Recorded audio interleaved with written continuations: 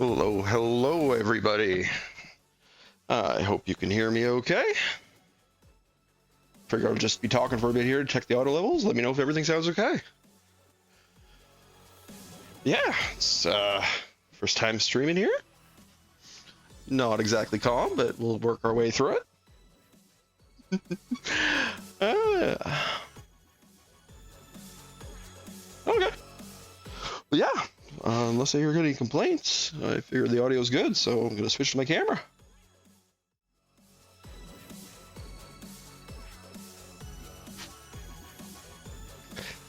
Hello there, everybody.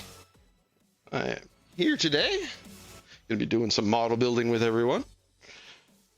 Yeah, here just to start off, main thing I'll be doing is this Deathscythe Gundam model.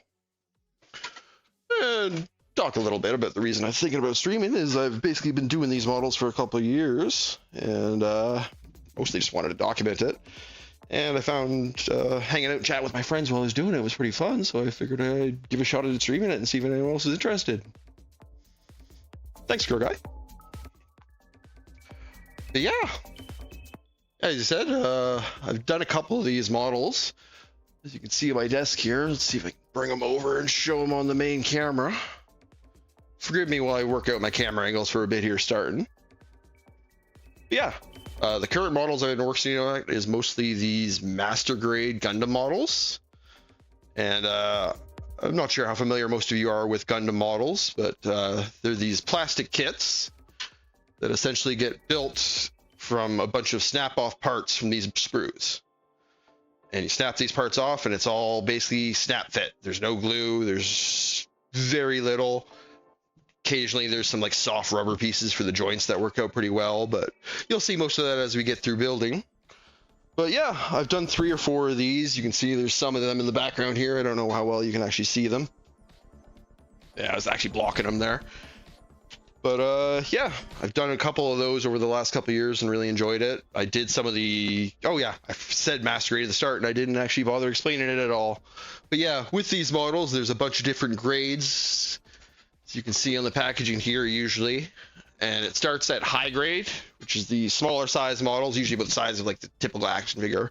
I actually don't have any here at the moment, but I figure at some point we'll actually build some. And yeah, from there they move up to these master grade kits, which have a bit bigger size and a few more pieces. It's basically different sizes and puzzles. It's the only I use as a comparison. Smaller kits usually have a couple hundred pieces, usually in the close to 1,000. These ones have a I actually shouldn't use specific numbers because I haven't bothered to count a lot of the piece counts for it. And it's not super obvious on a lot of the boxes because, as you can see, boxes mostly in Japanese. And as much as I've been working on learning, I'm not quite there yet for reading most of that stuff. But yeah, starting today, this will be the one I'll be able to be working on, the Deathscythe. Said I've done a couple of these, but gonna try a little something different here because usually I follow the instruction manual that these things come through pretty thoroughly.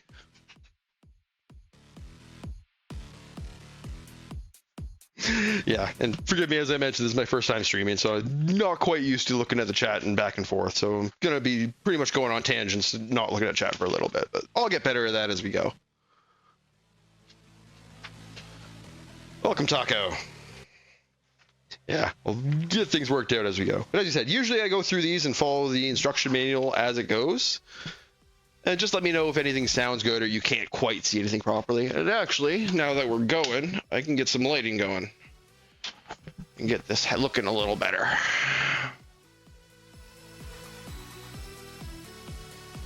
Yeah. Yeah, usually I go through these and follow them by the guide most of what I'm going, but this time I'm actually going to start from their waist and leg pieces, because I kind of want to mount this on one of these stands as it goes. Let me just take this one off here. Yeah, I have these stands I use to display them, and you actually build these the exact same way you build these models by just picking up sprue pieces from these carts. But I'll show that after I get a bit of the model built. But yeah, I'm actually going to be starting from the hips and legs so we can actually display it as we go. Yeah, I figure I might as well just kind of jump right into it here. Yeah, I'll find a part. We start with the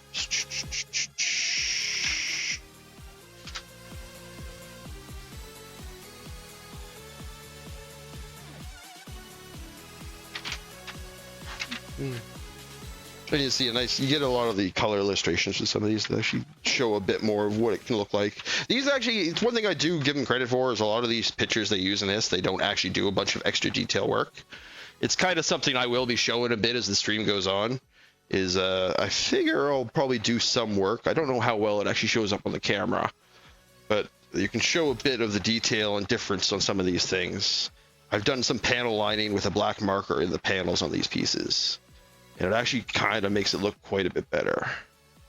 As I said, forgive me for my camera angles for a little bit. I'll get this figured out as we go.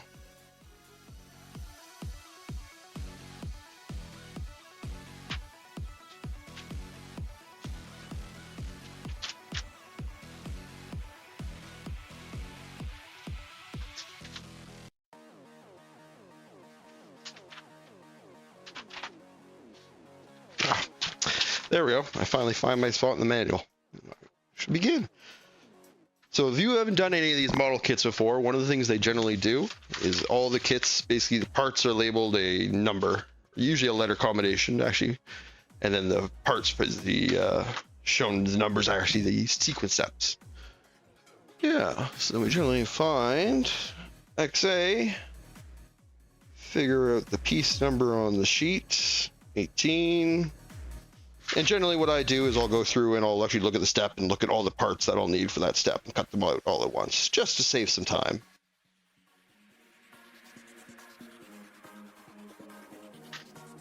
So yeah, for the initial cuts, you got a couple little clippers here. It won't show up nearly as well in the camera, but it's basically two different types of clippers for doing different things. This one, it's a blade on both sides. You just use that for cutting through the bulk of the material. And this one, it's a blade on one side and a stopper flat surface on the other. And you use that to do really fine detail cuts right at the end.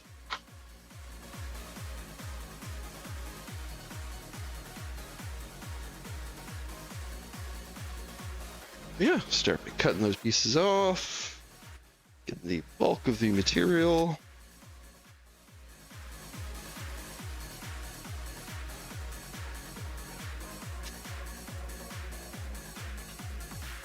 And generally, when you're making the first couple cuts on these, you want to try and keep it a bit far away from the piece.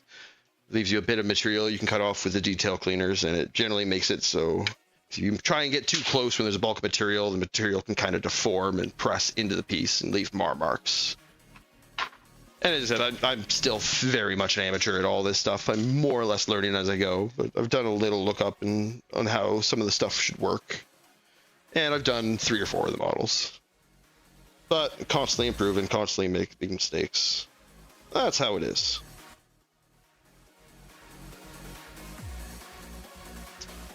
Yep, now that we got the bulk of material here, I'm just going in with a single-sided one and getting nice and close to the piece. Just getting the bulk of that stuff cleaned off.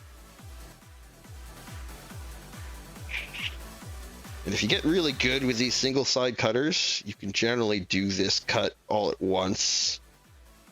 Get quite a bit. Otherwise, you can kind of do 2 or 3 passes and get better results each time. I'm still probably going to go bat these with an X-Acto knife after, just to get it really tight, because still not super good with these. This is actually the first model I'm making with these single side cutters. All the others I just use the double side cutters for making. So it'll be interesting to see how it goes. Welcome, Jaster. I'm gonna try real hard to call you Jaster this whole time rather than just call you your old WoW name, just so people know who the hell I'm talking about. Thanks, Crow Guy. I'm trying.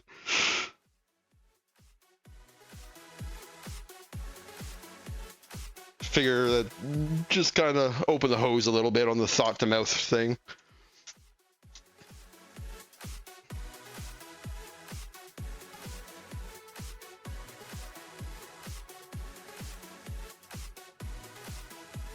Yeah, see, like that actually one oh, sorry, I'm still off camera there. Got a little bit of a delay, so you'll have to wait here until I get my angles figured out.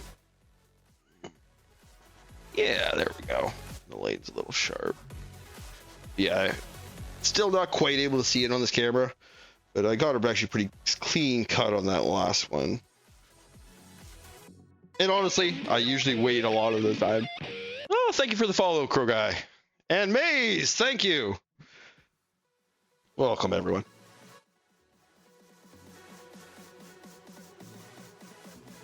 Thank you. And as I said, don't hesitate at all to speak up about any little thing. I've tested things quite a bit, but I figure there's still some stuff I can work out.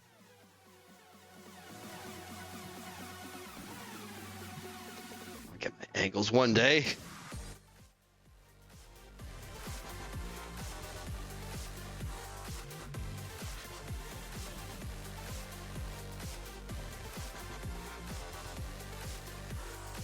Yeah, this is actually a neat experience, because I'm actually kind of subconsciously doing a lot of this hand stuff because I'm trying to split my attention, kind of forgetting where I'm at in the entire process.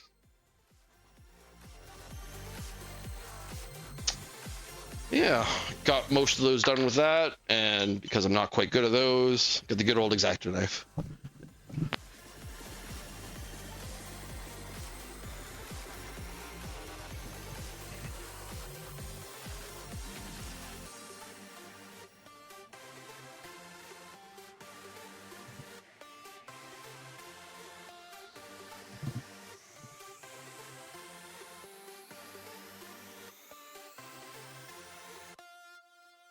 Yeah, and unfortunately this step will probably be the step where I'm quietest, because if I don't really pay attention here and kind of go casually at it, I can actually put pretty bad Mars on the piece.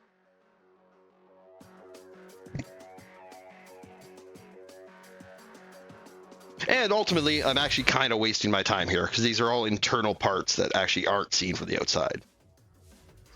So I actually can be a little more cavalier with this for sake of time.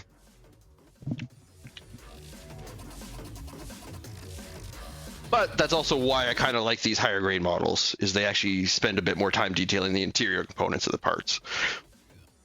And it actually makes the whole experience feel a lot more satisfying. I find the little ones just kind of unsatisfying because you're kind of just done and then ended up with a semi-mediocre action figure.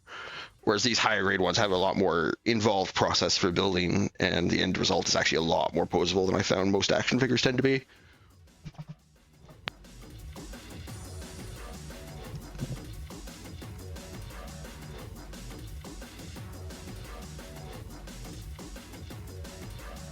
Yeah, and actually that's a good example right there. I went a little too deep on the cut and there's this big white Mars stain. If that was an exterior part, I'd worry about that. But as it is, it actually doesn't matter. Because that's literally actually going to be a peg that gets inserted into another piece at some point, from the looks of it.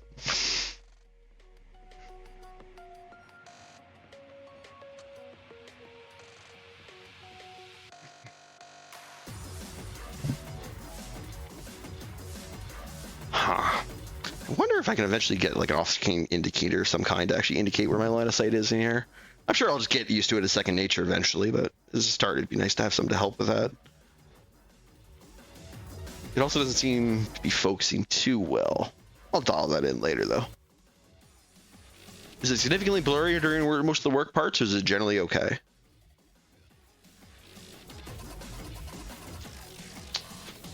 Yeah, those two parts.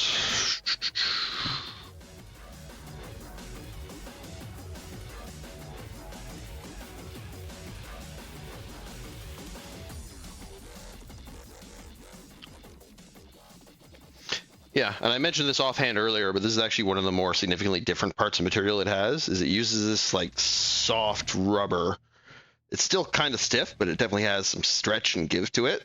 And they use that a lot during the, oh, none of that was on camera. Lovely.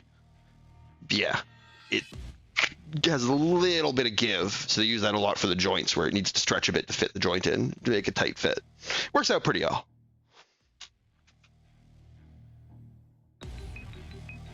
But one of the nice things is this stuff is actually super easy to clean.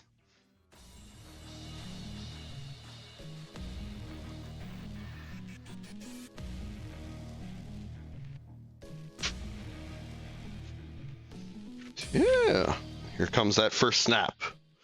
Let's see if I can actually capture this on the mic. Give that a shot. It probably won't, but Nope, not even a little snap. Good enough. We'll get one of them eventually. Okay, so is it better at about this height then? Let me just wait for the delay to see. Yeah, that is pretty good focus right there. Yeah, it looks pretty good. I might try and work at that height then.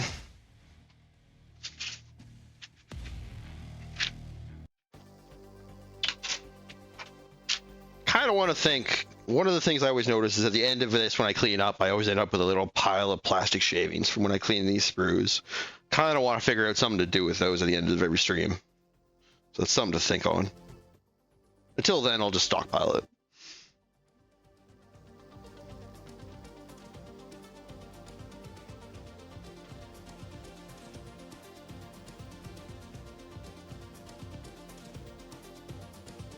Cool. Thanks, Shots. XA 17s, 101s. And as you can see, I got this nice little stand that I used. It's not quite as good as I would like. And because of that, most pieces I'm just going to be tossing in a pile and grabbing from. We'll find a solution that makes it nice and clean at some point, but I'm not going to worry about that right now.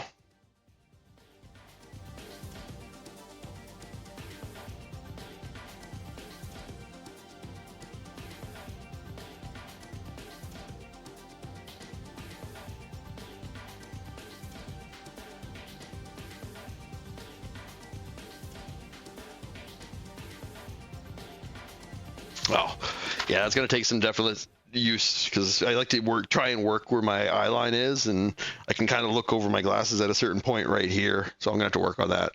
But thanks for pointing that out.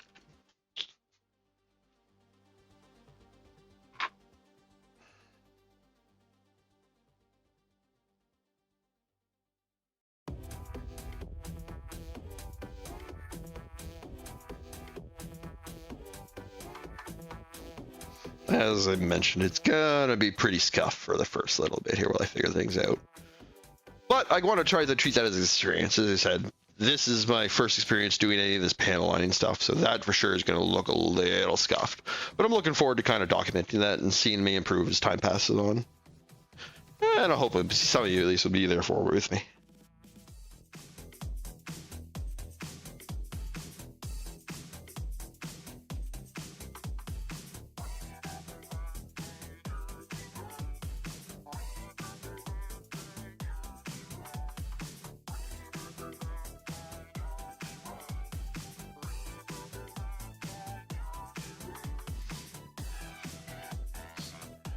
But mostly the experience with doing these gunpla has been doing it with the Gundam Wing series. Because when I was younger, I saw the Gundam Wing TV series on TV as it was airing on, I believe it was YTV was the TV station. And I remember kind of liking the TV series. I remember the main character being an asshole even at the time. Yeah. And then I saw, they had the Endless Waltz movies on that. And I really liked all the design changes they did to some of the models for that movie. And I think at the time, I picked up this guy in the high grade, the smaller quality series.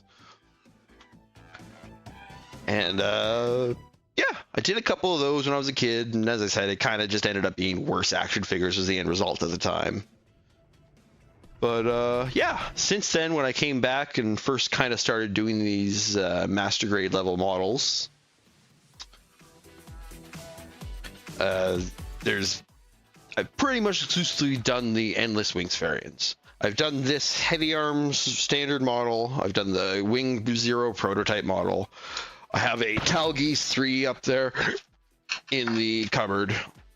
And he's off camera now, but you'll be able to see him a bit on the full camera. I have the Sandrock. I actually need to look into that because I don't know if that's the standard variant or the new variant they put in. Because the neat thing they did with the Endless Wing model movies, and actually this is kind of something I've been spitballing doing, is I think I'm going to go back and watch all the Gundam Wing series and kind of talk about a couple episodes each stream. But I remember distinctly the neat thing that movie did is when it first started, it started with pretty much the same designs as the TV shows. They did some slight tweaks on it, but in general, it was similar designs that just slightly reimagined. And then about halfway through the movie, all the mechs got secondary designs. The same way Wing went to Wing Zero in the same series, every mech basically had to step up like that. And those are completely hit and miss. I found a lot with what I was doing, what they were trying for.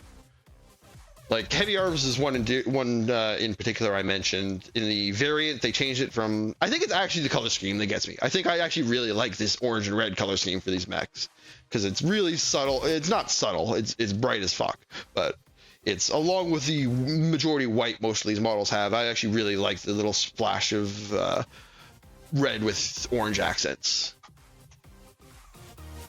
But they changed it to like a really drab military green, and rather than having the single Gatling gun, he had like dual Gatling guns in both hands. Just added, this one's already kind of over the top for those who know about all the fucking missile pods hidden around his body, and they just turned that up to 11 with his advanced state 1 or the secondary form 1, and it was kind of just a little over the top. I've talked about this with shots before, I'm sure.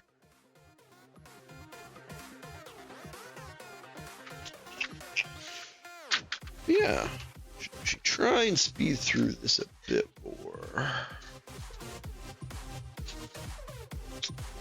Most of the sprues are single color, but usually every kit has 1 or 2 sprues that are these like mixed color kits. Usually just because like this is literally, I think these like 3 parts are the only red parts in the entire build. And actually, now that I think about it, part of this new build path I'm going to go through is actually making it so the head's going to be last. The head's actually kind of one of the neatest parts of the construction, because they actually do a really good job of just using different color plastic pieces to make a really nice 3D effect with the eyes and stuff. Comes out really looking nice, but at least this way we'll get to the legs pretty quick, and the legs are probably my second favorite difference on these Master Grade models that comes out as showing really good. But I'll get to those when I get to it. Yeah. Ooh, really bad phone this one. A 9.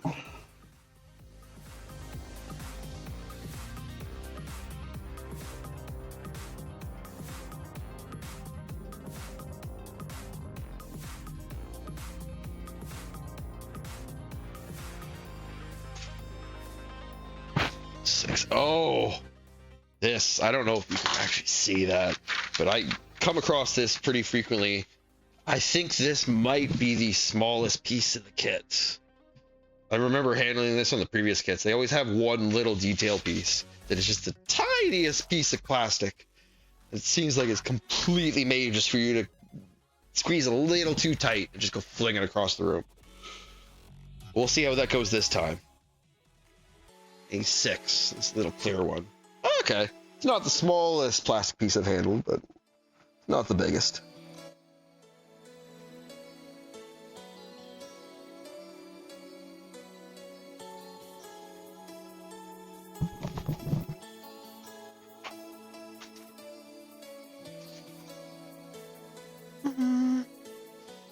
And as I mentioned before, I'm pretty much just going through and cutting a couple pieces at a time. So when I can go through and do the cleanup process, I can just do them all at once. And H. I think I'll probably do a better job of labeling these so I can quickly find what I need for next time as well. But notes for the future.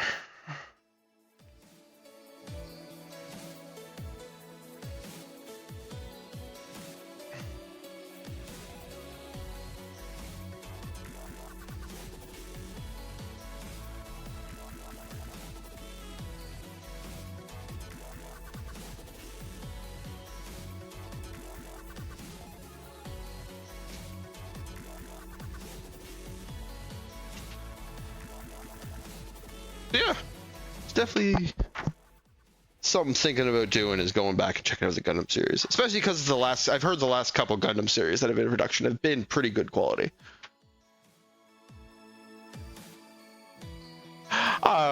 Yeah, that's for sure. Definitely Heavy Arms is kind of that more like traditional military sense mech, but there's definitely, especially like I've talked with you about this before, Shutswift, but Escaflowne was one of those series where it's just like there's something about a mech that's literally just has a huge chunk of metal designed to punch right through whatever is in front of it that is really appealing to me, like the pile bunker and armored core.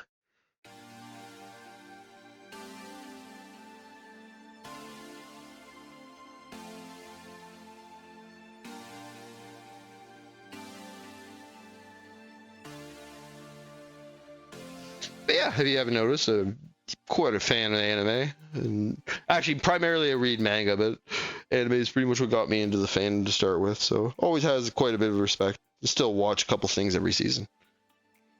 But yeah, manga's my main interest in that fandom spectrum. It's actually kind of something I was also thinking of with the streaming stuff, beyond just documenting these modeling stuff. Is I'm definitely thinking about getting more involved in cosplay in general.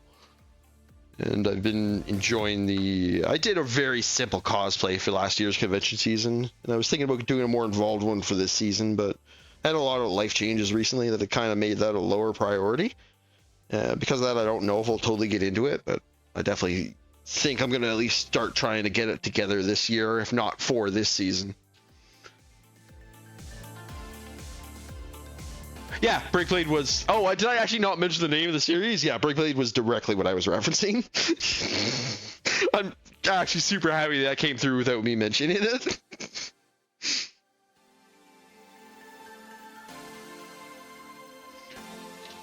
Apparently that's had like new animation in the last couple of years, or like I say last couple, it could have been like 5 to 7, but apparently that's like kept having stuff come out for it, which is interesting. I always really liked it. Oh, Jesus. Just forgetting where I am.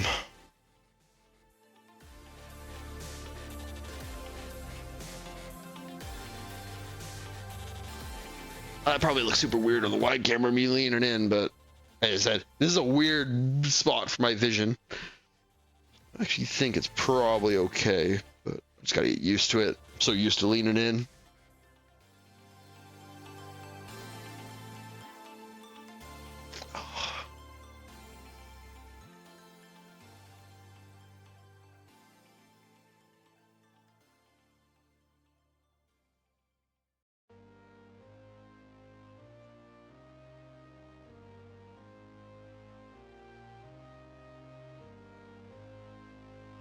Yeah, sorry. For these really detailed parts, I'm probably going to go with what's comfortable to start with. I'll definitely work on getting down lower into focus, and something we can work off stream, but... things you don't really think about until you're actually going. That's how it is. Best trainer is life and all that.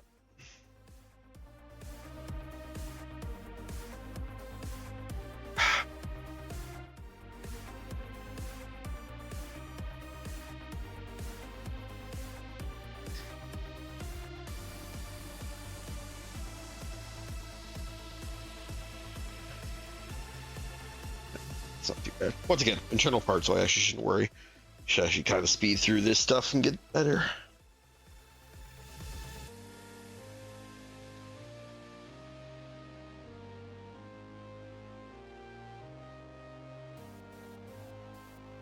Yeah, I generally very much compare this to how a lot of people treat puzzles.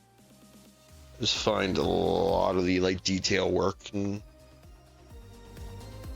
even that's why I kind of still take the time, even with these internal parts, to put the effort in to kind of make it look nice and go through the process. It's like really enjoy it, similar to like Zen gardenry and stuff like that, where there's no real purpose to the overall thing. But in this case, you do, because you end up with a stick figure. But it's very calming.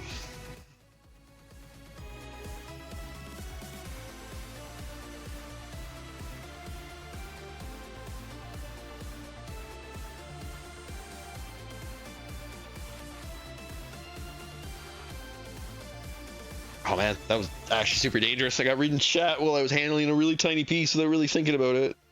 I try and be extra diligent with these tiny pieces, because very much you try something with this focus. Because yeah, you're right, it's kind of out of focus right here. It's Camera does have an autofocus feature. Just don't want it to be.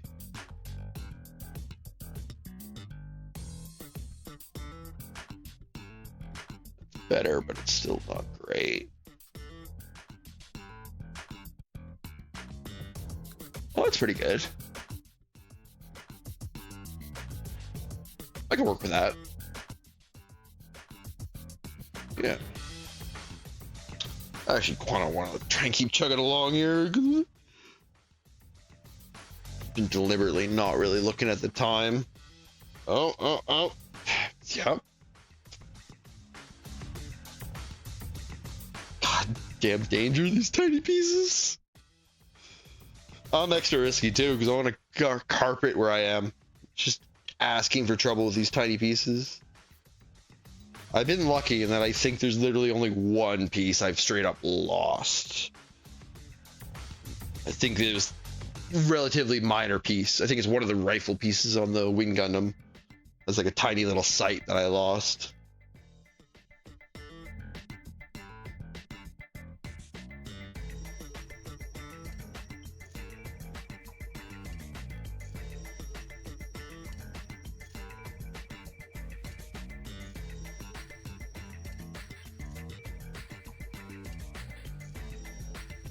Yeah, just so it's not dead silent here, I'm just going to start talking about some things I thought about, basically heard about recently.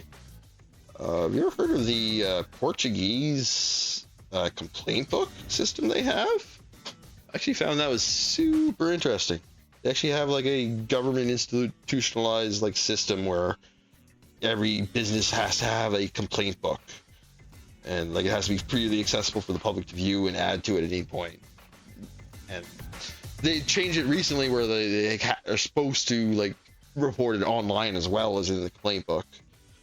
But yeah, just interesting how a lot of like systems that are kindly based in antiquity are still around, but are still completely effective despite the passage of time.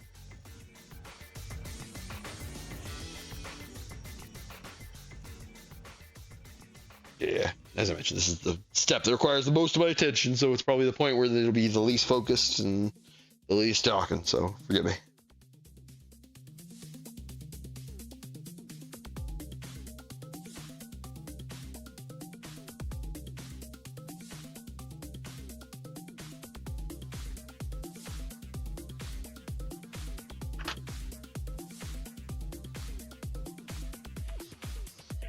Oh, I'm not nearly worried about that. I think they've got pretty good at not cutting anywhere near towards my fingers.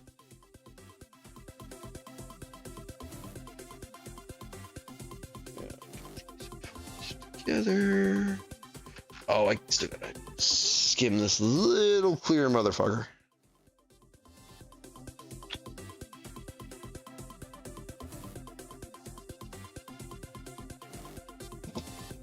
Yeah, that's getting there for this tiniest piece. And actually, because it's clear, it's like not showing up on camera, even a little. Yeah, that's close to the smallest piece I've handled. I think it was this, but a little narrower. It's like a detail piece on one of the cod pieces and one the other.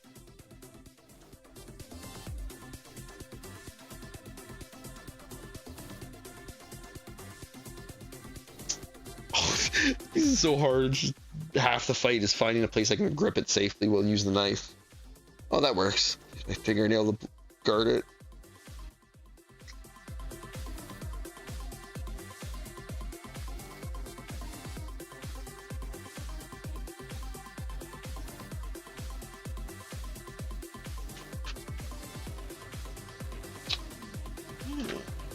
We are absolutely snail pacing our way through this. But it is what it is. Oh, I fucked this step up before. I gotta make sure these are in the right front, otherwise the leg pieces won't fit on. Orient.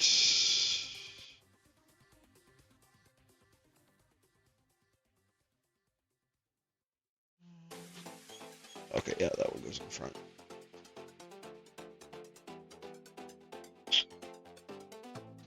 Yeah, it seems very minor, but I think it leaves like a little gap and if the leg parts don't slide properly over them when it is improper. It's one of those fun things where I have everything on top of it already built, and before I realized, oh, block that with my webcam. Back. White detail part on top. And as I said, most of these, like if you actually look at any of the words, these instructions are completely in Japanese. But they do a little nice little things you pick up. Like whenever you see these two little, almost like quotation mark symbols, this doesn't really show up too well on the camera. But yeah, there's basically two little dash marks on the side. And that just indicates to you that it wants you to pay attention to the shape of the object, because it wants the part to be inserted in a certain orientation. And they basically point that out whenever it will mess something up if you don't do it.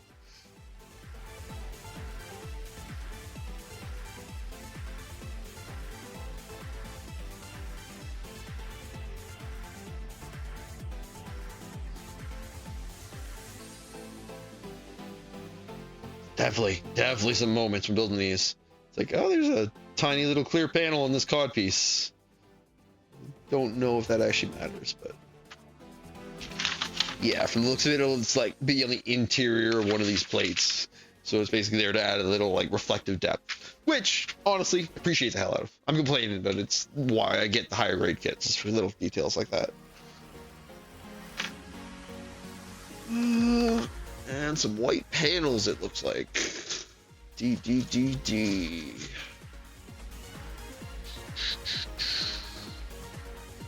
Oh no, D is blue. D6, D5.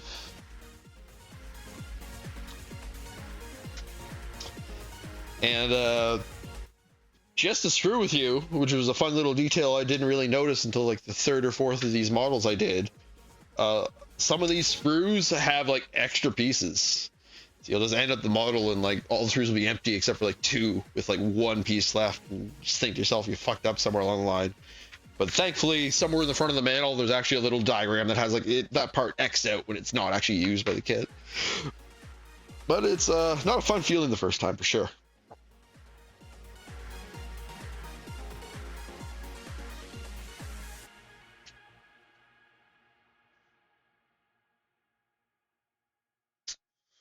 Where's my... I should figure this out rather than just powering through.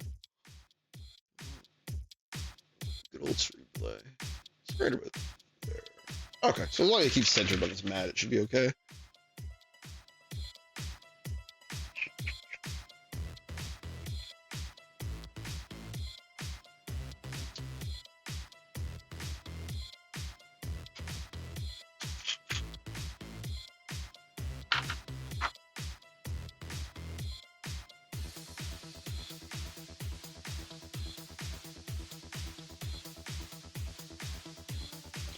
Nice. Yeah, I had heard it's one of those fun things. Like whenever you look up to see what the best like gaming chair is, you're always gonna find the same answer. It's find a cheap Herman Miller Aero. And it was similar for this. It's like if you were recommended a fucking pair of clippers, it was these goddamn god hand clippers. But they're expensive as hell, especially for little plastic tools. Thankfully I got these on sale for pretty good, but just for my own pride, I'm not gonna mention how much.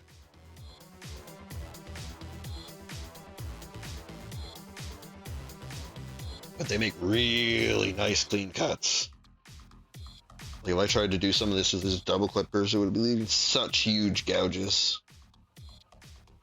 So it actually does.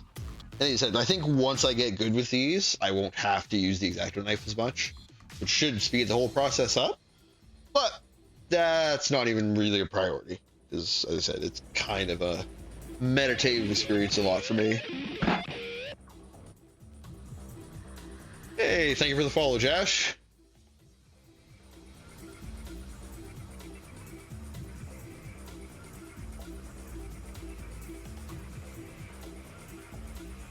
Oh, I'll try to get to that at the end of the stream there. Don't really want to mess with it there, but I'll look into it during a break and I'll post it somewhere.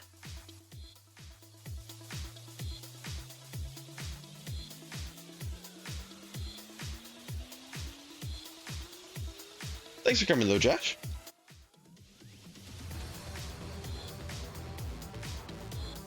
Yeah, it is just a little webcam desktop camera I got off Amazon, I believe. I don't know the exact model name.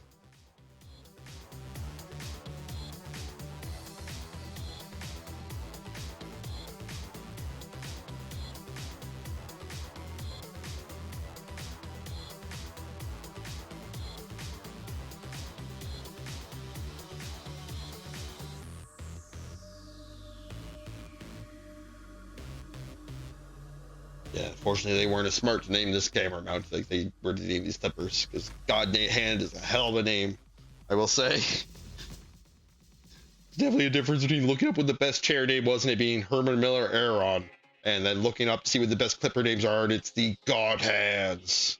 In fucking berserk here.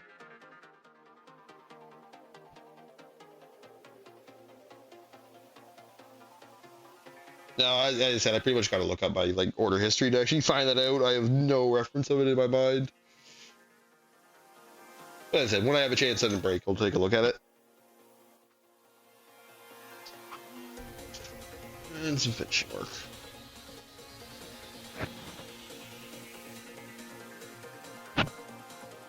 Oh man, I got that good curled posture. Something I gotta worry about a bit here.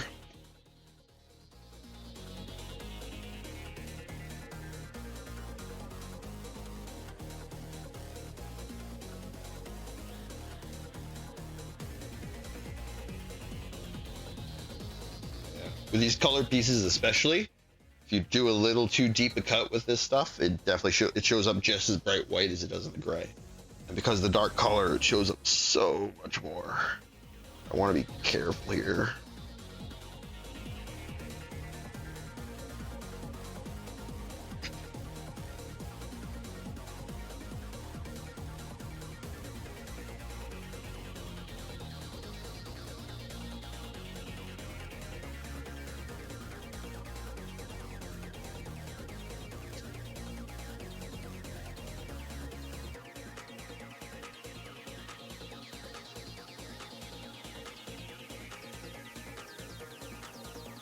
And honestly, as I said, I'm doing way more thorough than I meant to because it's more of an exercise for me than anything. Like get it so it's pretty smooth. Especially these pieces that are going to be actually exteriorly visible. I put a little extra work into them to make sure they're visually okay.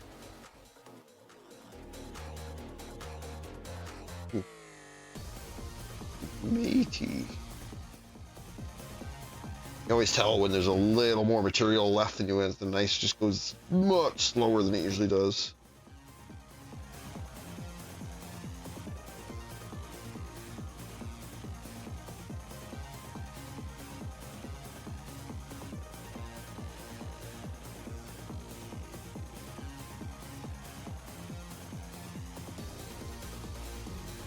Yeah, Kitch Pie. Yeah, that seems to be it. Yeah, I take bet on that. I got that. Actually, funny enough, I got that recommendation from a bunch of VTubers. Apparently, they love to use it for hand cams. It's really highly recommended. Oh, see? Let's see. I don't know if that'll show up on camera that well. And actually, that's probably the point of it. There's actually a pretty significant mar on that piece because I was going a little too quick. But that's actually something else new that I don't usually use these models. I'm going to try. We got some of these Gundam markers, and I've actually generally not been super impressed with these when I've tried them. They've been decent for detailing, but the color is not that strong. But the nice thing I've found we've been using them for is it actually is pretty good at covering up mar marks. Just making any like really bright spots come out a lot darker. So generally, as I make those mar marks, I try and go through. And it's definitely a little more visible there when it's dry thing, but I find when it dries, it comes off quite a bit good. Quite a bit good. Good English there. And actually, something I haven't really showed off too much about this little thing. As I said, I've been in the process of going through and detailing that wing to try and detail it as more or less just experience. I've definitely been a lot more loosey-goosey on that. Been trying out a bunch of different techniques just to kind of see what works. Funnily enough, despite getting a bunch of different types of markers and stuff, I still haven't managed to get a paint marker in some way to actually try proper detail lining. But that's something we'll probably try down the line. As I said, I kind of want to expand this craft time to a couple different details. I've got a box full of Tyranid Warhammer models upstairs I need to paint. And I don't know if I actually got to the end of the story. I mentioned I probably wasn't going to cosplay this year, but I do want to kind of work with EVA foam a bit more and kind of get some more experience doing that. But yeah, the entire reason I pulled this thing out here on camera is just to hold up this piece so the paint on it can dry without getting smudged.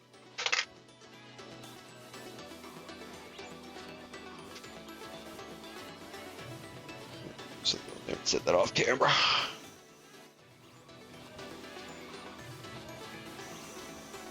Also, wow, that arm has been on the field the entire time. That's one of the arms from this model that I was detailing. I was using it to line up reference points. Oh, I'm just doing batting 100 now. Managed to post up the piece that I didn't paint.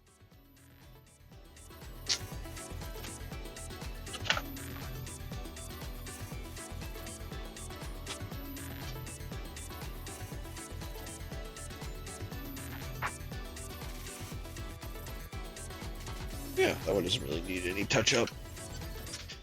Yeah, honestly, I probably could have got away without using that, as I did for most of these models, but I figure I had the tools, I might as well try and use them to see if it has an improvement. I think ultimately, when it's actually installed, that piece won't be super visible, but... Oh, sorry, I forgot to mute there and coughed into the mic.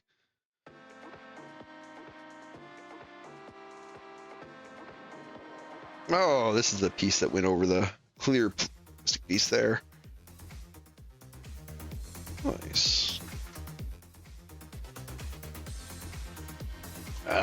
Now we're building some skirts. I always like the armored skirts on the Gundams. On actual humans, I don't like them as much. I don't mind like the basically one or two huge plates on the side. It's when it starts getting like detailed front and back plates, it's kind of unfeasible in a lot of the cases I find. Not unfeasible, as if I'm fucking wearing armor, but I don't really like how it comes together.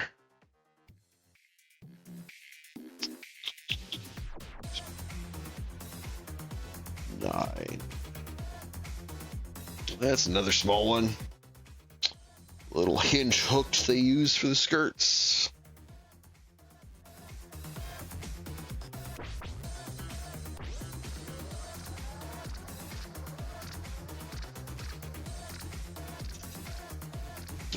It's multicolor.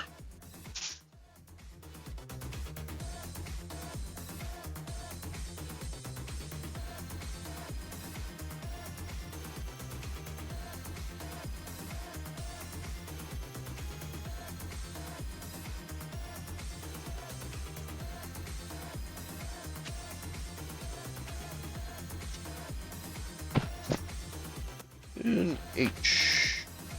I think there's a gray one, is it not? Yeah, it's going poorly. Yeah, H. Once I get a couple in, I'll start remembering which colors, which. Sprue. Sprue! There's the technical term. I've been fishing for that one for a while.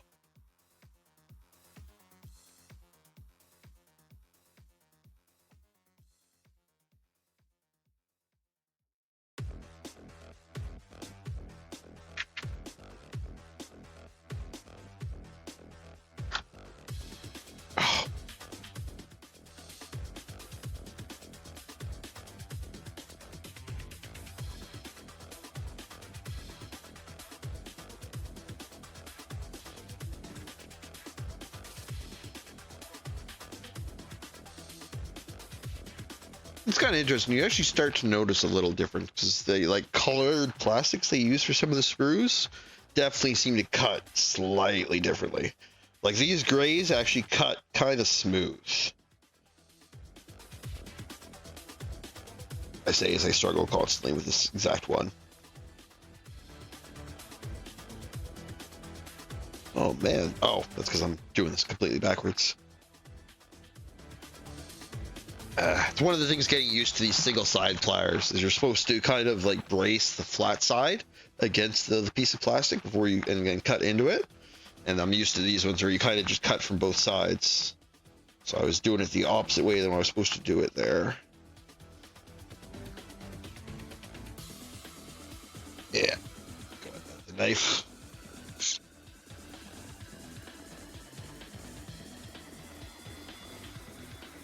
That's probably what I'm going to do. I have to do for a little bit here is line it up in view and then move it into camera.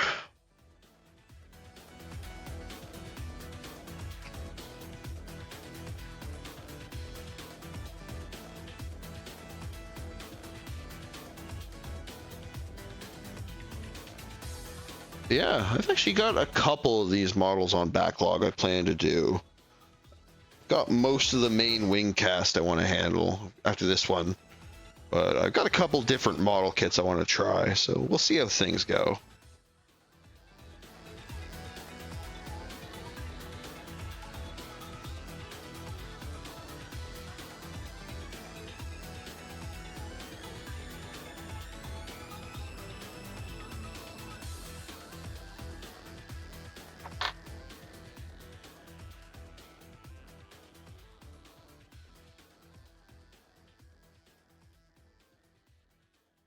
Keep trying to use those god hands much longer than I should. This knife is the way I'm used to doing these for the last couple.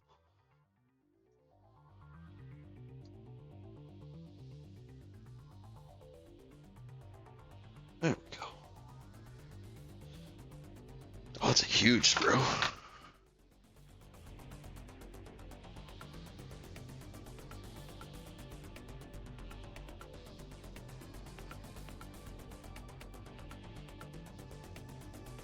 Yeah, one thing I was kind of curious to see is how fast I'd actually get through on building these. Because in my experience building them on my own, it usually takes me about 8 hours. That's with me watching stuff and talking to people at the same time, usually. But even now, I'm usually a little farther ahead than I am now, but you can try and understand why.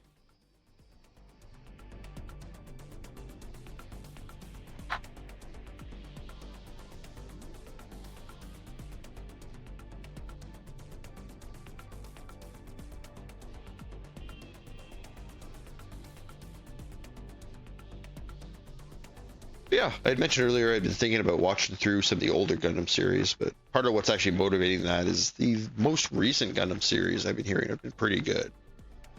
Both Witch and Mercury, which I think was like 2 or 3 years ago, I heard that was significantly good. Significantly good, good English. But most notably, the most recent one sounds like it's kind of nuts. Like does some like alternate history stuff that's super interesting. Oh, yeah, just a minute here.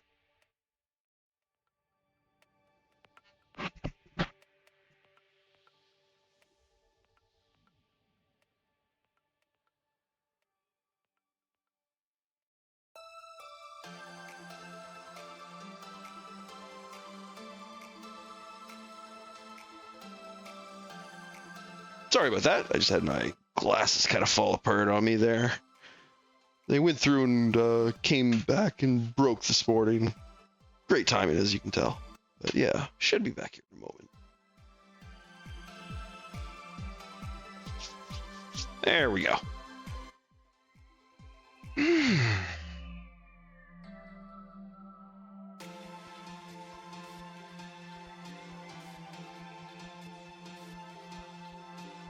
Yeah, this model building has been the main primary motivator for me wanting to stream a bit. So it's going to be the thing I'm going to do to start for a bit, but I definitely plan to expand out a bit in a while. Probably a couple streams I'll start playing some games. It's the main thing I do for a lot of my hobbies, and the Oblivion remaster is really starting to itch at me.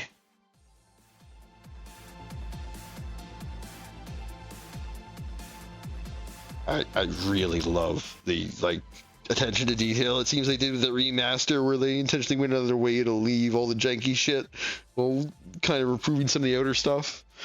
Not that they even had to. The unfortunate reality of these modern video game remakes is most times they got to make it look a little better, and that's more than enough for someone to buy it. I say as I'm immediately about to buy Oblivion doing the same, but as I said, the fact that they left some of the more infamous kind of like voice acting gaffes in it is really endearing. Like, I'm not sure if many of you have heard, but like, there's a scene where a character basically in the middle of it is like, oh wait, let me do that again, and just repeats the line again. And they not only left that in the remaster, they added some little fake facial animations of the character like looking down at a script in the middle of it. It's fantastic.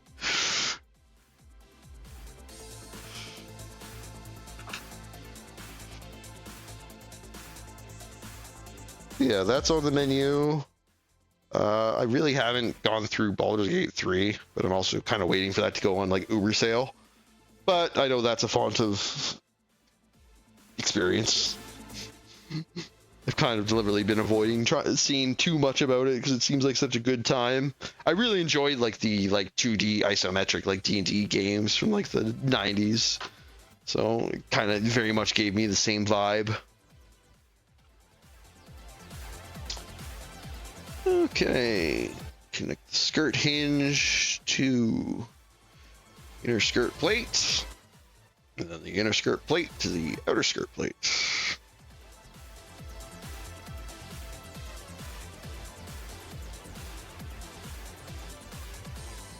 Put this away before I cut me.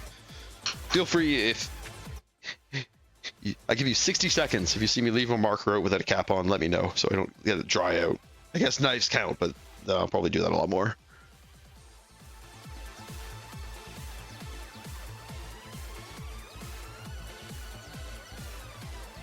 Sorry, Shet, so what are you referring to with just having it run well in modern systems? Is that Baldur's Gate? Oh, Oblivion. Oh, Oblivion, yeah.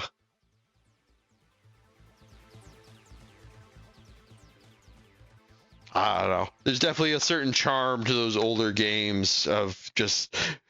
I still remember so many Xbox and Xbox 360 games where you just fill the room with objects to get it to lag in hilarious ways.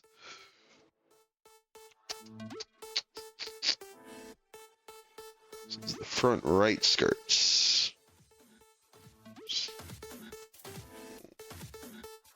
Yeah, and for ease of posing, pretty much all these skirt parts that are mounted along the waist are these ball joints.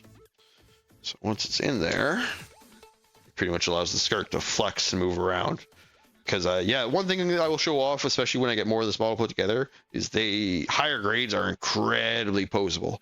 There's so much posing you can do with them that I've actually had a lot of fun just doing different poses.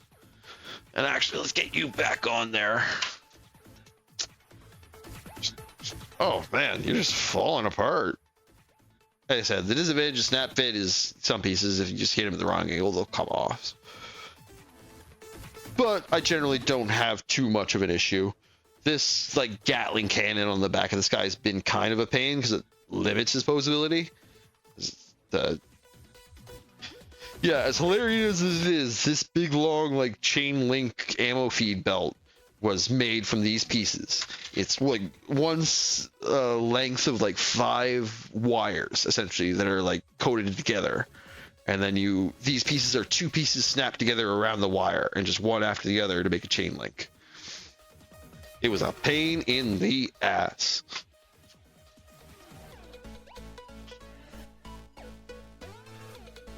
But the effect is really good. I like it. So it's kind of worth it. But because of that, and it's kind of fragile, it limits your posability kind of with these things. Yeah. Get back up.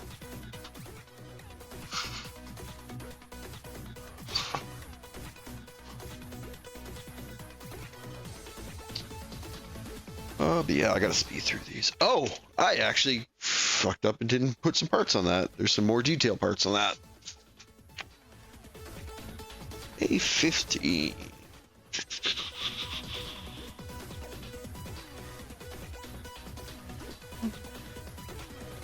Gray. Oh, okay, so it's some gray interior detail parts to put a bit of depth on the interior of the plates.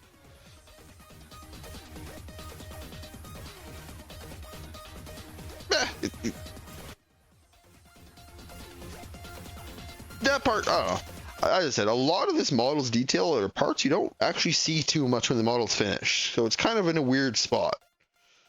But I kind of appreciate it on like a workmanship level.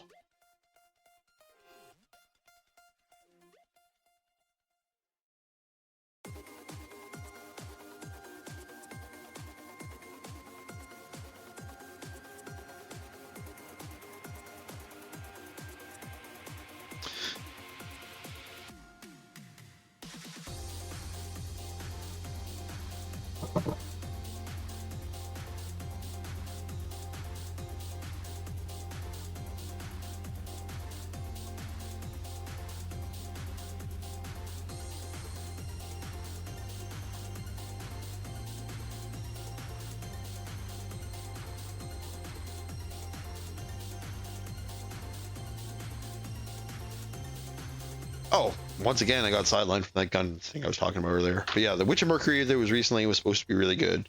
And I've heard the most recent one, G-Quux, basically does some interesting things with their timeline. Essentially making like one of their more popular like historical villains basically win. And this is the timeline that came from after that.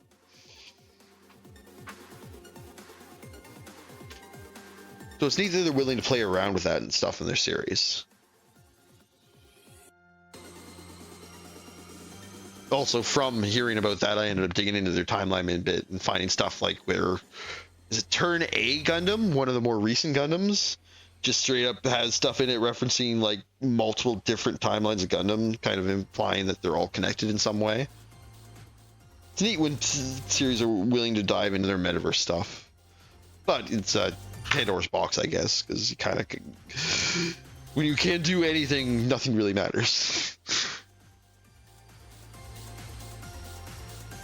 But it's nice to see when they do it good. Like Marvel Comics has lots of good experience doing that, and bad, but I really enjoy some of their like alternate takes on characters like Superior Spider-Man, even though that isn't necessarily like multiverse stuff. But I've fallen off hard from Marvel. I haven't really paid attention to them in like half a decade or so. I think the last time I was like seriously paying attention was right around when they were doing their like most recent Secret War stuff. G2. What color is G?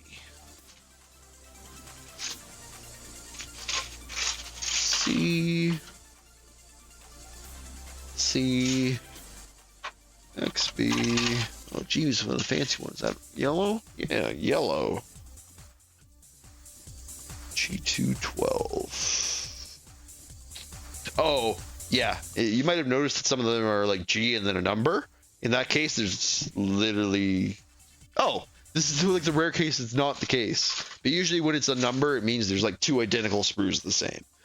But this is like the one time it's not. FF. G2. Founder. 12. Another little blue G-tail piece.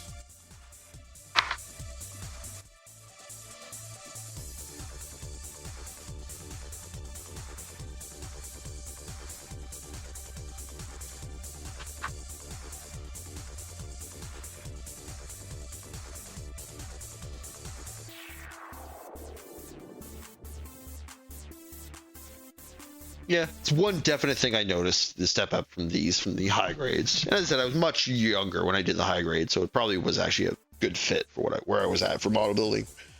But I definitely noticed they kind of we're just using one same colored piece to represent a whole layer of detail, whereas this one seems much more willing to like just use small colored pieces just to add a little bit of detail, which is good. It comes out like, looking a lot better in the end.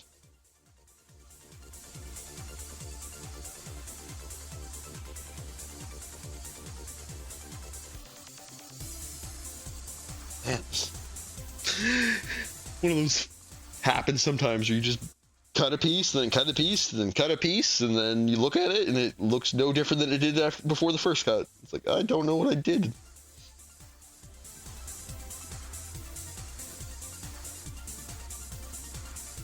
Phantom plastic generating out of nowhere.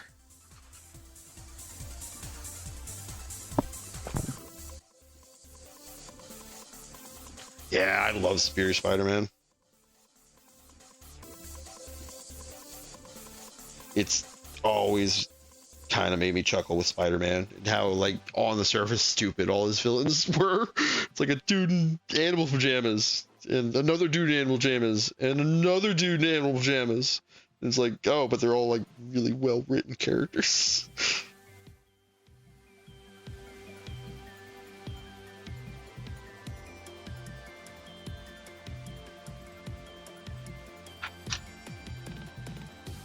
Kind of funny thinking back and how like Spider-Man villains is literally like dude in animal pajamas or gangster.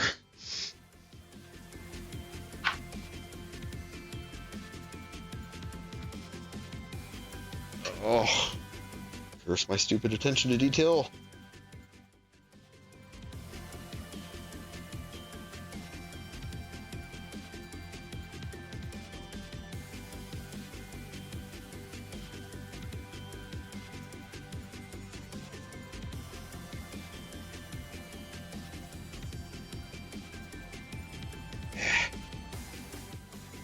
The same spot. Give me so much trouble. There. CD fulfilled. Cover.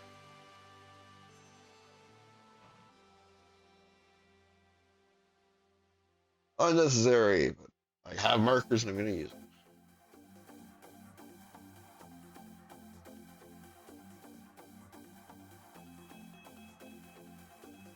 Yeah, I'm just using that so the like kind of white marks that kind of pop up in this stuff doesn't show up as much. Let's put that off to the side, dry a bit, and grab that original piece. Should be dried.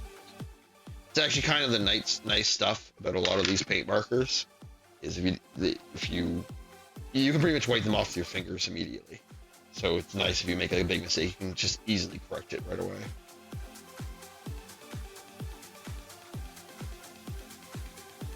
Right. Oh no, that's correct. Yeah. And I guess I'll start on the next skirt while that piece is drying. Another skirt. H. B.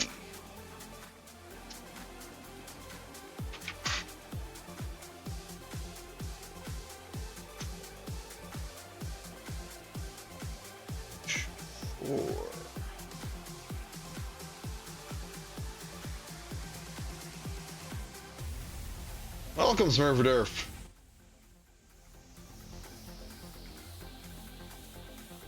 Thanks for joining us. Just doing some good old-fashioned skirt building. Being overly meticulous. Probably out of focus and off camera, but it is what it is.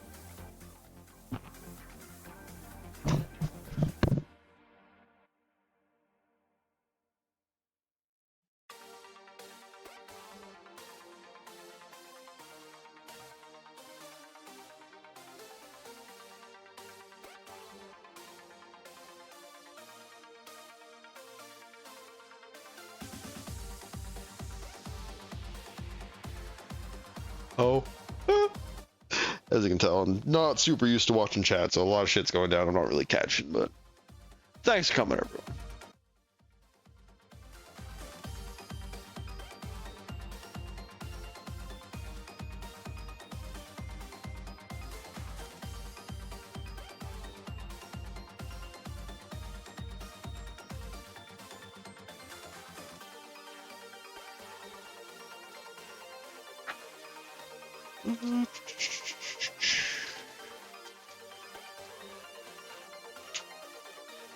Oh, pump the camera. Foul. Oh, this delay is gonna kill me.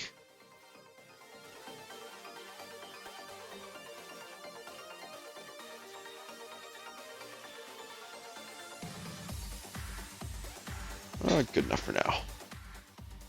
Yeah, nice. A3.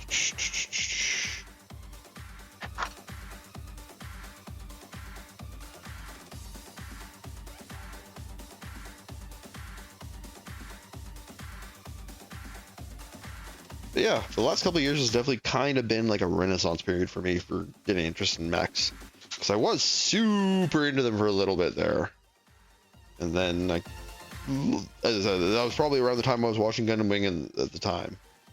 And what was the other thing? Oh, the anime Metabots, I think, also had a bunch of like really in-depth like mech building stuff. And I remember having like a Game Boy Advance game of that I really enjoyed playing. And that was also around the time I was playing Armored Core 4 on the Armored Core, not 4, Armored Core 2 on the PlayStation 2. That was definitely like first kind of period introduction to like the mech genre. I stopped doing it for a while. Then I think it was I played MechWarrior Online a little bit, and then Balance Cheesery got that kind of weird, and then I think I didn't really play anything else until MechWarrior 5. And then there's MechWarrior 5 and the Armored Core 6 Wombo combo. I did play 4 on the Xbox, but I never really got into it like I got into 2.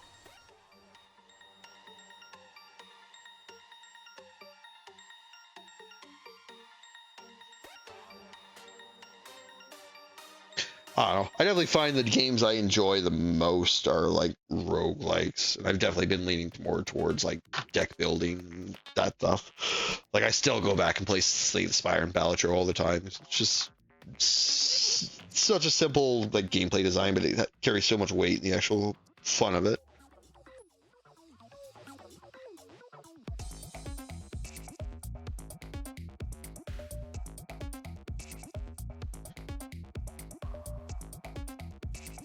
Definitely not making the best use of my screen here, but I'll get it over time.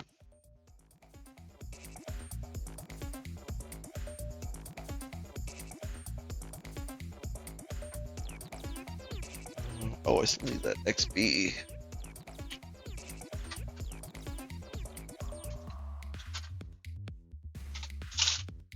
There it is. Need the little hook.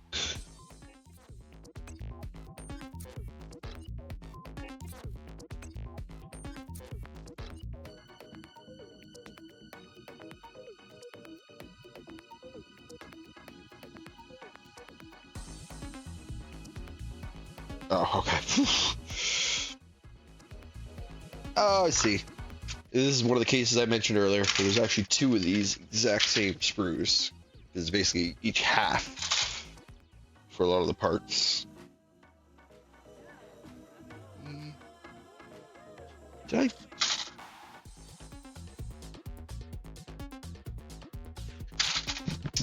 Going crazy.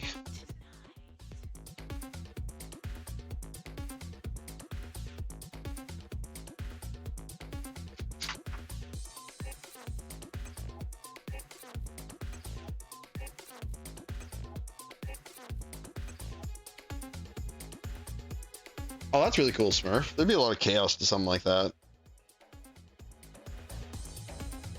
I never really had an experience playing on like a communal Minecraft server. It was always just like 1 or 2 friends.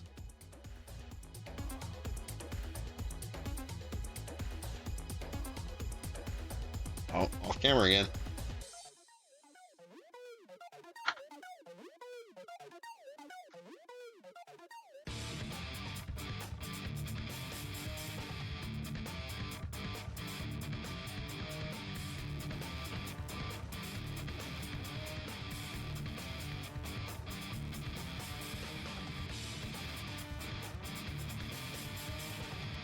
Clean up, clean up.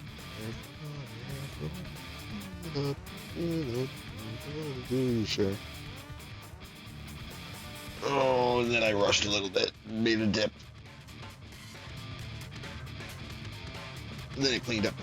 Fantastic.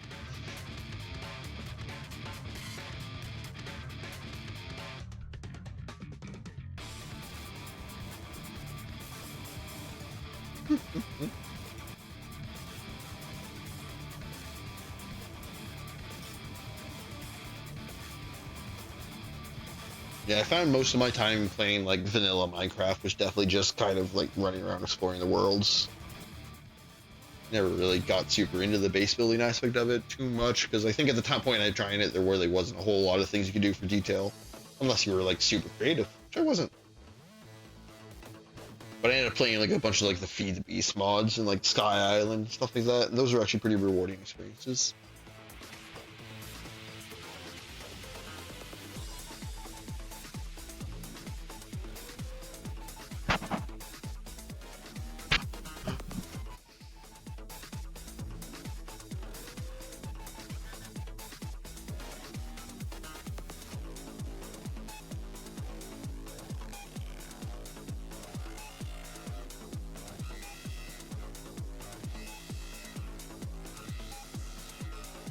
I really should go through and identify. I don't know.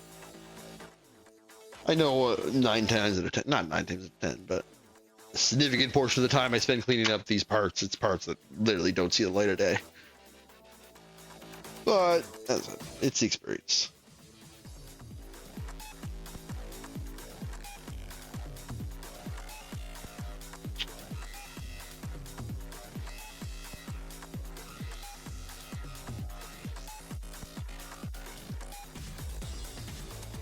And sometimes there's pieces like this where it's kind of like inset.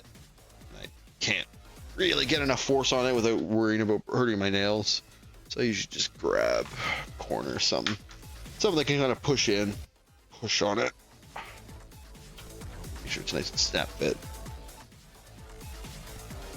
Which that one is not. Hilarious. It's the first time I tried using one of those magnets and it absolutely didn't do its job. Oh, okay, I see. It is supposed to kind of be loose until you snap in some more of the detail parts. That makes sense. Okay, let's establish a pile.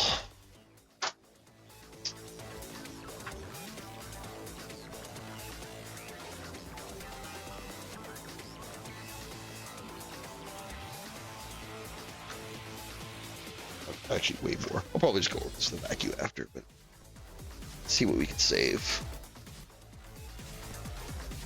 Good for now.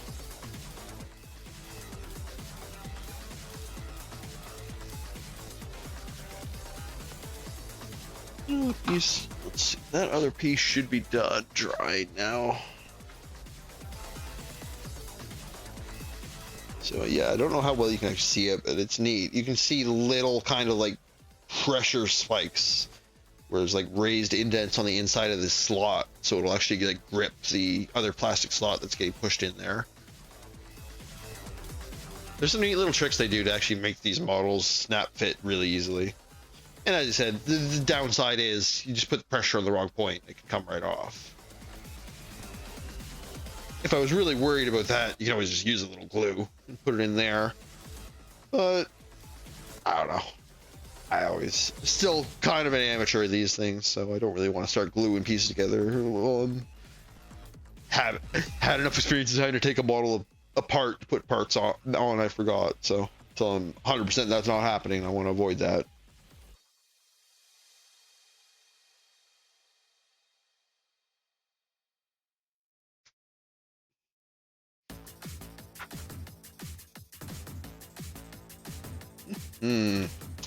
Man, we're really in skirt town here, aren't we?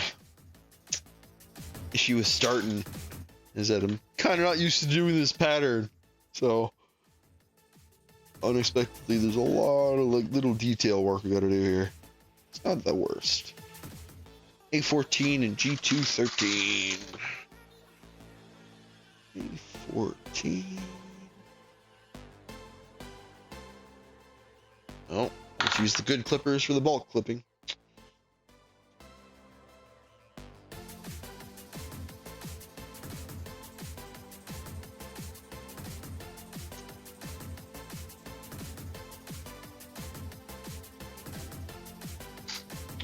G2. Oh yeah, that's the tiny little guy. Yeah. It's always funny when it's like, oh, we ran out of space on the other screws to make a part. Let's just print this very specific little sprue for like 4 parts. It was actually kind of one of the fun things from doing a couple of these kits in a row revealed is like a bunch of these sprues, like especially these like internal part sprues. The other kits, it's the exact same sprue, except for like 1 or 2 pieces might be slightly different shaped. It's funny how much they actually reuse, but it's smart, I guess. Hell, it's price effective for sure. The amount of actual parts these things you get for the cost is actually pretty impressive. I guess you're still paying quite a bit for plastic, I guess, but as someone who had first experience with plastic models was goddamn Warhammer figures, I used to fucking spending blood from that stone to get my model.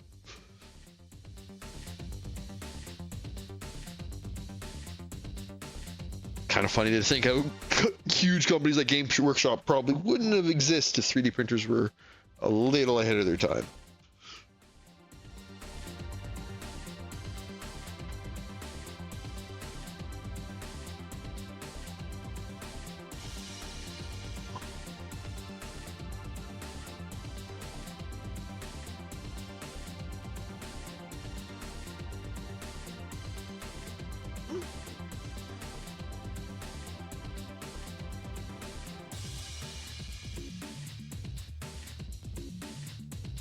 As I said, I'm gonna have to start trying to speed up a little bit. Just taking my goddamn time here. But no, actually, you know what? I'm not gonna do that. So that's just gonna lead me to rushing and not really enjoying the process, which is not why I'm here.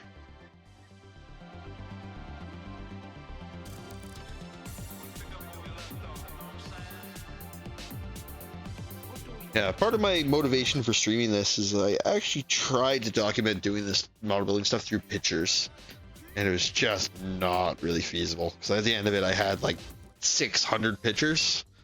It's just such a daunting task to put that together in any way that was decent.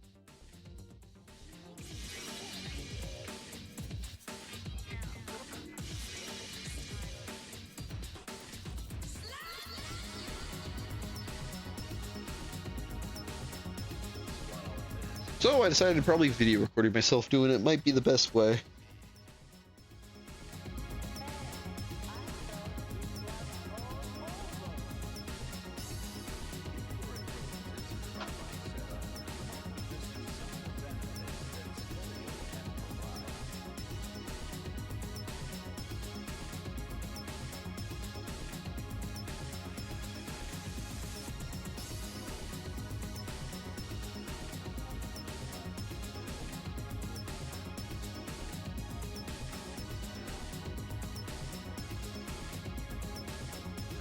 Before, when you're working with the colored plastic pieces, that's the nice thing. You can really tell with the God Hand how good the quality of the blade is on it, because like there's almost no white discoloration on that part.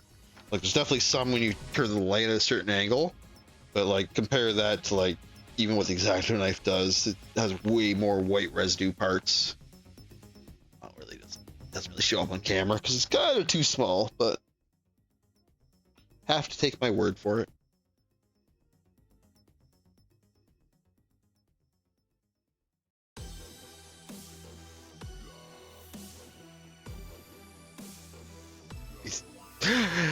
These skirt plates actually have a really high concentration of super tiny pieces too. So it's actually going to be interesting to see how much redder my fingers are at the end of this bit.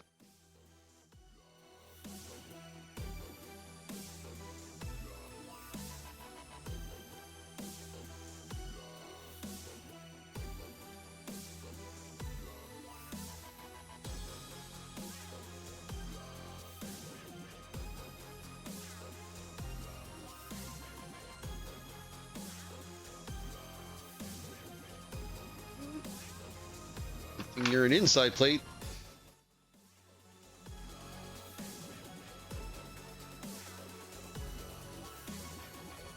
It's good.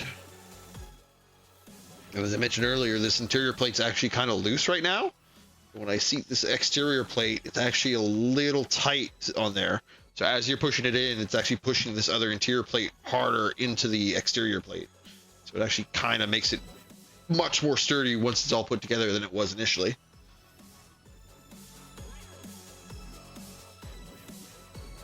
There we go. Good.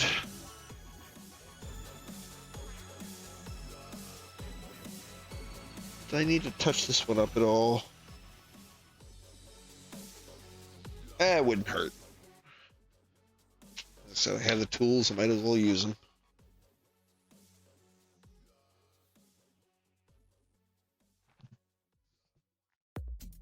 that isn't even bad enough to show up on camera. But in front of my eyes, so I gotta deal with it.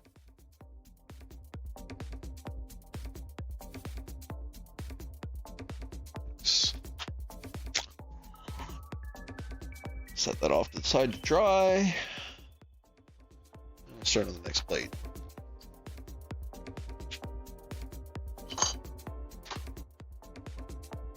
How many more plates? 2 more plates and...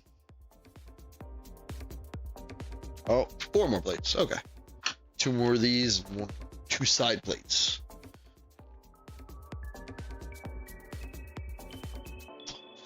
Let's try and go through this a bit smarter then. 2.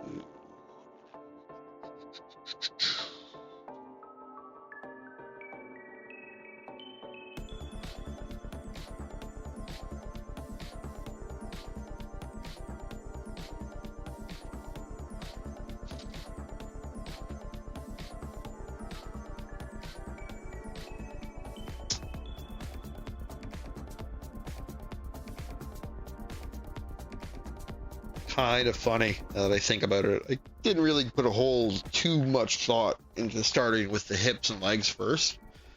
It's kind of like eating your vegetables first in model building. It's doing the most tedious parts. Because the legs actually are, as I said, I really like the interior mechanism on the legs. I find it kind of interesting, so I'm looking forward to showing that. But then you do it once, and it's like, okay, now do everything you just did again. Which is the same for the arms, but the arms are a little less involved.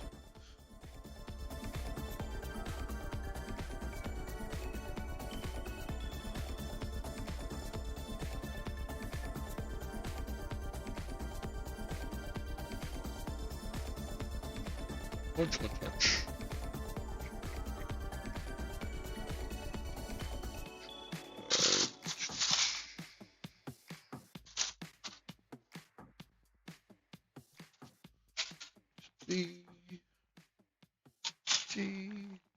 Come on. Literally gonna be the last one I look at, isn't it? Yeah, it is. Actually, where is H? It's D. Oh, right. H is the weird extended gray piece. H2.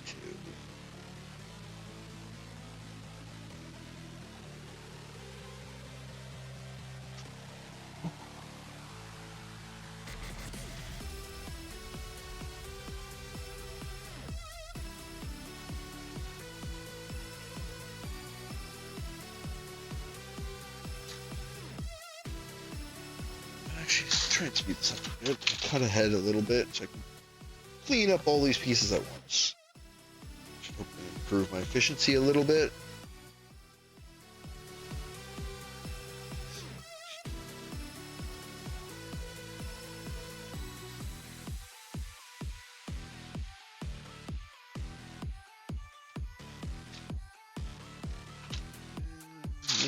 Tiny H1.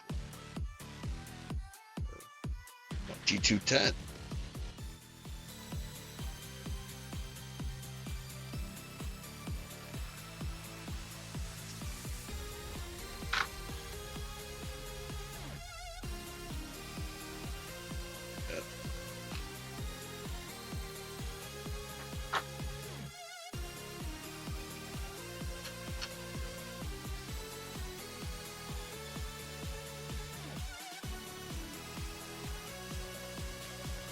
Ah, goddamn. Yeah, as I mentioned, this is actually the first real build I've used these god hand pliers for. It's kind of hard to describe how much a better blade they have on them. Definitely want to try and get better with them, so I think I could save a ton of time by using these rather than the knife. I think it comes down a lot to how the pieces like initially cut as well.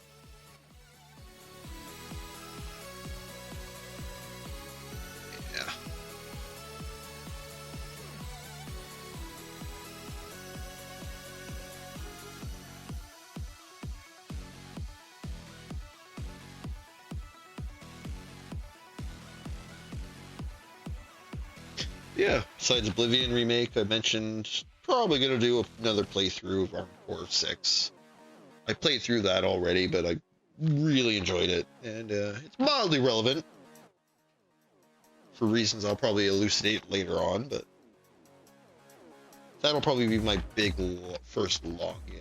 I'll probably hop into Oblivion here and there just because it's a nice time filler, but my probably first proper playthrough is going to be Armored Core. We'll see though.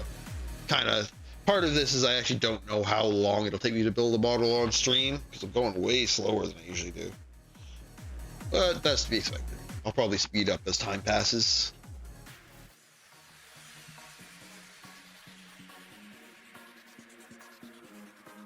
I've got quite a plastic robot backlog I gotta get through. So I definitely have model building like the stream. But as I said, I'm sure I'd enjoy doing some other stuff for a change and you'd enjoy seeing it.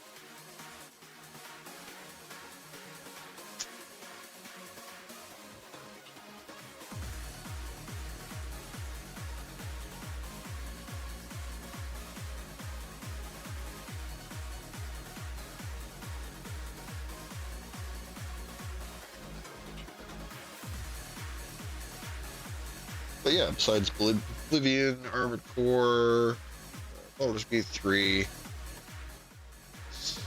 got some other ideas. I have them written down on the list somewhere I'll bring out, but I got a couple ideas. Like I said, I got the good old achievement grinds in Balatro and Slade Spire I can always do for some one-off streams here and there. And I really enjoy roguelikes in general, so I'd probably be down and check out some random one of those sometime.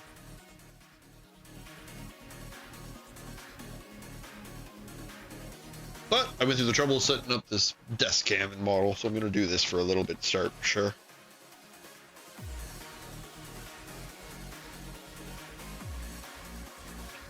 Da, da, da, da, da.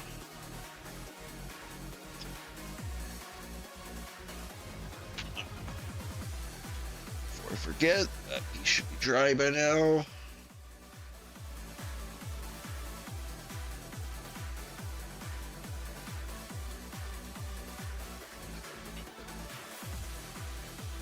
Skirt on there.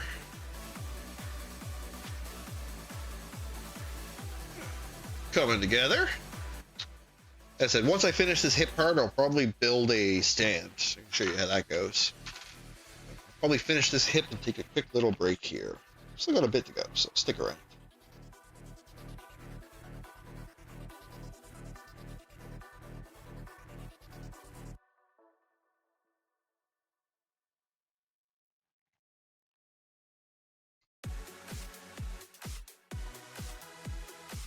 In terms of other mech games, I don't really know if there's a huge amount I want to check out. Kind of played a Mech Warrior as much as I want to play it.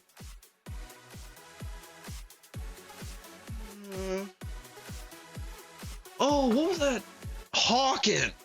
I remember now. Hawken. It was like very much almost like an FPS focused mech game I remember playing. That was really fun. That was like free to play.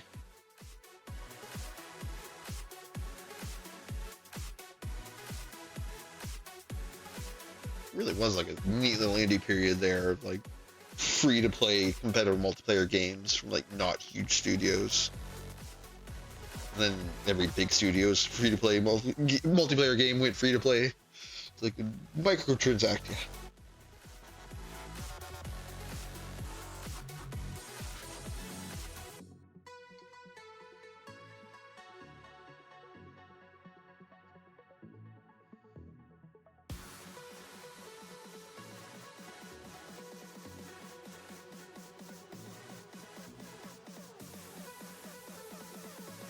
Yeah, Hawken was cool because it was like all first person from like inside the cockpit. So yeah, like your screen had like edge effects of like the cockpit things around it. It was neat.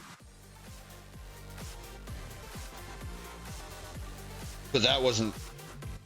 It was fast, but fast in a different way than Armored Core was. Armored Core is fast, but because it's third person, it doesn't always feel as fast.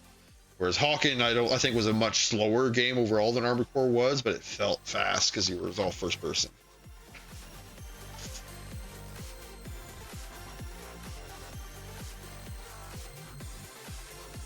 I still love going back and seeing like just how goddamn fast you moved in like the Armored Core 4 games compared to everything that came after before. This feels like a fever dream to someone who doesn't even know what they're looking at. Just detail that part at all. Maybe just a little bit on the top there.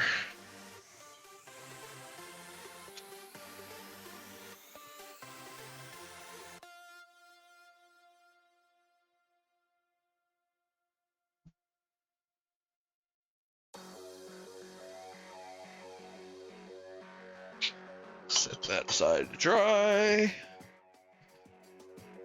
Assemble what I got so far. Oh, I didn't cut the hook out. That. Oh, wait. Oh, this one doesn't have a hook. The hook's already built into the waist part.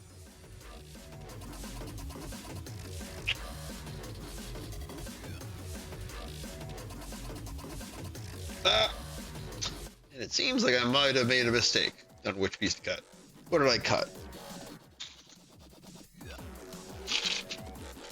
I cut H2? I did. Cut H1. Oh well, that part's done for future. Oh. I mentioned. Some of these snap hit parts will just come off. If that does that repeatedly, I will glue that in. Especially that part doesn't seem like it's going to need to be removed for anything else. But we'll see. Shot here.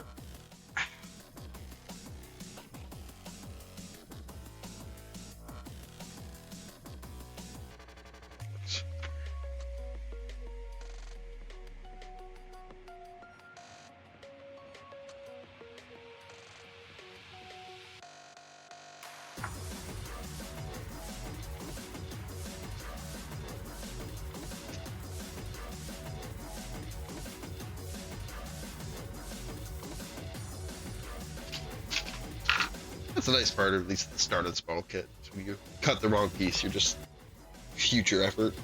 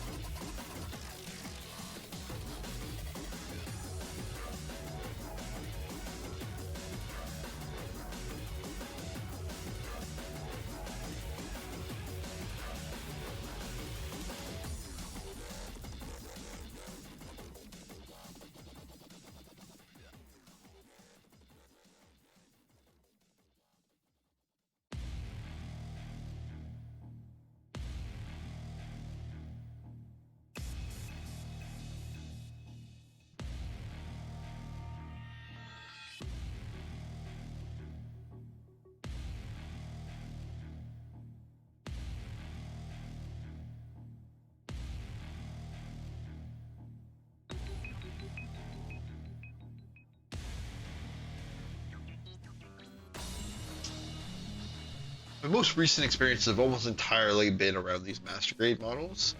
I do have, in the future, we'll probably get to do some high grade models. I have a high grade mech from a completely different anime that I'll show off at some point. I got a couple other high grade models from some video game mechs of various kinds I'll show off. But that's future. I want to get through and get this Deathscythe done.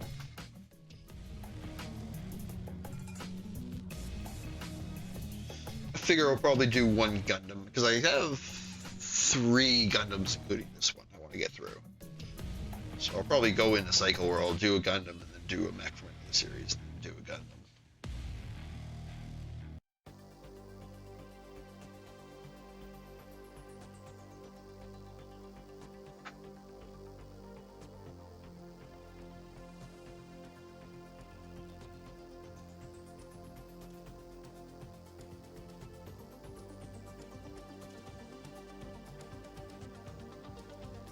God damn, those god hands cut good. Actually, almost don't need to do anything here. yeah, like anything I try and do will actually just make this cut look worse, so I'm gonna try.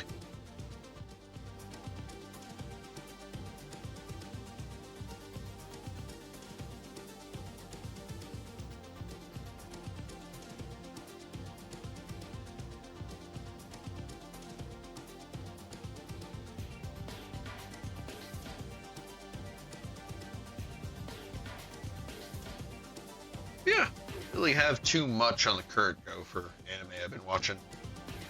Looking forward to next season though. Next season's looking like it's gotta be stacked. Second seasons of Dan to Dan. Oh, actually, I don't have the list in front of me off the top of my head, so I can't really remember. There's like 3 or 4 different series that have strong series that have sequels. Dan to Dan is just the first. I'm glad we're getting more of that so quickly.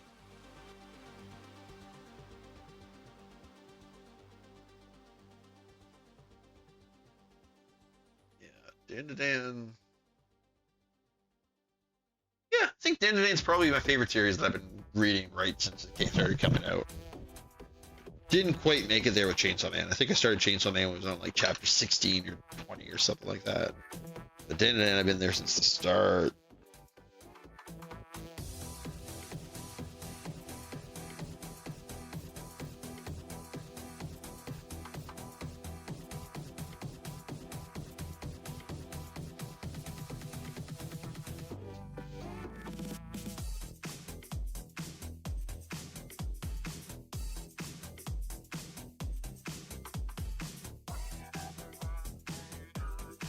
Yeah, and this is another way these guys have attachments where the interior part basically has little slots in them, and there's pegs on the exterior part that just snaps off.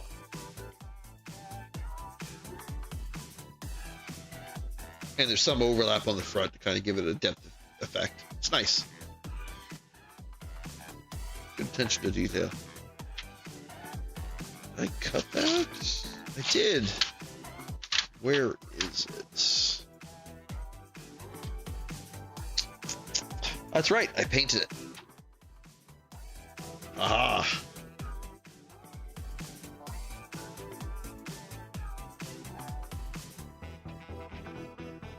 As it was before, rather than having the hinge on the ball socket on this side and attaching in there like these front ones, the back ones, the ball socket is mounted on the actual waist plate. And then these just have little sockets that it goes into. Because it's on the back, it doesn't quite need as much maneuverability as these front ones, because the front ones allows you to like do front leg pose, whereas you don't really need to do that on the back, so they more have just up and down rather than side to side. Yeah, the different attachment techniques are actually pretty neat. It's part of this like model building I actually like. It's kind of seeing how they achieve different effects with similar pieces. Hey, what?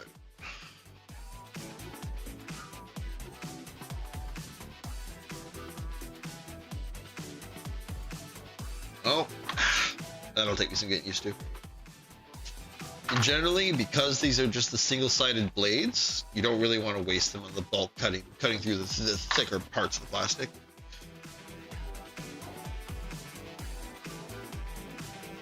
So generally, I try and use these two-sided clippers that are much cheaper to do that, but I forget, so. A16.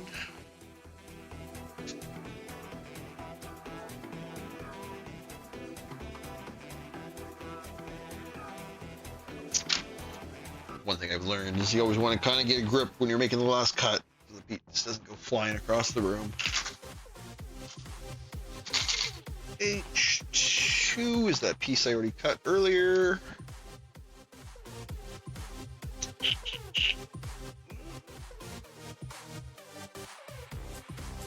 Yeah, the last one of these small blue pieces.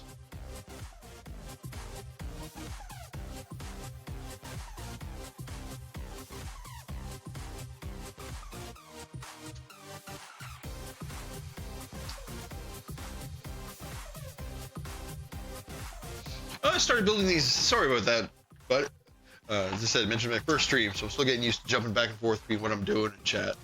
But yeah, welcome Gunzander. I've been doing these master grade models for about 2 years. I did high grade models for about a year when I was younger. That was far enough away that I don't think it really counts.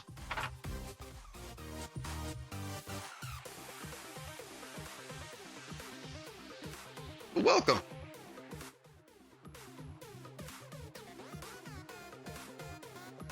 Yeah, I've done these master grades as a hobby in my free time for a couple of years. Generally, I mostly just paid attention to whenever I got one on sale. I did one. My mother bred into me as a bargain hunter at heart.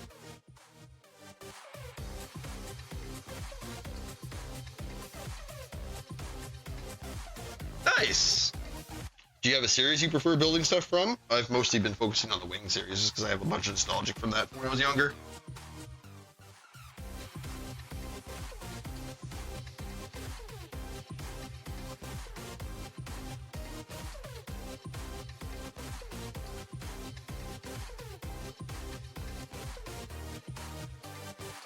Yeah, particularly I really like the endless waltz models of the Gundam Wing model. So that's mostly what I've bought, what I've been building.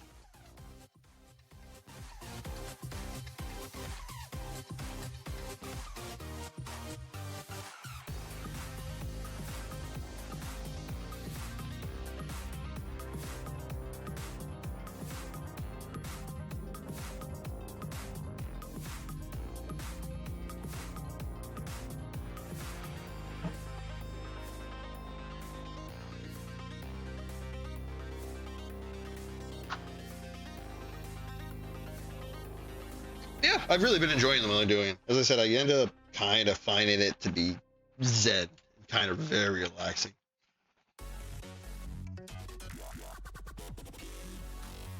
It's nice that at the end you actually end up with a decent figure too.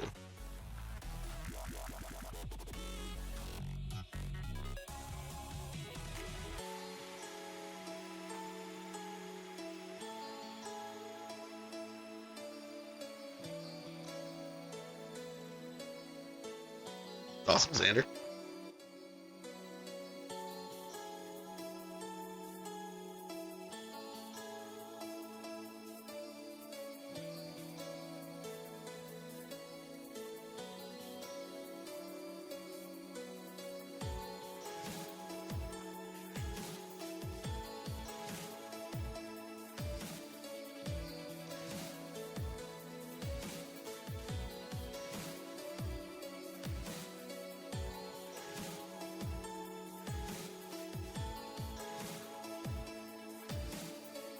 Oh, there's nothing wrong with that.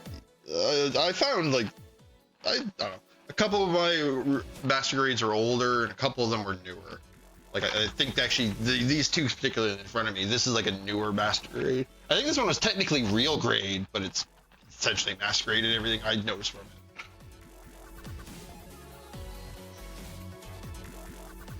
Yeah, I didn't really notice too much of a difference between the older and newer master grade kits. Oh, nice. Yeah, I'm actually not super familiar with a lot of the Gundam stuff outside of Gundam Wing. It's kind of a hole in my knowledge I kind of wanted to fill. But as I said, I think I'm pretty close to getting all the Gundam Wing models I want to built. So it'll be time to move on to other series after that.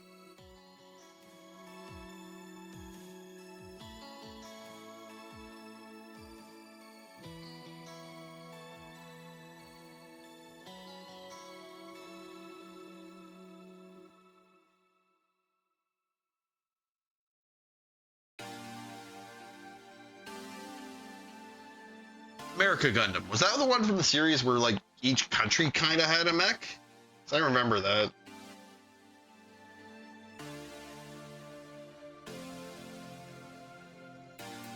Mostly from the like weird racial stereotype ones, but yeah, I remember the like other ones besides those actually was really well designed.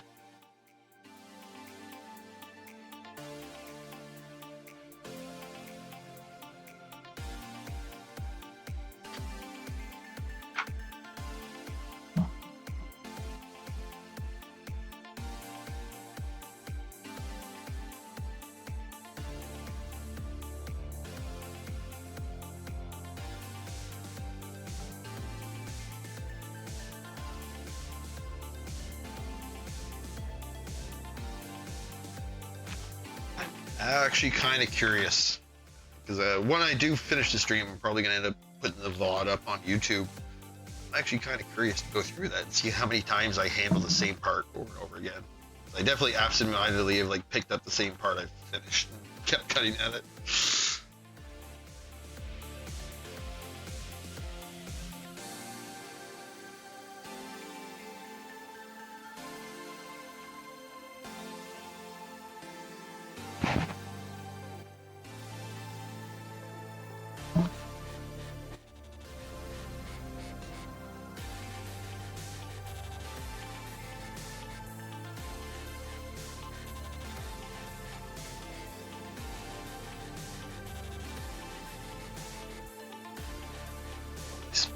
Pain. Fingers getting sore.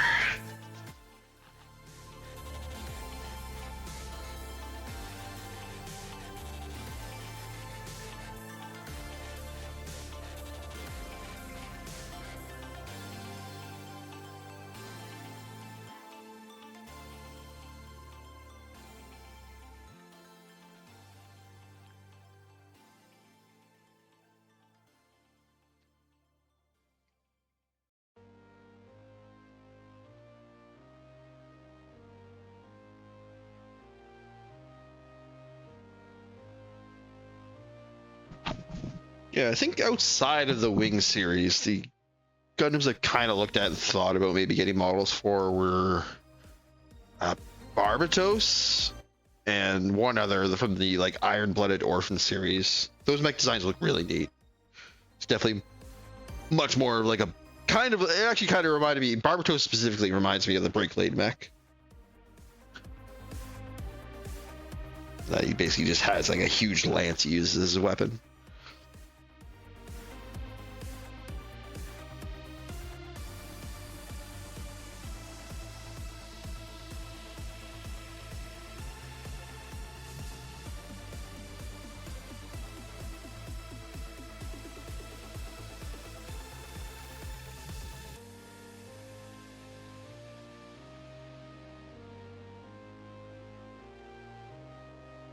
Thanks, dude. Have a good night, Xander.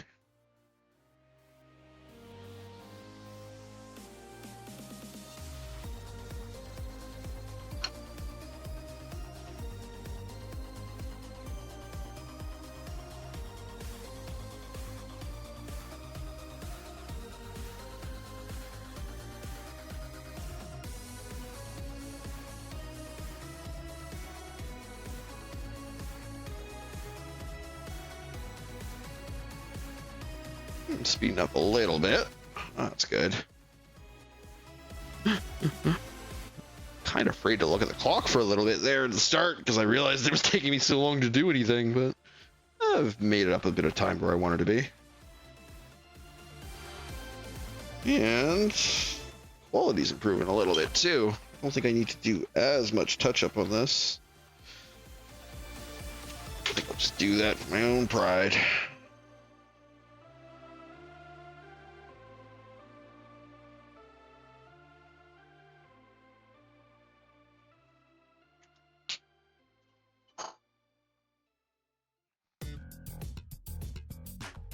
Yeah, I actually haven't looked up too many other like building tips for like doing detailing work and stuff. I've looked at like a couple like written blog websites, but I haven't really watched too many videos. It's probably what I need to do to actually get it done. But I've been pretty happy with my results and stuff. Like when I did these like front plates, it wasn't that impressive, but I did that shield, and that shield looks a lot better than it did before with the Jeep panel lining. So it's definitely something I think I'll invest some more time into in the future. Yeah, set that aside until that other piece is ready. And where are we at? Oh, almost there. Let's get these last couple side skirts on. Oh, those go on after the legs. So actually we are good. So we're onto the legs for the next part. But as I said, that actually works out for a good time for a little 5-10 minute break here. Oh, that doesn't feel good at all. Why is that piece so loose? Didn't shave that off too much.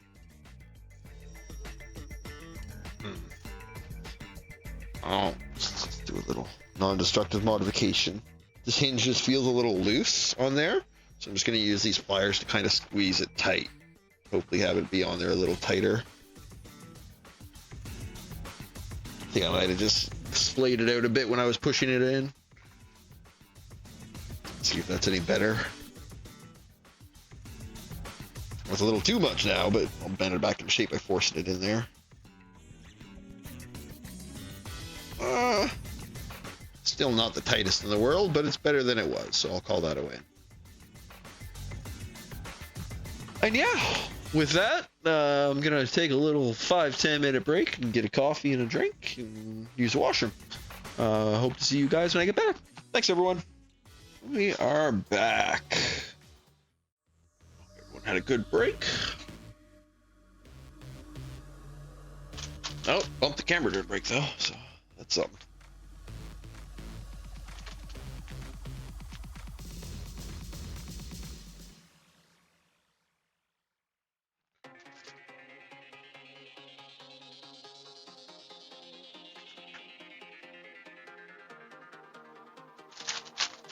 Yeah, I figure we'll start off with the break, getting the base put together so I can start mounting this and kind of show it off as we build it. Yeah, as I mentioned earlier, the base comes and it's pretty much exact same as the model comes. And it's kind of something I regretted as I ended up opening up that Deathscythe box before. I'll probably open up the future one of those on stream so you guys can get a look at how they come, but it's essentially the same as this. It's just these in plastic bags. Yeah.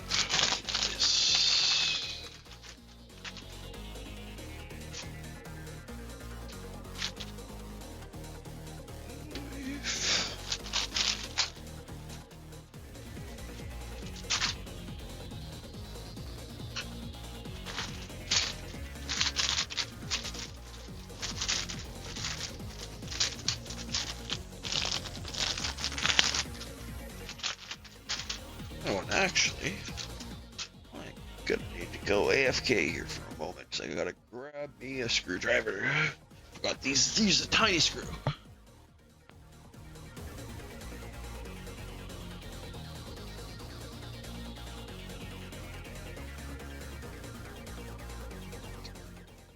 And I'm back. Short and sweet.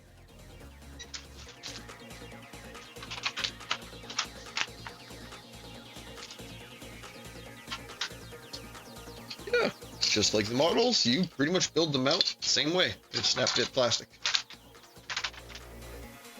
And it comes with enough pieces to do like 3 or 4 different variants of it as you want. I think we'll keep it pretty bare bones for these because I've had luck with that with the other ones. So E2, 5 and 3. And I've got the hiccups, which is fantastic.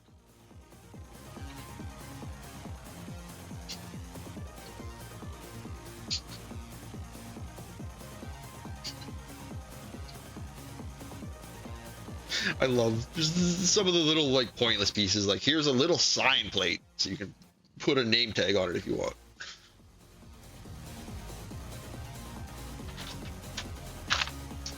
And it comes with these little extension platforms, so if you want to like have the post lower and farther out. But I'm actually not going to use that, so I'm not going to bother cutting that out.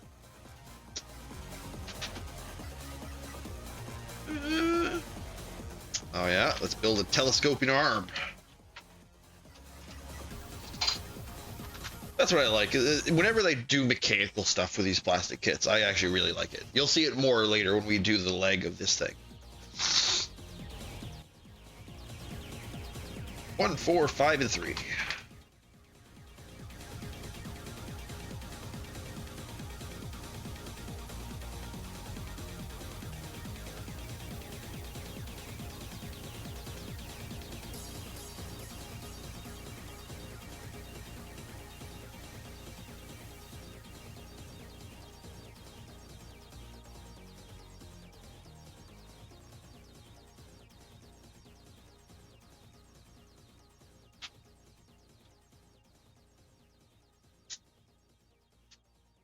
This plastic actually feels quite a bit thicker than the other.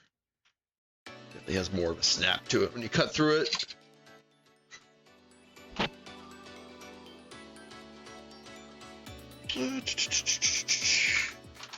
Last bit 3.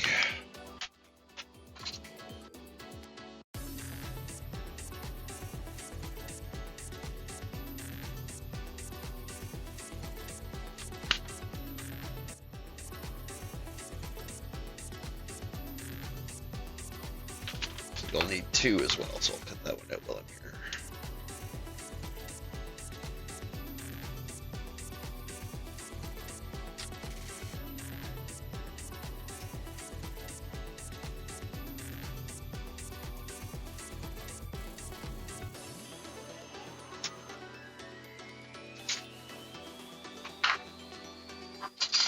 Time for some cleanup on the pieces.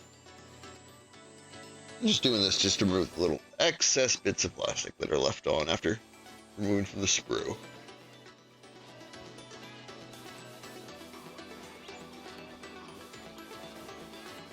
Something, as I've previously mentioned, is like, it's precedent is a bit, probably like 60 to 70% pointless for most of the pieces, as you won't actually see the pits, but I like to make it look nice, and it's a zen little treat.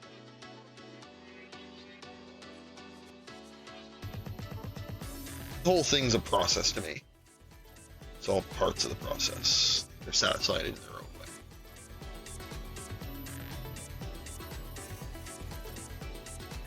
Yeah, that god hand cut's real smooth.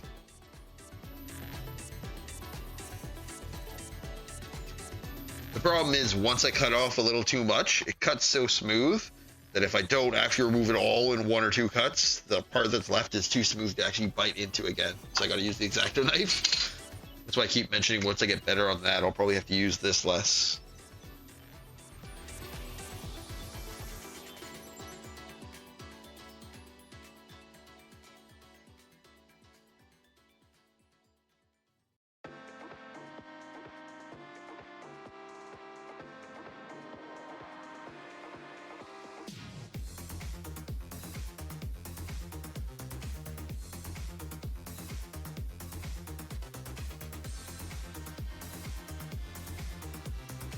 Probably in the future I'll build these stands off stream, but I figured for the first one I might as well do it on stream to show it, document it, and then in the future I'll just have it done when we need it. But I did want to demonstrate that, like, even building these stands is the same, like, kind of puzzle process. I keep saying puzzle, and then it's not really a challenge figuring out how it goes together.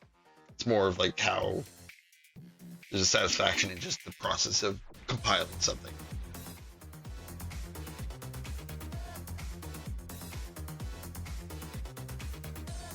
I guess it'd be more similar to like those 3D puzzles that got super popular like a decade ago.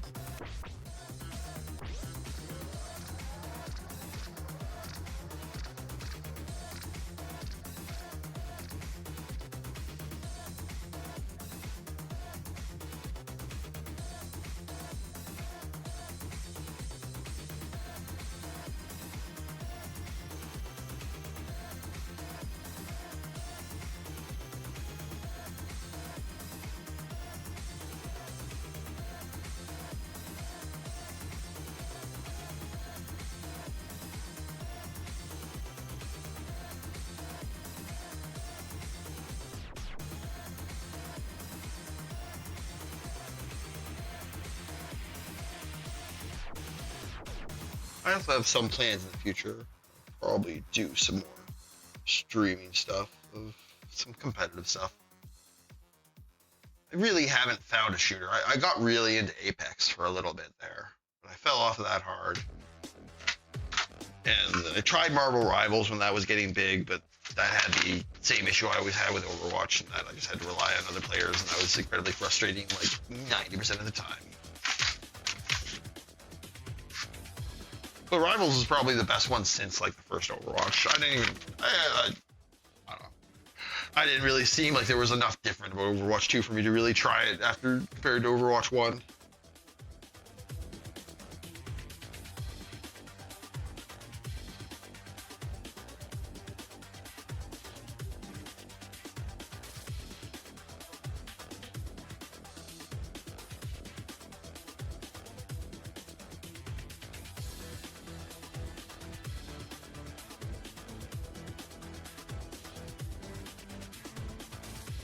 Welcome, storyteller. Good to see you. Thanks for stopping by.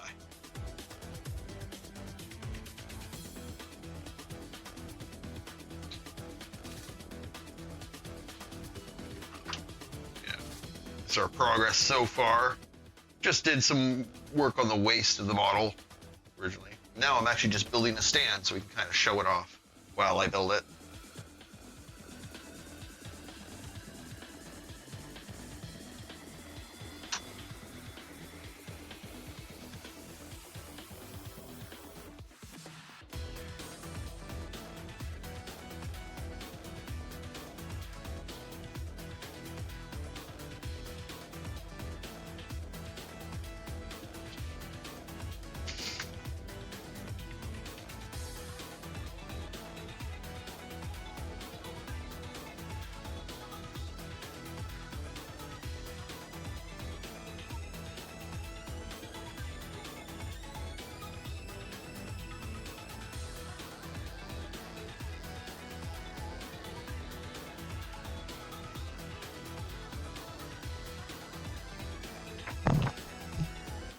Yeah, and these are the, where is it? Oh, there it is. Action Base 1. It's made by Bandai. They actually have a couple different of these. These ones are supposed to be the best from what I read, for the bigger size master grade kits, which is generally what I build. And I've been pretty happy with them so far. Let me actually, I have one built here. I'll show off. I showed this one off earlier. Gimme. Yeah, that's basically what I'm building right now. And I don't really want to show it off right now because I'll show it off as I'm building it, but there's actually some neat mechanical actuation parts for this that I like. It's part of what I like of the higher grade model kits, is there's a lot more of this weird like mechanical actuation actually going on underneath the model when that gives it its posability.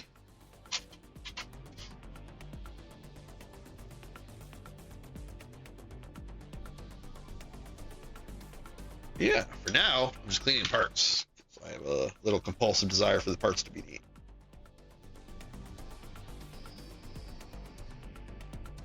It involves removing all sprue. Down with sprues.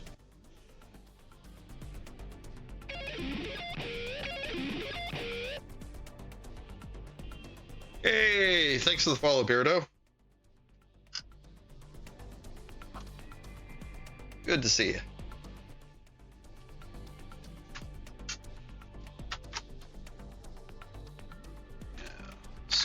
Constructing the shaft. I don't know how well it's actually showing up on the camera there. This actually has a little notch in the side of the shaft. And this shaft has a cutaway with a bunch of like key slots. So when you insert that in there, it basically locks into place, and you use that to set the length of this piston.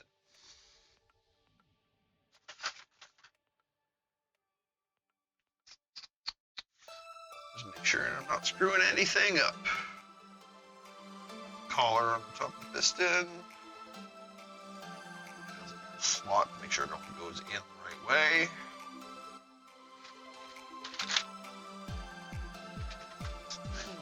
Oh, there it is right there. Go ahead, one more piece. Just want to make sure I'm putting the right one of these on.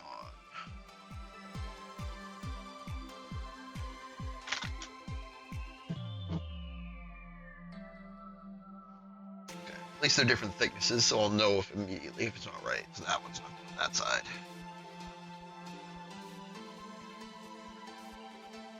And it's got the little slot to make sure it goes on proper. Secure the collar on the other side with another one. Nope, like this is our little locking piston that we can extend and lock into place that we'll use for the arm.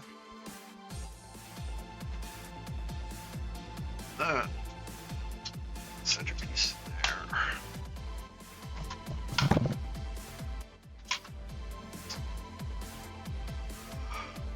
Okay, now we need to go get the hinge points attached on that piston. Which is this one. 16, 15 for the top. Let's do that one first. Hey, welcome, Drew. Thanks. Yeah, it's something I kind of wanted to do for a while. I've been doing a couple of these gunpla model building, and I kind of wanted to document it. I figured if I was going to do that, I might as well stream it while I do it, and then just save the VOD as my documentation.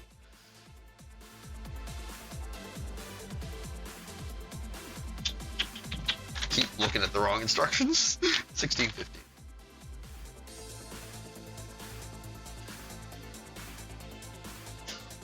Yeah, this is probably what I'm gonna do for my first stream or two. And to have a chance and get things kind of figured out on the other side of things, I'm gonna do some game streaming. And much farther down the line, as I mentioned earlier, I'll probably end up documenting a bit more of some other arts and crafts. I want to get into working with EVA foam a little bit for cosplay, so I'll probably document my learning process for that. I want to have a box of Warhammer Tyranids upstairs. I want to eventually get painting, and that painting skill will probably turn into these model buildings. So, got lots of stuff to learn.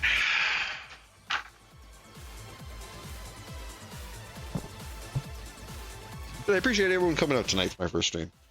Got a lot more people here than people usually do for the first stream, and I'm really appreciative of that. Thanks for coming out.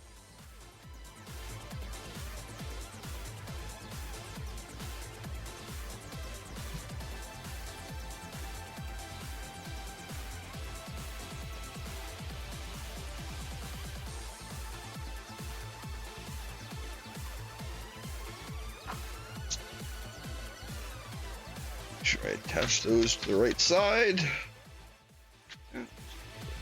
Top.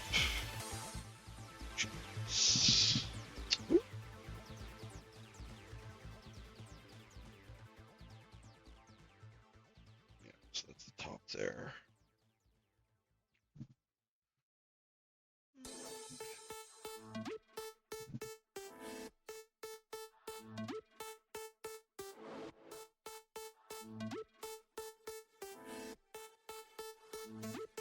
So a little hinge attachment at the top there. And we'll do another one for the bottom. 13 and 14.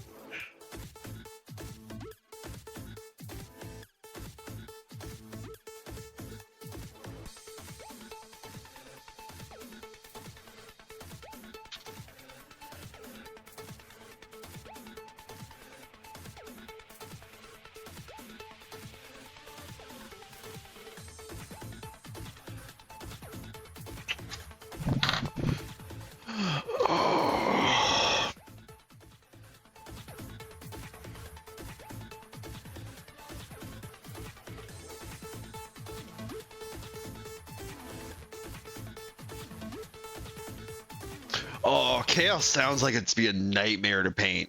Then again, I guess it gives you a lot more creativity with your like color palettes you can use, but it just seems like it's so much like fleshy tones that it's really hard to get the technique down on.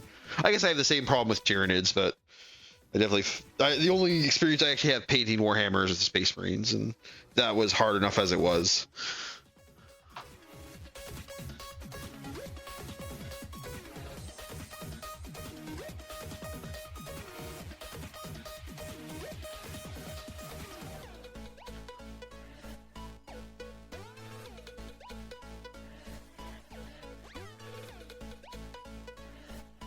But yeah, not learning to paint, but just, yeah, it is learning to paint because I have very little experience on that. So a lot of it would be basically learning from scratch.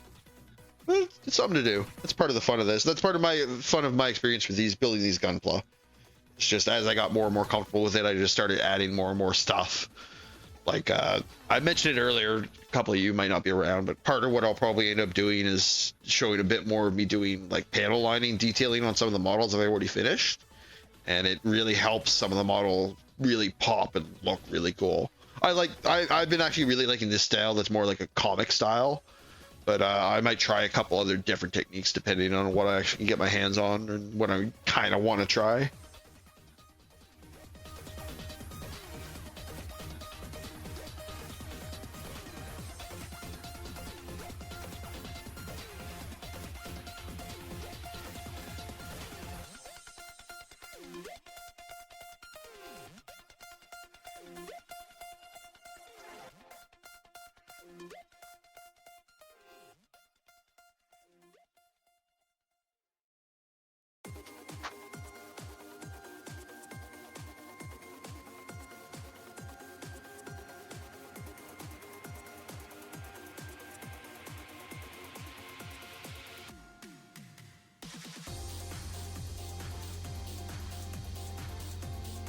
It's the bottom foot on that one.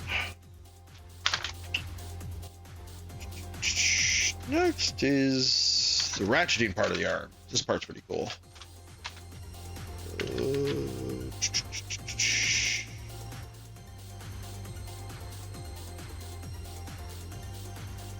Let's do that arm assembly first.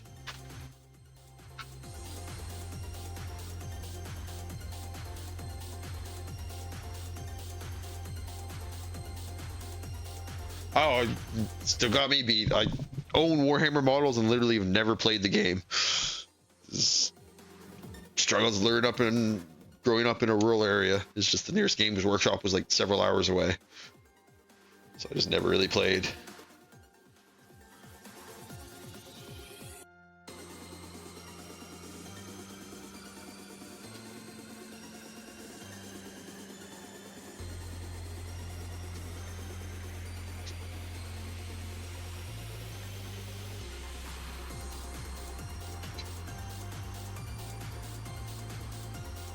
Yeah, I definitely did a bunch of reading on like the flush tone techniques for doing when I was first got the Tyranid models, but it definitely seemed it was interesting though. It was a lot more involved and seemed to require a lot more subtlety in your painting technique. But it seemed very like the end result seemed very satisfying.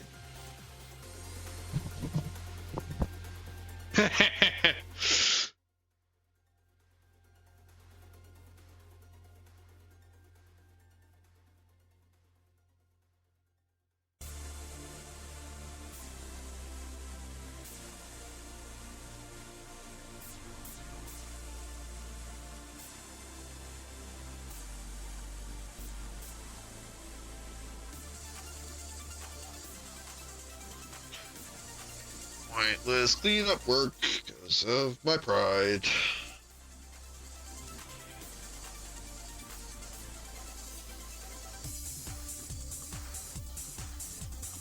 I'm glad that's one thing I have noticed. It's definitely more noticeable on these stand parts, but on like the actual like Gundam parts that they have, I really appreciate they seem to be really careful with mold lines. Because that's one thing I noticed with the Warhammer models, is some of the Warhammer models were real sloppy on their mold lines.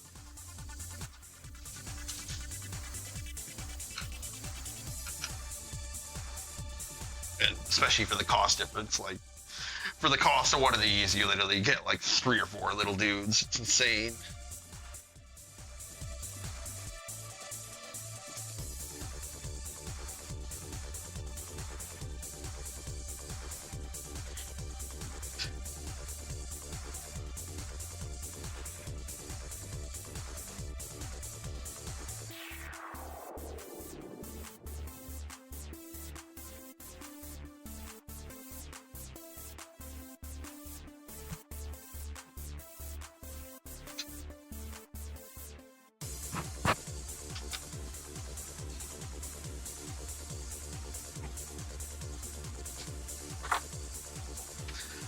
I can't wait till I get this on the stand so I can just have it on display somewhere here. You know, it's kind of a pain to find somewhere.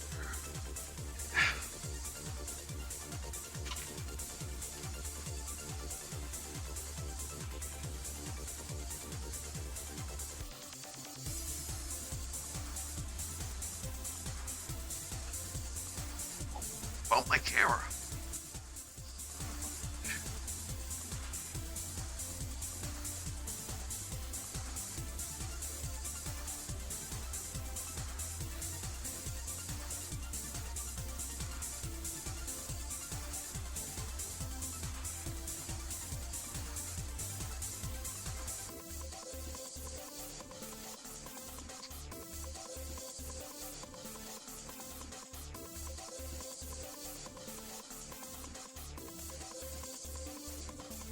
Oh no, these are almost purely model. They're decorative more than anything. They have a lot of posability when they're finished, but they are essentially just fancy figures. There's no. I think they actually just recently put out like a miniature game for Gundam, like within the last like 6 months. But I think before then there really wasn't any like tabletop presence from Gundam.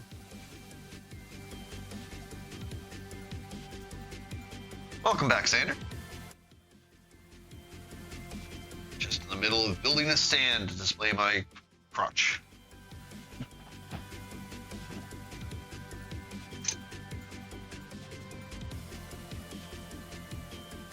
As I mentioned, probably after this time I'll do the stand building off stream, but I figured for the first one I might as well document it.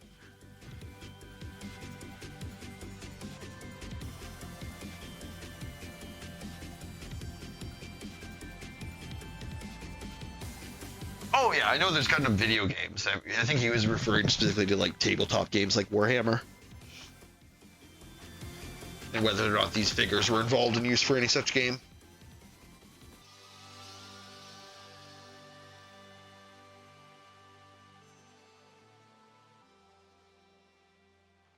Oh, I will get these camera angles down someday, guys. Just be patient.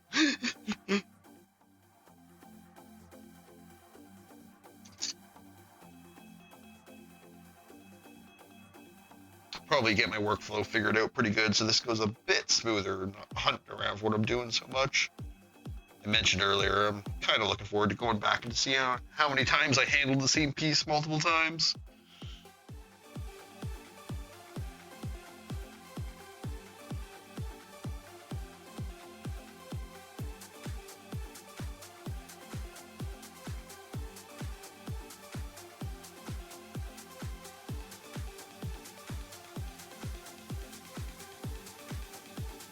Yeah, I do like the building aspect of them, though, Drew. I mentioned earlier, it feels kind of like how people have an affinity for doing puzzles. It's almost like a Zen-like activity putting them together. And then at the end, you have a pretty cool action figure, so.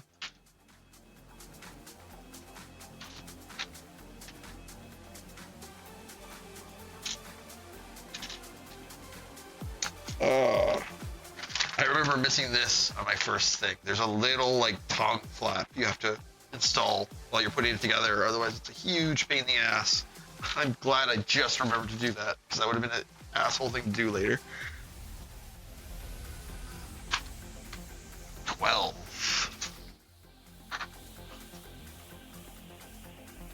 I do not. It's Drew. It's getting a 3D printer is something I've kind of thought of doing down the line, especially as more and more people start. I've actually seen some people doing like neat custom edition kits for these models and stuff.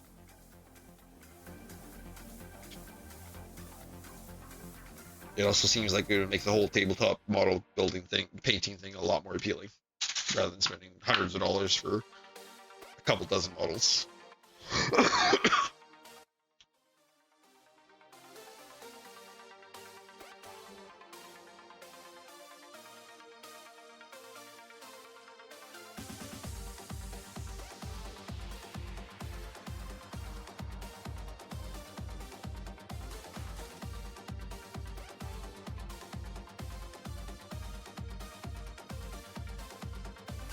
Yeah, I have a nephew who's super into the 3D printing.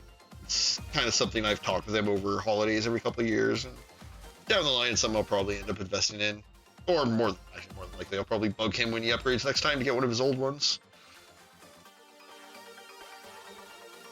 That's the nice thing about tech, is anyone who's super into a tech will inevitably want to keep up with the trends. You can always kind of get their leftovers.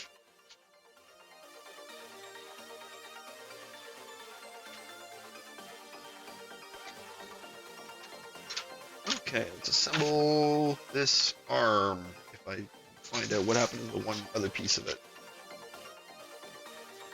Right here. Haha.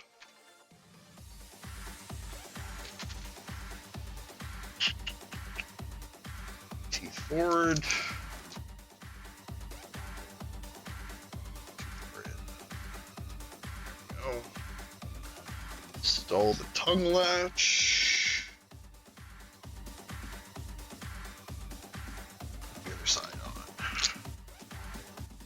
Oh, tongue latch really. Let's use gravity to help us this time.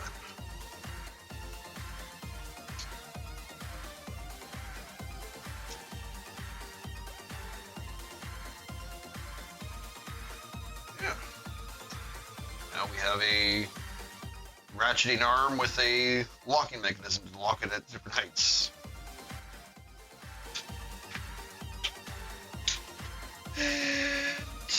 8, 9, and 11. Hey, thanks for the follow, Sky. Kind of you to join us. Lovely having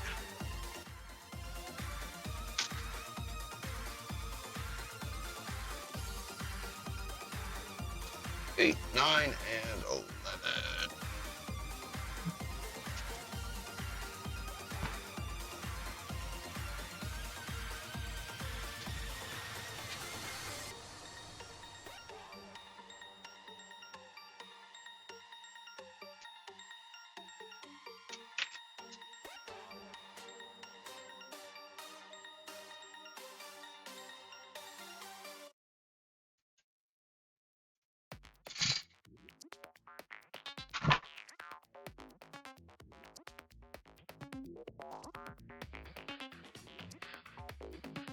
Thanks, Xander.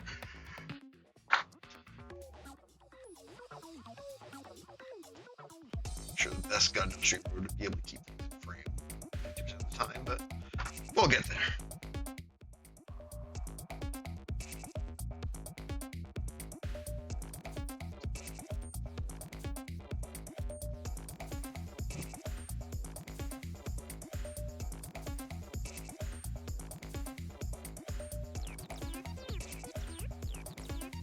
Always worried when it bites in a little more than you think it should. You're worried if you're just going to cut straight into the piece.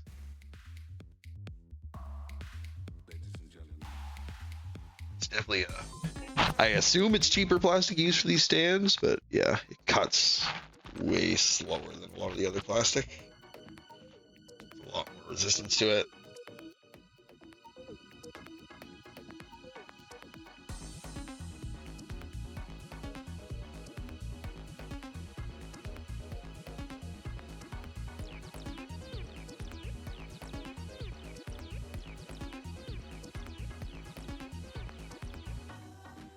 Yeah, I figure once we're done the stand, we'll try and get at least one leg done. Try and stream for at least another hour and a half, hour 15 minutes or so. But we'll see where we end up. I might end up just getting The leg exoskeleton done and have to call it, but play it by ear.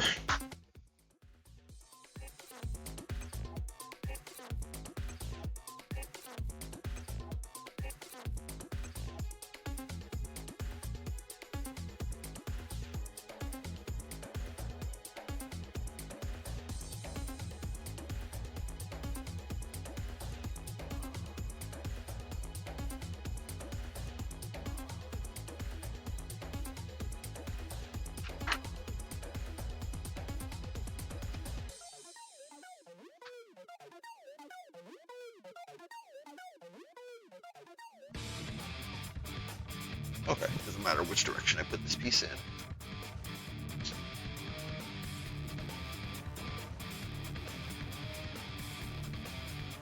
And one part that makes these stands kind of different than regular Gundams, fucking screws.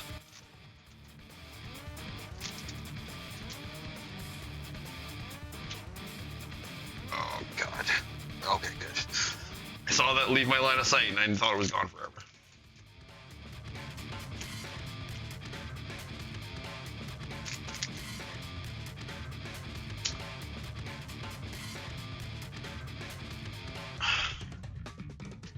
Nice thing about these is they literally have a like 1-to-1 size for the screw, so you can tell which one you were supposed to use. It's this one. The longer.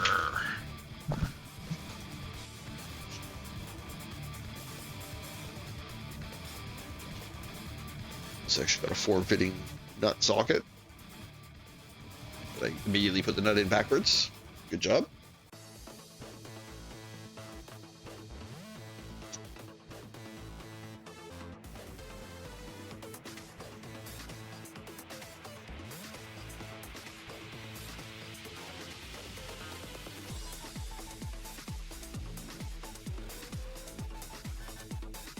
Oh, that's probably the one aspect of this I've improved at the most compared to everything else I've done. I used to cut my fingers a lot when I first started doing this. Definitely the part I've improved the most of just literally just pay attention to where the knife is pointing. As long as it's pointing in a direction that there's no flesh, it usually ends up okay. But especially with how small some of these pieces is, it gets in situations where I basically have to kind of angle it so that my nail is where the blade is heading, and then it works out. But even then, some of these, this one's a little duller now, so it's not as bad, but when this is brand new, it didn't really matter that the nail was there.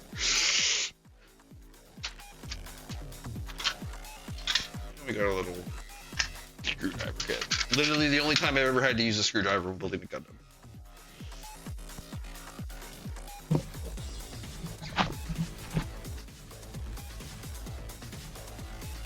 You basically tighten it to however, because it's got a bit of a ratchet effect to it. So however tight you make it is basically how stiff the arm is. So I'll leave that pretty loose initially, and then when we get the model on there, I'll tighten it to where we want it. Yeah, that just goes right on the end of this. Just make sure I'm orientating that right. I am now.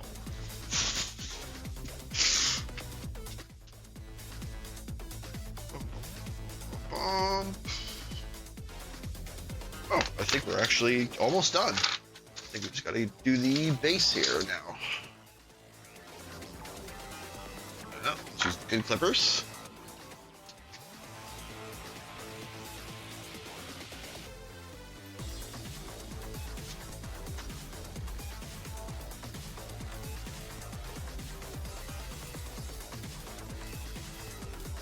Yeah, it was definitely something I didn't expect, even though I should have when I first got one of these stands.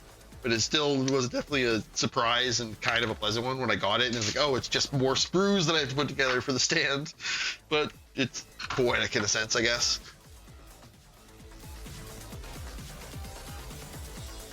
Oh, for sure. Like if I've mostly done it out of because how small the pieces is. I figure if I put a thimble on one of my actual fingers I need to work, it would prevent me from actually being able to grip some of the pieces as I need to. But it probably is smart, something I'll look into. Honestly, it's probably just a matter of me not having cut myself bad enough yet. Honestly.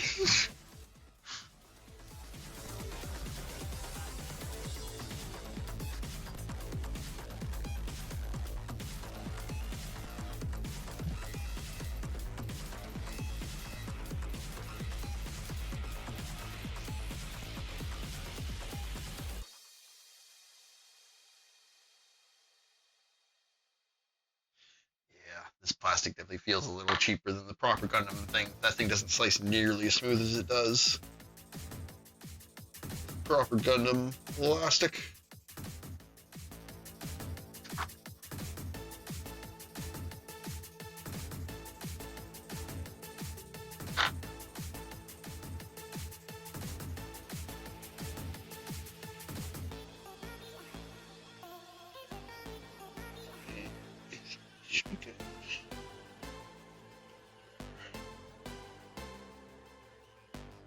I will reiterate, most of what I'm doing right now is completely pointless.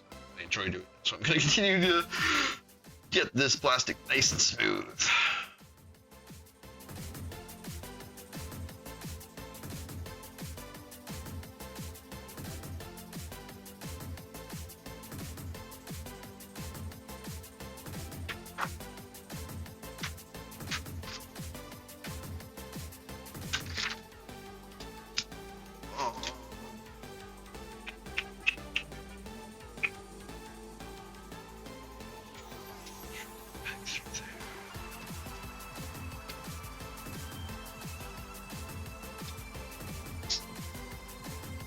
Oh, that was a good snap. Tried to capture that one.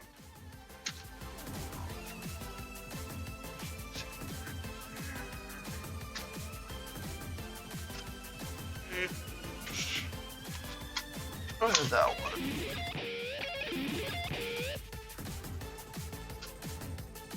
Hey, thanks for the follow, Drew.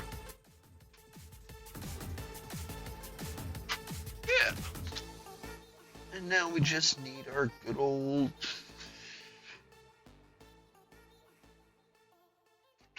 I forget what size I usually use for these. I found one of them generally works better because it gives like a tight pitch. I forget which size it is. Let me compare.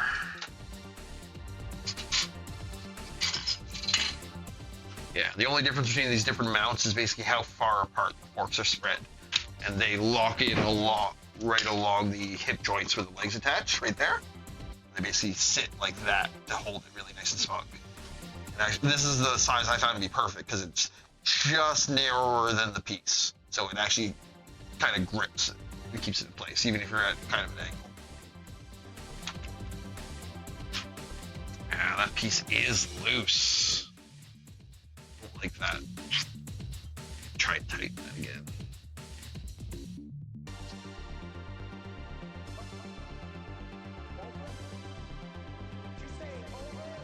Sorry, out of frame there, I know, but I'm just trying to see what I'm doing.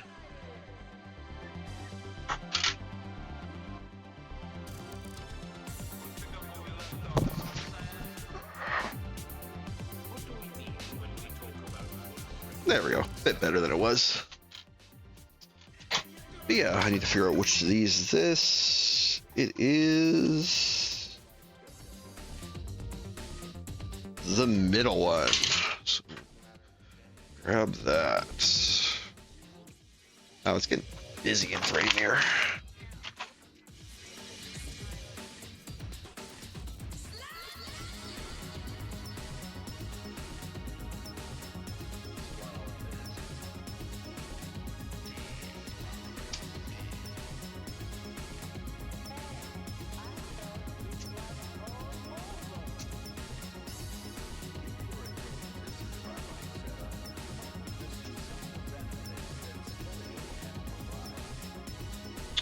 Nice.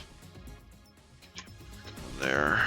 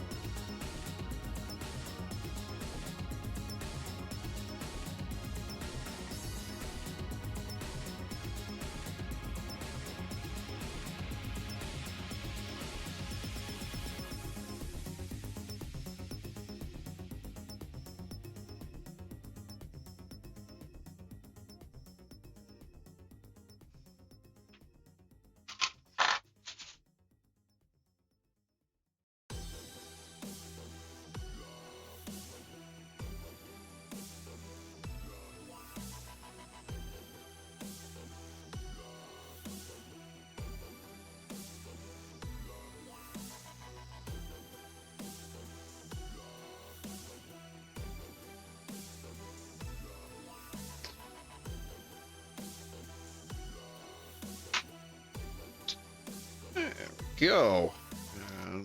That should... It's not a great fit because I don't have any actual legs on there yet. But there's where we're at for displaying.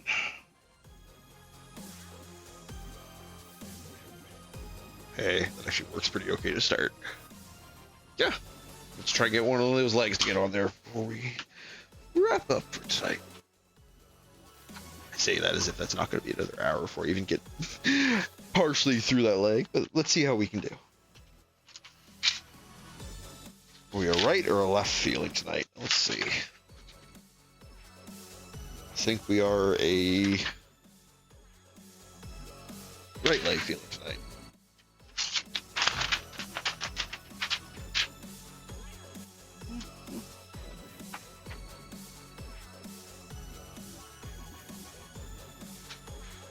Oh, internal components. Yeah, I definitely got to get this organizationally figured out a bit better, but it is what it is for now.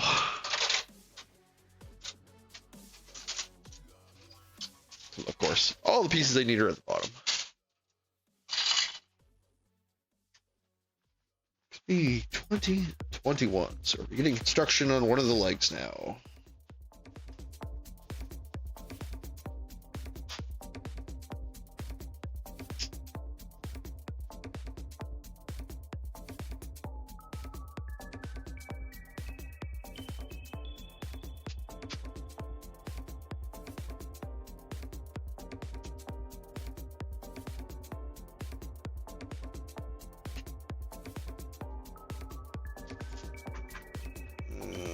H5.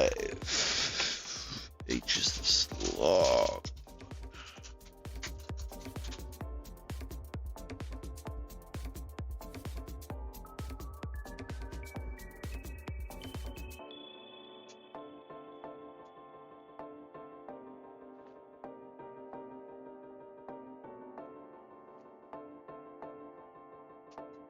Yeah, I'm glad I got to actually get to one of these legs in this first stream. Just the mechanics of how the knee works with these models is actually probably one of my favorite parts of the model.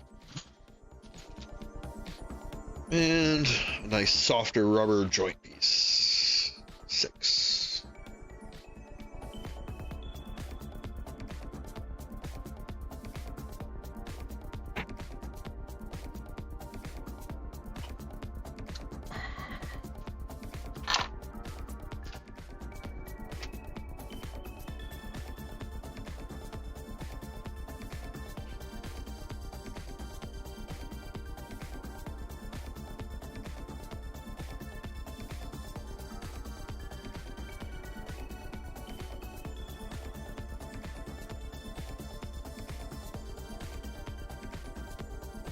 It's been a while since I checked, but how are the volume levels for everything? Is everything sounding okay?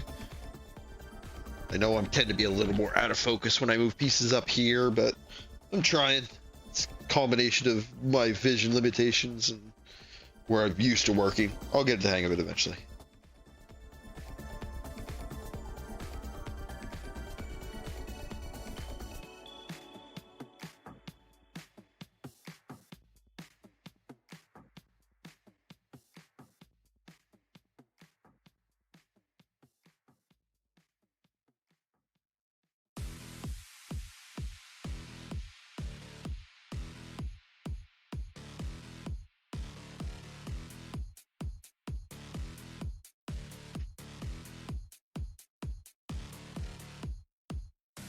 Sweet. Thanks, storyteller.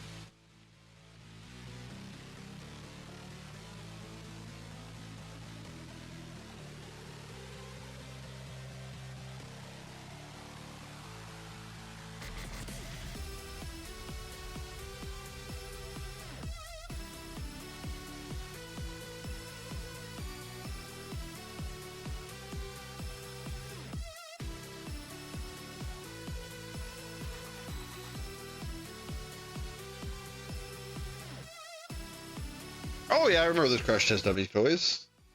They're basically the ones that were like spring loaded, so all the limbs would fly off, right?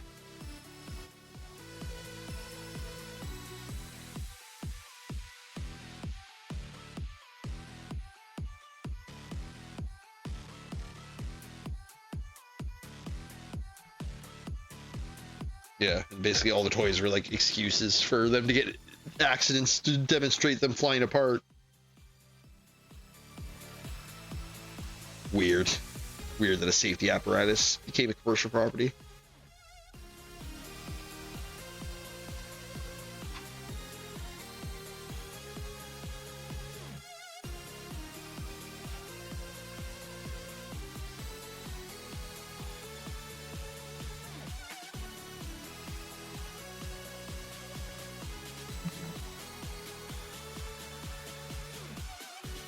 Yeah, a lot of times in this instruction, you have to rely on kind of like the pattern on this. Once you've actually cut it from the screw to identify which piece it is.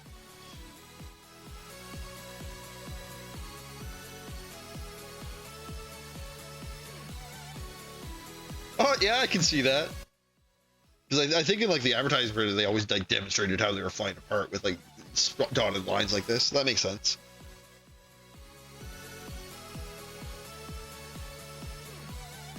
What is this? Oh, this is a toe. Took me a second to realize what I was building. This is your good old Gundam toe. Yeah.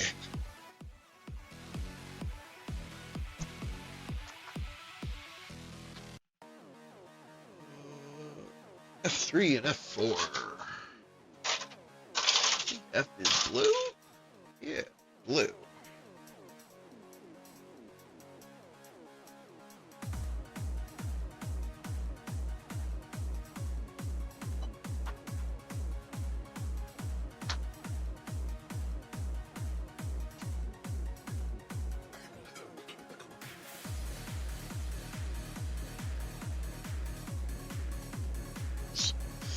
lighting.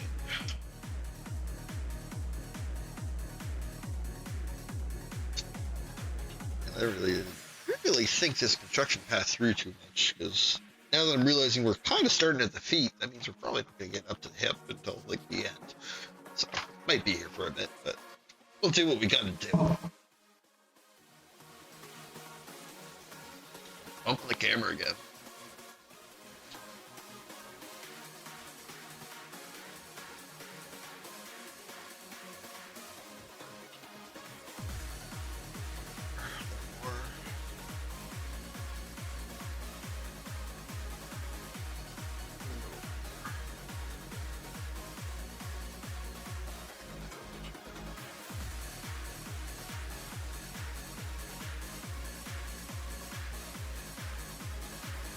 Because on the actual sprue there, Storyteller, if you look at the instructions, they always have a letter and then a number.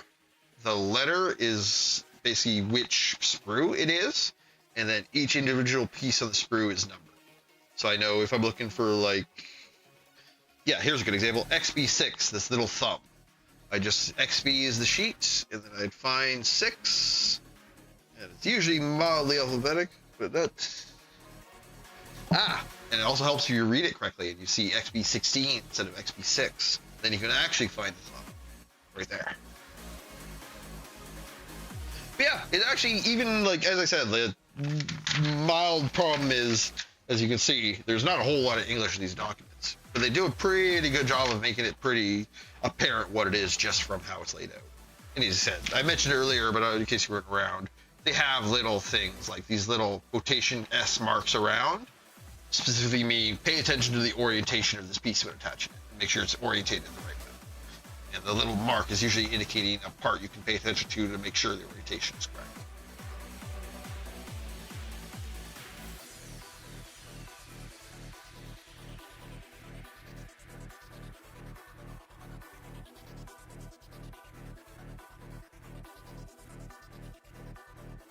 Yeah, and from those who just joined us since I made the stand, I've also been doing a little bit of detailing and makeup work. Because especially on some of these colored pieces, you'll notice when I make the sprue cut to remove the excess material, it leaves a little white mark. So rather than going back and doing all it at the end, I've been going through it as I've been going, just to apply a little bit of blue marker on those parts, just to make it less obvious that there's scuff marks. As I said, even this might get covered by the edge of another piece. Like, this could be completely pointless. They're pretty good at putting the sprue marks in places where they're not going to be right in the middle of the piece. But I like to be a little thorough, and I bought these markers for this exact purpose, so I'm going to use them, goddammit. Yeah, covered up those white marks with a little bit of blue ink, and then I'll put that aside to dry for a minute or so while I build other pieces.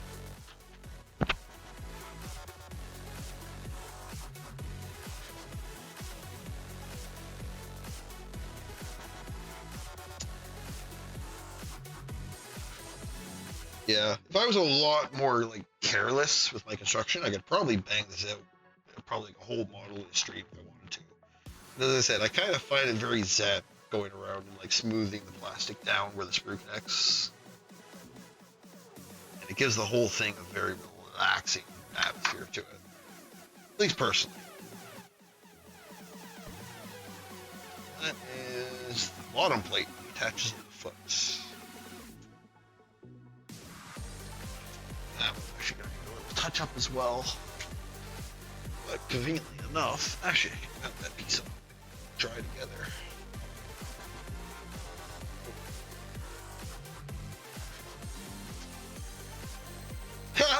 See, that's actually just literally a good example of what I mentioned. The piece that I was about to touch up ended up being fitted tight against the wall here. So the piece I was going to touch up isn't even visible. And I'm sure that's true for like 90% of the touch-ups I'm doing. But who knows? Maybe I'll get better at it eventually, maybe not. It's an experience. Yeah.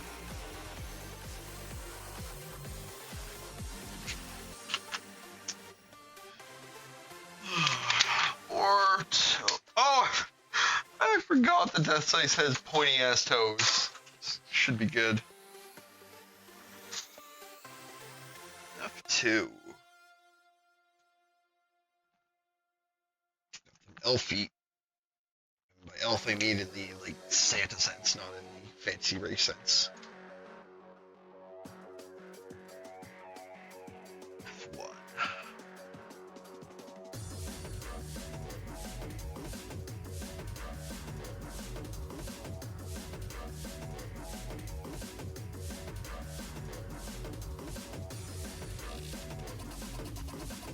Yeah, I really appreciate everyone coming out and joining me for my first stream. It's pretty nervous going in. Not something I usually like to do. Listen, I wanted to document my bodybuilding and it seemed like be a good chance to try and get out of my shell a little bit and talk to more people. So appreciate you all coming out.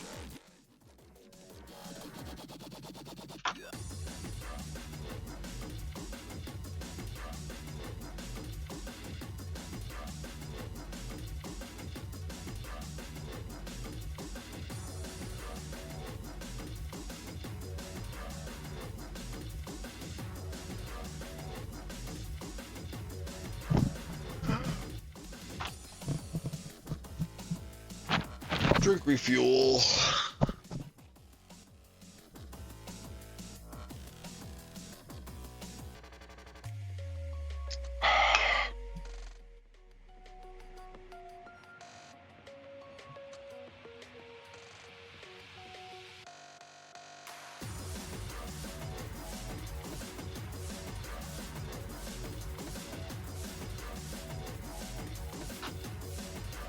You're not going to trick me this time. I know these edges are going to get covered, so I'm not even going to bother this time. H.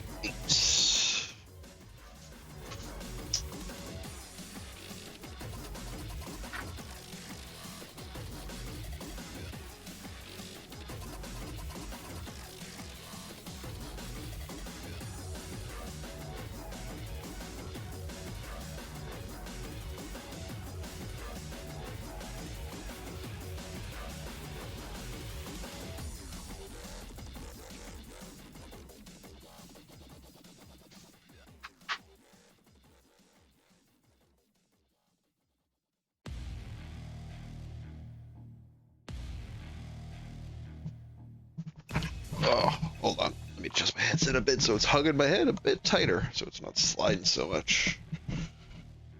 Good. Good. There we go.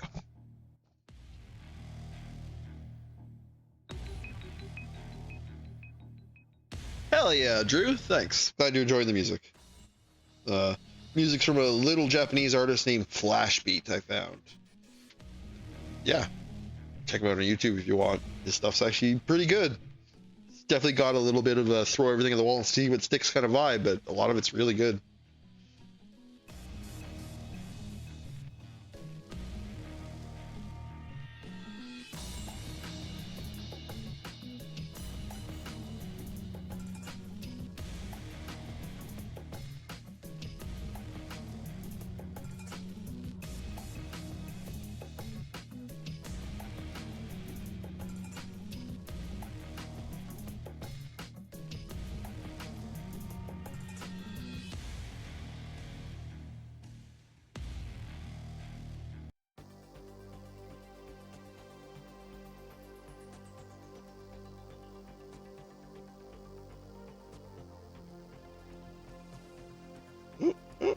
First little nick. Felt it, don't see it. That's what I get. Let's make a toe together. Oh, okay. So here's another like interesting little building thing you can throw in. This piece has these little sloped edges on the side. And that's literally so when it pushes inside of this topi, it pushes on the edge and makes a snug fit. A bunch of neat techniques like that throughout all these models. Yeah, that piece is nice and snug in there and won't go anywhere.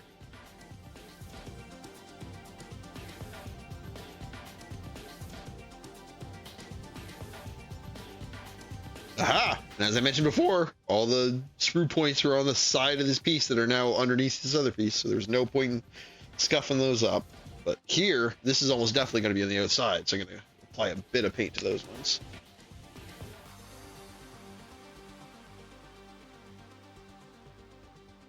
Oh, I'll actually try and be in frame too.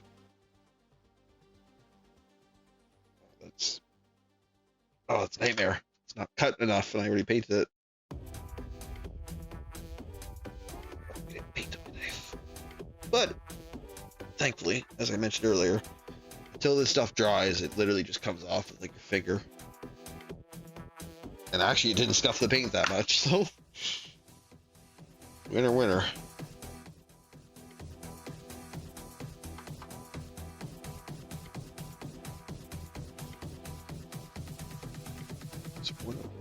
Oh, I didn't do those end pieces.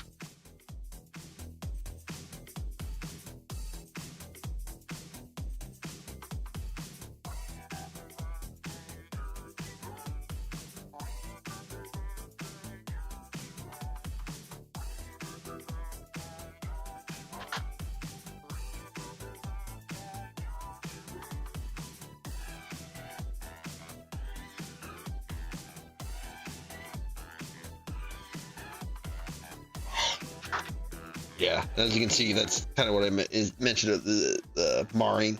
I don't know if it'll actually show up on camera because of the lighting. Let me see there. Yeah, you can kind of see there's like a white mark right along the edge there from where I cut too deep. Just gonna cover that up with some blue paint. Let's put that aside to dry.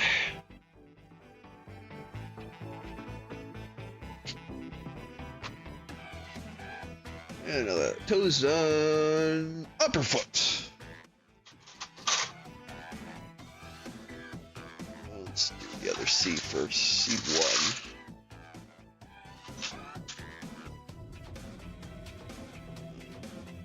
Two.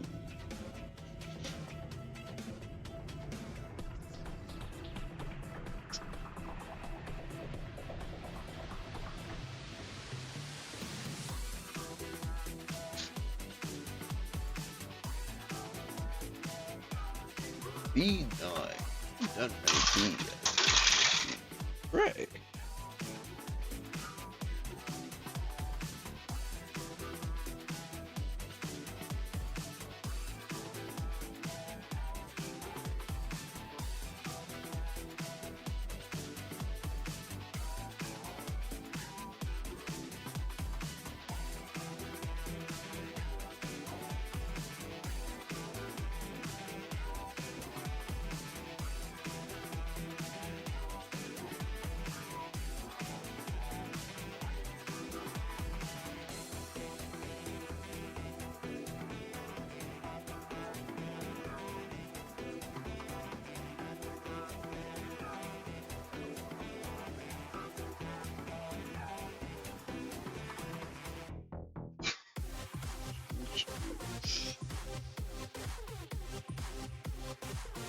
It's always kind of a relief when you have a piece that's purely white color, because no matter how much you fuck up the cut, the white marks don't show up on the white piece. So as long as you get it smooth, it doesn't really matter how scuffed it is.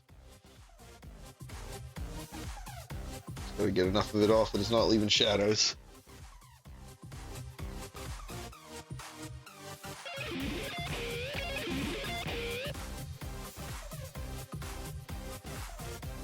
Hey, thanks for the follow, Z.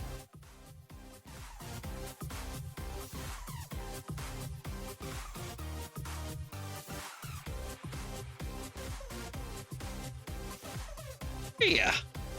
How is it going this fine evening?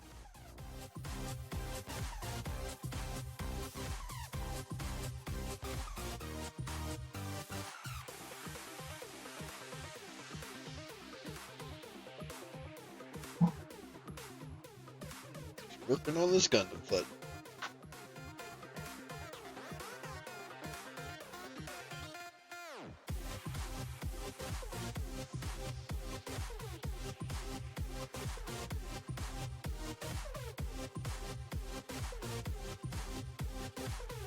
Oh, not too bad myself.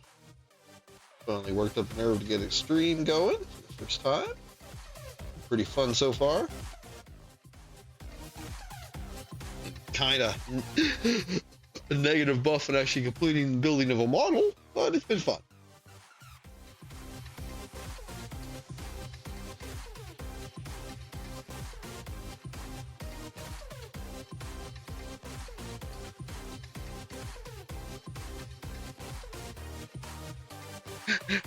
Oh, the cold meds are affecting your ability to type. You know, they're the good ones.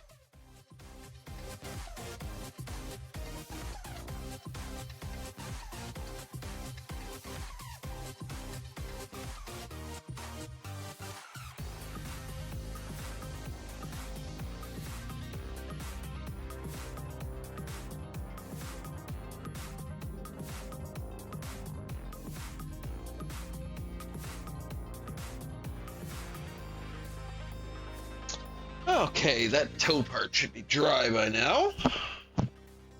Let's put this baby together. Toe goes on front. This is actually a very unique part from this model. The other ones didn't have anything like this on their feet.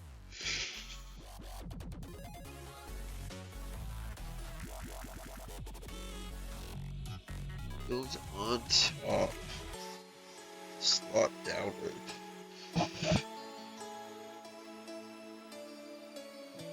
Yeah, so Rumpelstiltskin has feet.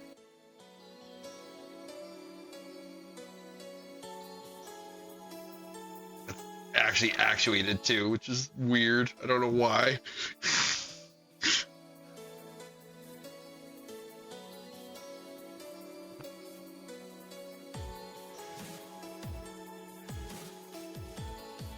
Yep, that'd be mean.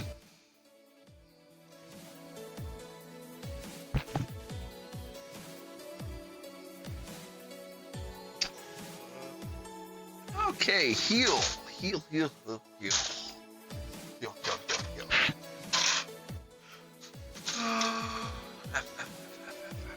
B, H, X, B, G, F. 6 and 5.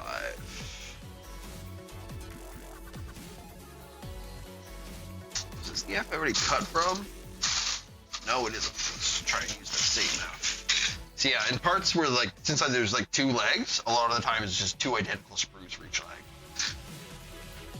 So when there's that case, you can see in the instruction manual here, it'll do things like C1 and then in bracket C2, which means just for the other leg, use the ones from C2.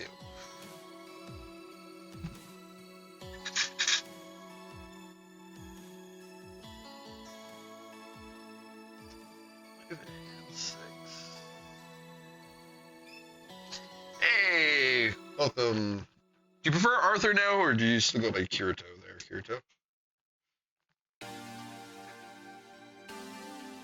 I mean, I understand the name. Figured I'd ask.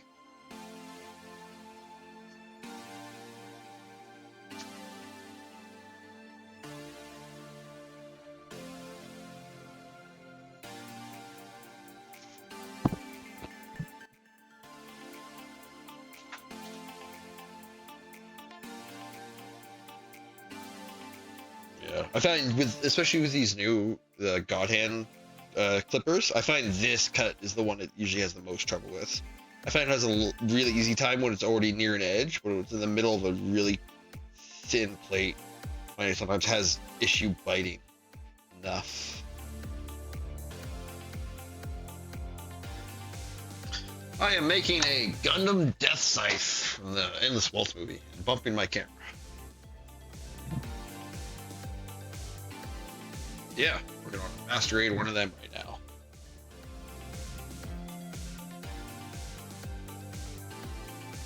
And for matter, I don't know if you're familiar with Gundam models at all, but Master Grade is basically the mid-grade one. There's the high grade ones, which are a little shorter, and then there's the perfect grade ones that are like a foot tall. These are kind of the ones in between.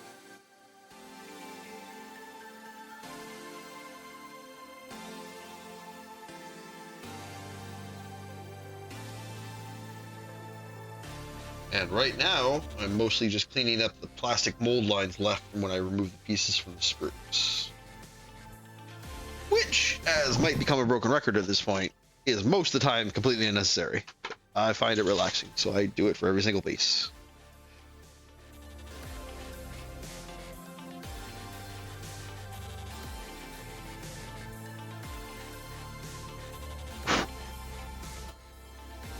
Oh, I just realized I blew in the piece with my mic. Sorry about that. I'll try to keep that in mind.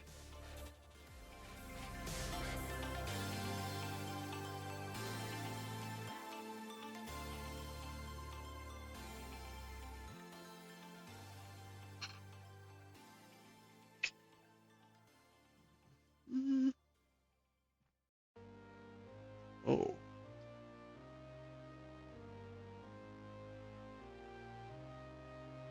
Attached to the peg on the bottom. And then this one basically has an indent on the inside that goes around this protrusion. There we go. Snaps tight against that bottom piece to make a heel.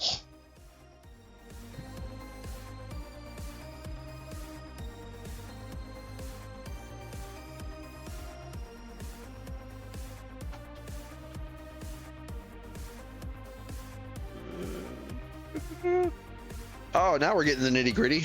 We're getting the actual endoskeleton of the leg, which I've been looking forward to. Because I mentioned the kind of like knee construction they do in this is one of the neater things I like in these. Yeah. 14 and 15.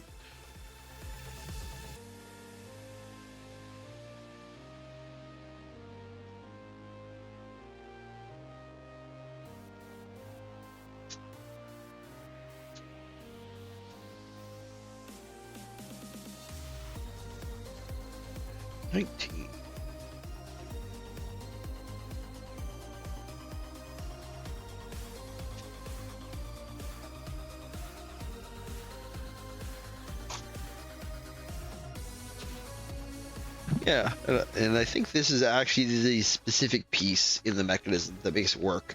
This is essentially the Gundam's kneecap. Like, it actually uses these little pegs to slide on a rail and basically acts as the kneecap on the Gundam. It's really neat. I'm looking forward to seeing it when it's put together.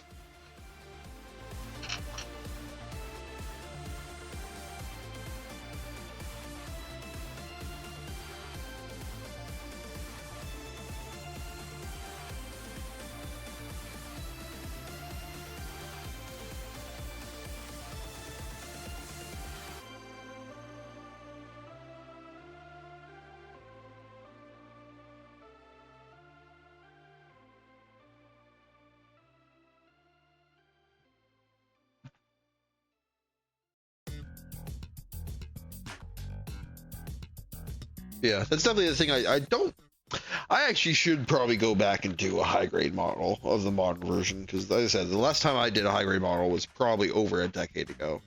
So maybe they've improved, but I don't remember the high grade models really having a lot of this like interior construction stuff the master grade models all seem to have.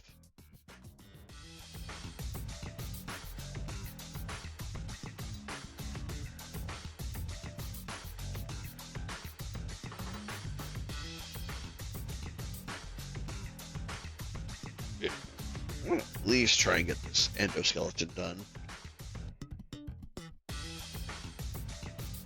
Oh, but I suppose we've got lots of time.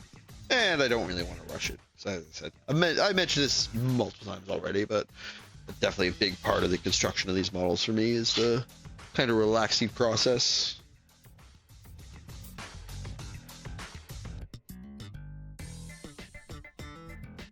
And, oh, the joint piece.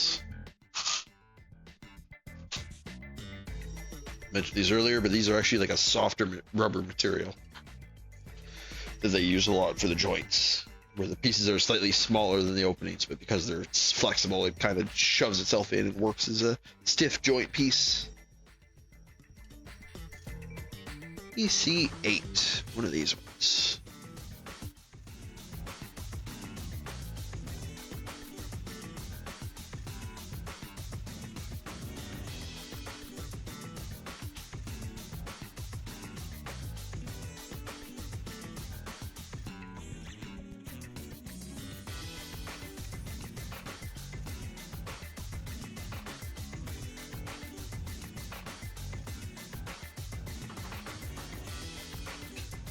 put together.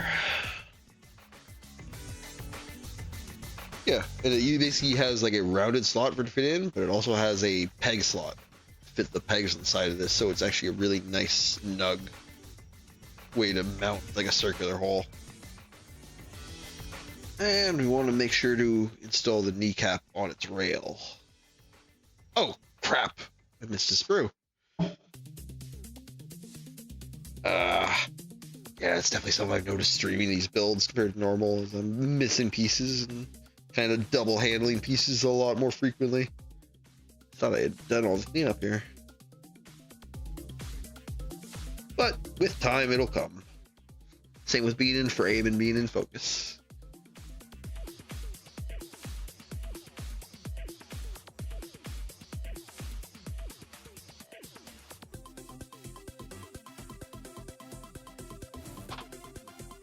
Where's that knife? There's the knife.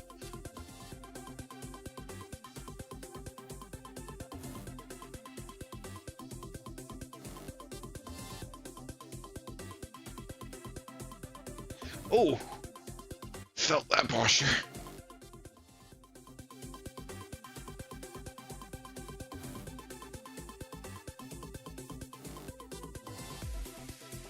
There we go. It's done. You can see they got the little rail there. Make sure the kneecap's installed in that peg. Yeah, bottom yet? Oh no, that goes in after. So I remember, I gotta make sure to slot this correctly. Yeah. Nice and tight. Yeah, now you can see that kind of. Oh. Uh-oh. That's sliding. That's interesting. This should have a fairly wide range of motion here. Just catching on something.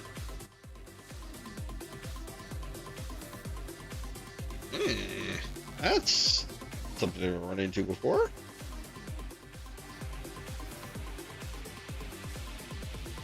Oh, okay. There it goes. Yeah, okay. Yeah, that's much more of the freedom of movement this is supposed to have. Wonder why that was so stiff. Must have just had a piece got lodged in there somehow. Looks good now. That's good. And I just gotta take a quick break. I will be back in a few minutes.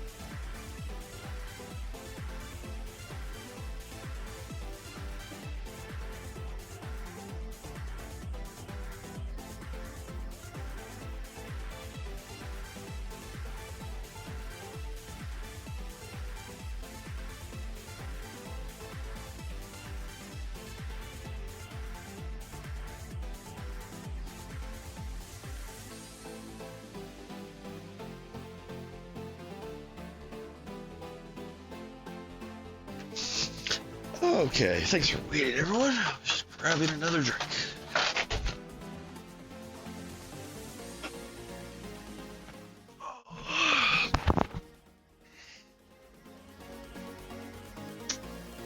Wiggle, wiggle, wiggle, wiggle, wiggle, wiggle, wiggle. Oh, love that decap. You'll see why later. XB3 for the next piece.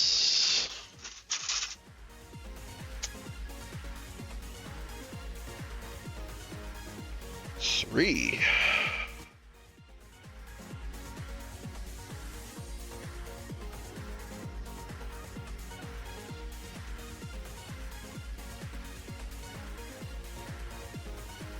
And 5.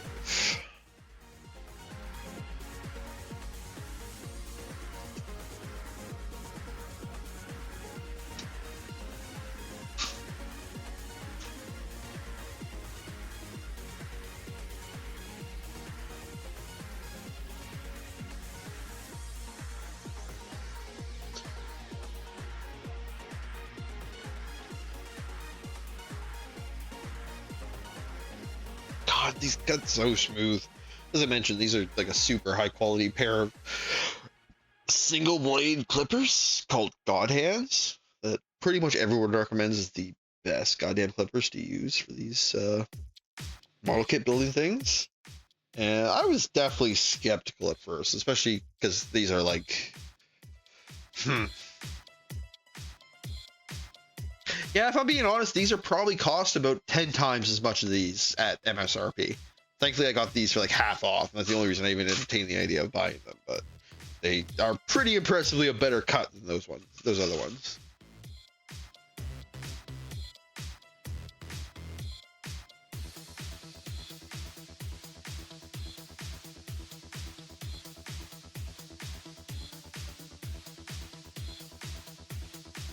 And the primary difference between those two that I mentioned earlier was this one.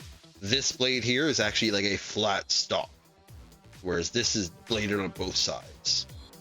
And it's honestly just comes down to the quality of this blade is much higher than these blades. And because of that sort of quality, it's just better to have a flat surface that it's perfectly engineered to perfectly stop against. Like I've heard this thing's actually really well designed to stop at like an incredibly high precision level. And you can feel it. It literally cuts through some of this plastic like it's goddamn butter. It's amazing.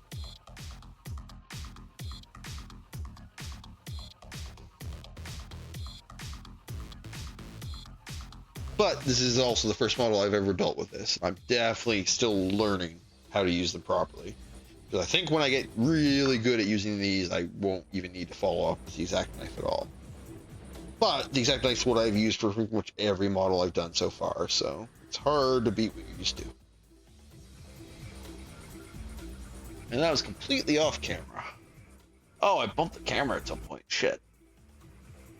If ever that happens and I don't notice, feel free to speak up. I do not mind at all.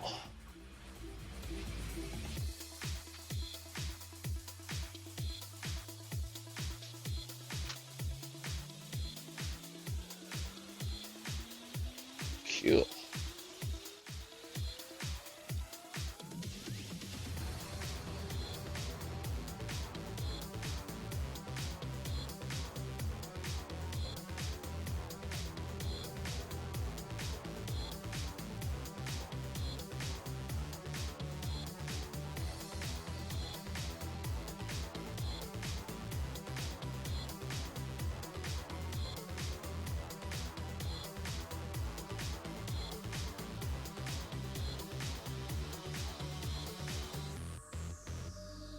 Yeah, I kind of really appreciate how much detail are on these pieces for literally the like interior exoskeleton. Like all of this will be covered up with like this white armor plating eventually. But like, I kind of appreciate that they went through the effort of actually giving it a little bit of a detail, so even in construction it kind of looks like a robot part. It's neat.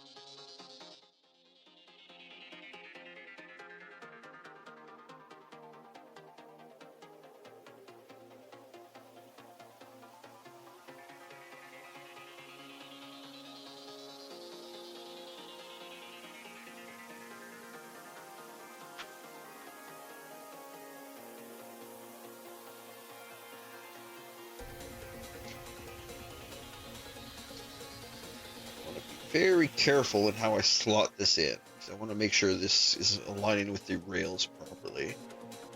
So this hole goes on this peg. That peg, right? Yeah, that peg. Oh, no, not that peg. Incorrect entirely. This peg.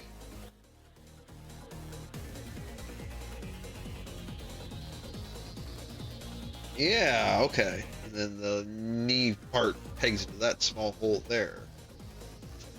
I say as if I haven't done this dozens of times before. And as you can see, I put a little too much torsion force in that and it popped out of its railing. It's an issue I had very badly with the first one.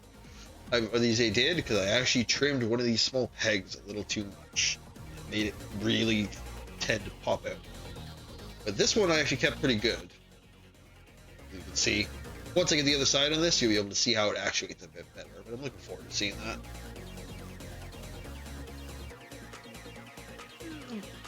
This one attaches there.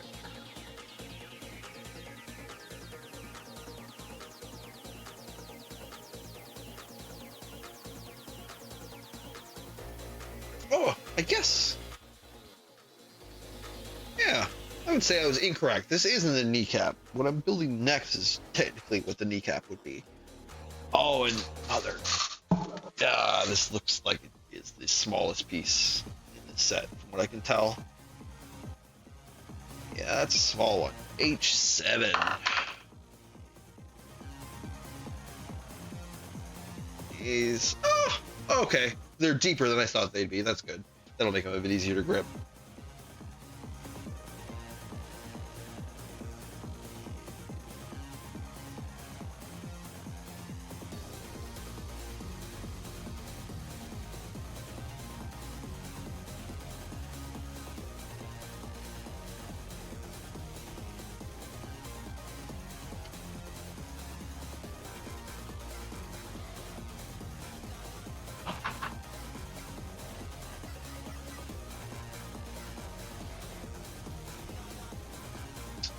Yeah. Oh, this isn't bad. Still definitely tiny, but we'll see. I don't think anything in this kit so far has been as small as the smallest piece I've had to work with. As that one. We'll see. I seem to vaguely remember that there's been one of those super small pieces in every one of these kits in the head. So we'll see once we get to that part. But so far, this is not the smallest piece.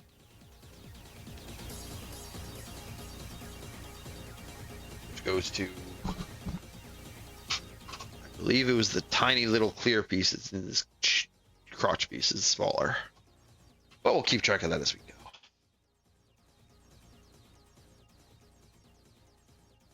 It's got a lot of flat surface on it. Makes it hard to use.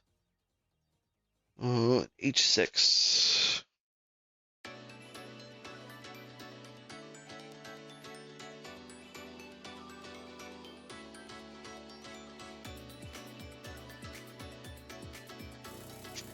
This is the kneecap. Accidentally misinterpreting that piece I saw earlier. Yeah, this is the piece that attaches on here and it basically acts as a kneecap.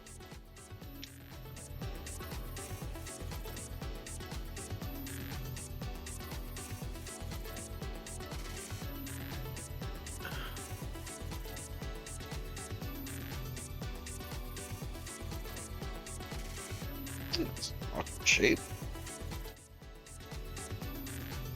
I don't want to snip this peg too much. Oh, that was super easy. Never mind.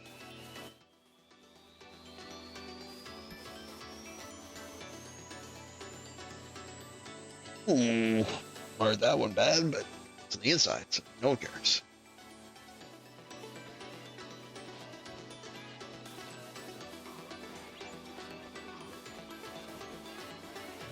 Yeah, these definitely like middle of the flat surface cuts seem to be the hardest time I have cleaning sprues.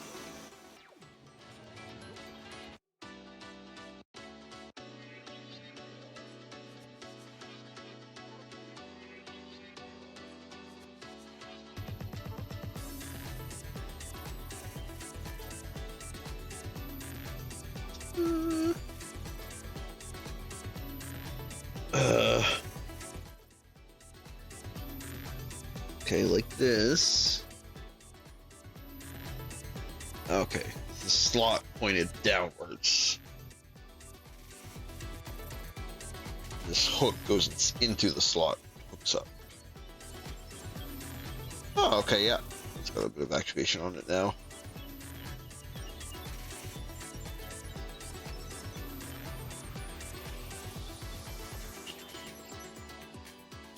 This sits with this peg in this rail. And this peg. Oh, it's nice that they include pretty detailed diagrams of this stuff. So after every step, they basically give a side-on view that like specifically details where it's supposed to slot in relation to the other pieces. So this peg rests in that middle indent. This piece rests in this slide, and we cap it with the other side, but that's not going to stay put until I have the other side in place. which is XB4. Right here in the corner.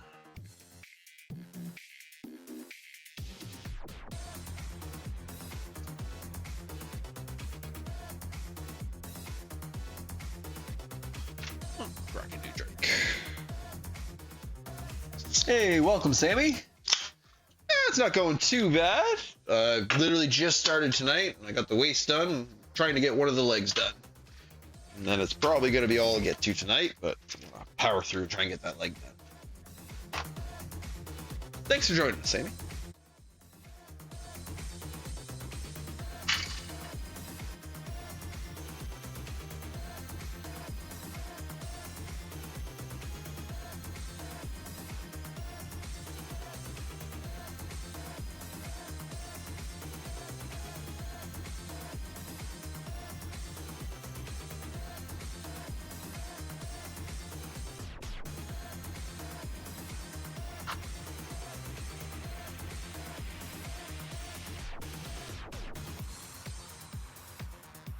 Hey, welcome, Raiders. Thanks for joining us. Yeah, as I mentioned, this is my first stream. I've done a couple of these master grade builds on my own before. But I kind of wanted to document me building the next couple I've got on the go. I figured I might as well stream it and try and get some conversation going while I go.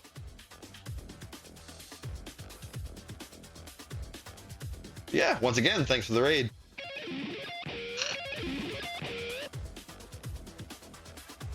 Hey, and thanks for the follow, Icy.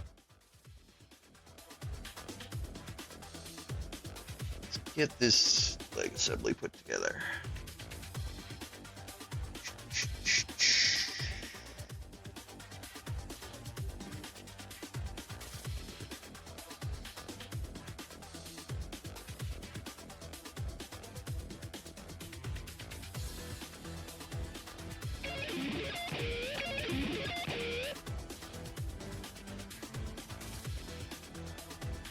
Hey, and thanks for the follow, Sammy.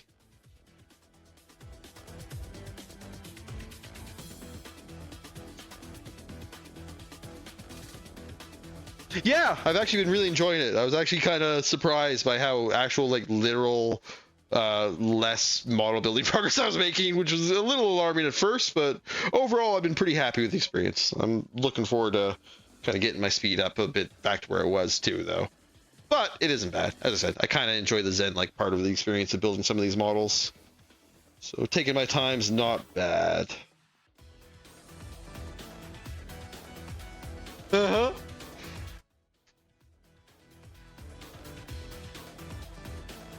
Oh, there it goes. Yeah, I mentioned this is probably my favorite part on a lot of these new grade master grade models, is the amount of articulation you can get off the leg. Like, look at this knee joint. Like, it's just got so much articulation where essentially you're going like 180 degrees with the leg. Like, it's really impressive how mechanically interesting they made it so that it can actually have that articulation. Yeah, it's funny. As weird as it is to say, I'm pretty sure the knee joints is the reason I built these master grade models. Is because it is the most, like, they put that amount of attention to detail, the actual how the articulation works on the inside. Impressed the hell out of me. Oh, let's get that. One of these soft rubber joint pieces. PC7.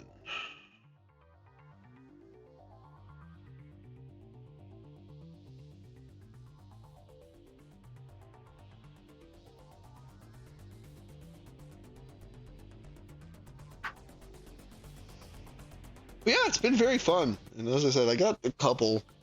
I want to at least get this through this Deathscythe first before I really start spreading out other things. But I've got a Shenlong and an Eponia I want to build together in Master Grade as well. I've got a like Unit 2 real grade figure I kind of want to get done together. And I mentioned earlier, but I also am probably going to start playing some games here and there. And I've got a couple of the Armored Core figures, so I'll probably do a build and play for that series at some point.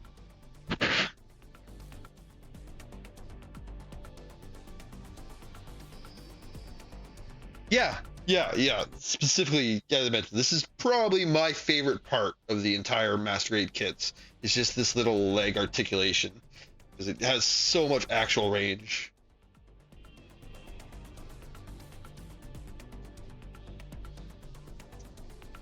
And XB6 for next.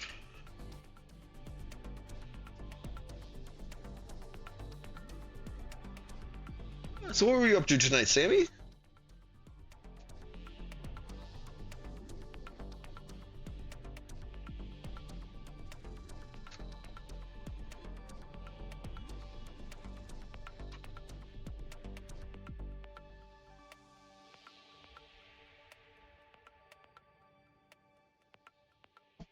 Yeah, and I do apologize if I'm kind of off frame or out of focus here.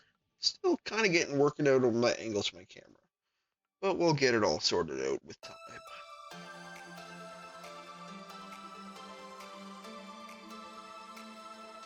Yeah, I mentioned I spend quite a bit of time doing like sprue cleaning work on these internal pieces when 90% of it is going to be covered by armor panels that you'll never see. But it's just kind of, for me, it's kind of the process for the whole thing. Like making sure every piece, even the ones you don't see, are properly cleaned up and smooth. Yeah, it's hard to put into words, but it's very satisfying to me.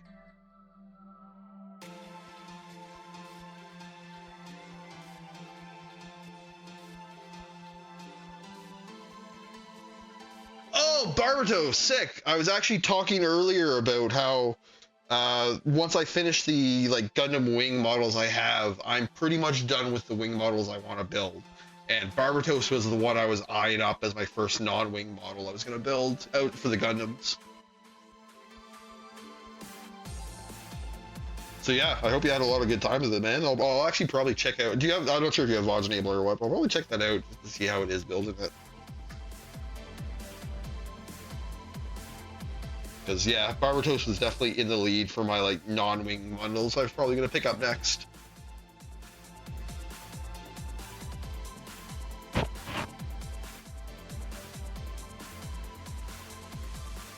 Hell yeah! That's really encouraging to hear, Sammy. Yeah, as I said, I kind of started streaming just because I wanted to document my model building process. I tried to do it through pictures, and I ended up with like hundreds of pictures, and it was just a complete pain to try and put together into anything. So I figured just streaming my build process is probably the easiest way to document it. And I get to meet some cool people.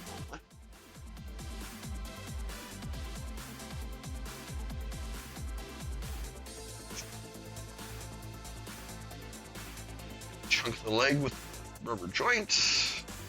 Yeah. B5 H15.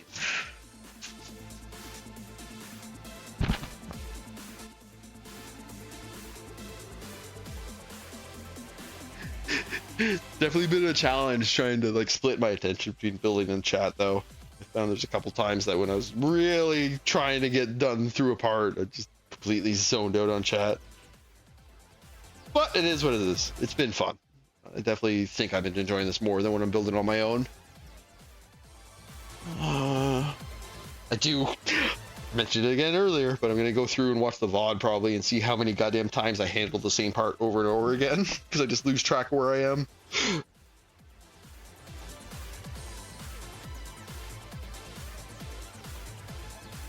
$50. There we go. Gundam thigh. Oh no, wait, this is Gundam calf, not Gundam thigh.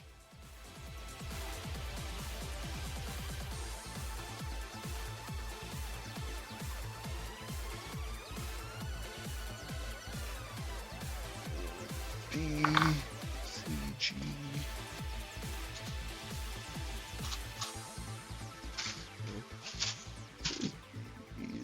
Blue one here. D. Yeah, definitely got to get my organization fixed out a little bit. I have a stand, but I don't like it as much as I thought I would, so I ended up just having a pile.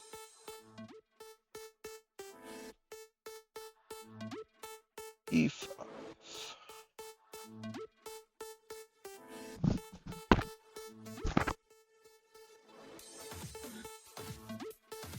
Hey, thanks, Sammy. Hope I see you again tonight. As I said, I'll probably be wrapping up once I finish this leg, but going slower than I expect, so I figure I'll be here for a little bit.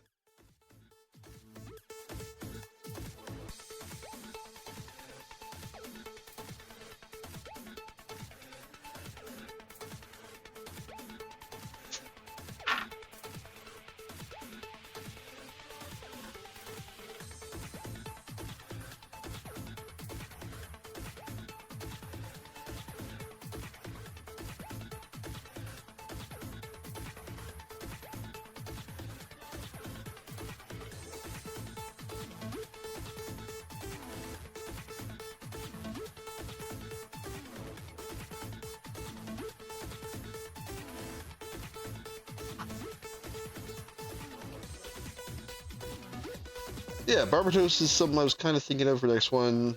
All the unicorn kits kind of look cool, but I don't really have any affinity for that show itself, so the stuff from Iron Blooded Orphan seems to be a little more up my alley. Either Barbatos or I forget the name of the other one from that series.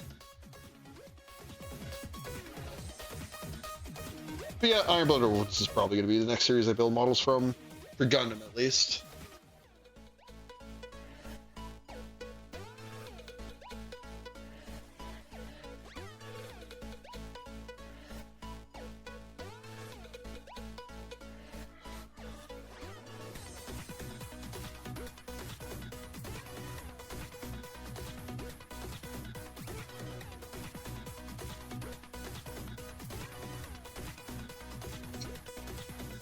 Okay, this supple metal calf installed.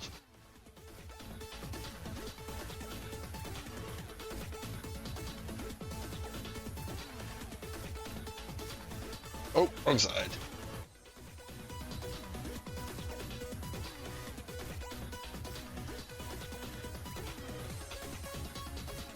Ooh, that's on there pretty tight. Does it matter? What's the other side?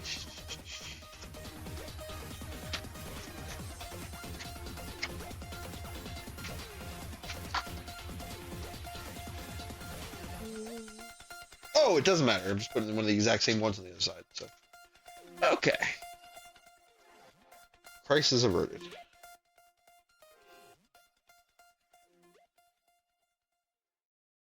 I just really fucked this up all on the way. Yeah.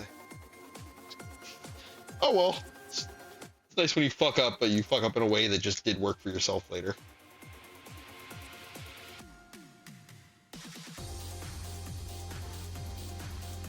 Didn't complete the step I was working on, but I completed a future step. Oh no! Oh, we're starting to his knee.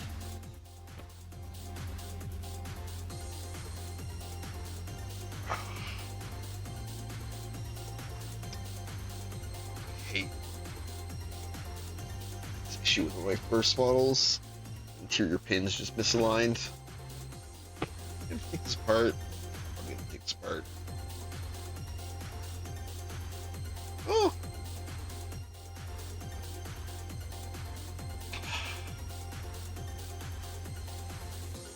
Sit in.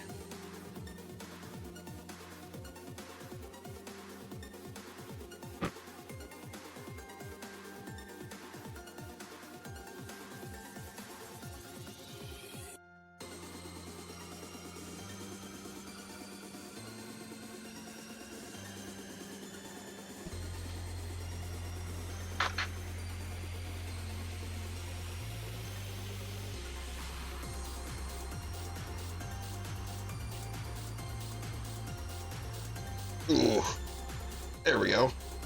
A little stress mark here and there, but save me from having to completely disassemble.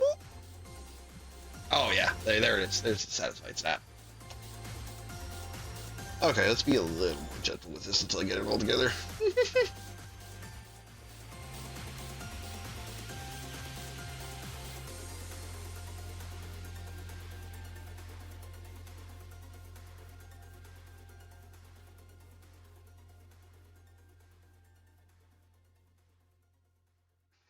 No, I'll regret that if I don't take that apart now and fix it. It'll only get harder to fix the more pieces I got on here.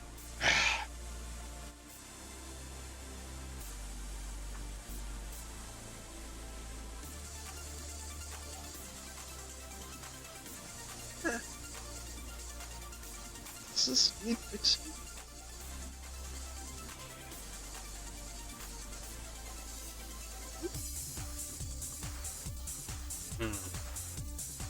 Can't tell if the gap's supposed to be there or not.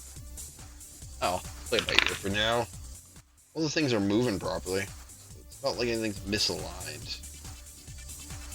Jig a little bit. Hopefully something will snap into place.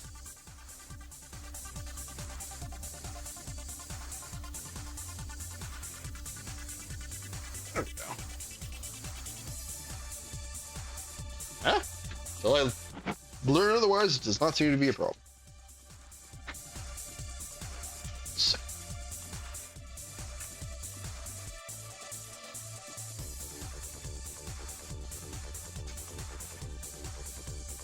Peace.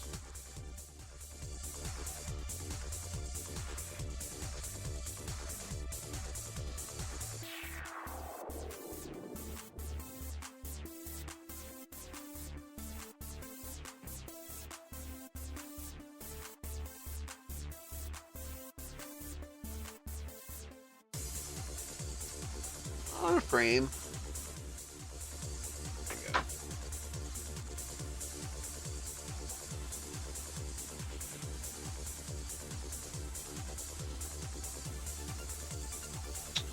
Now we started attaching some of the exterior plating on these. C16.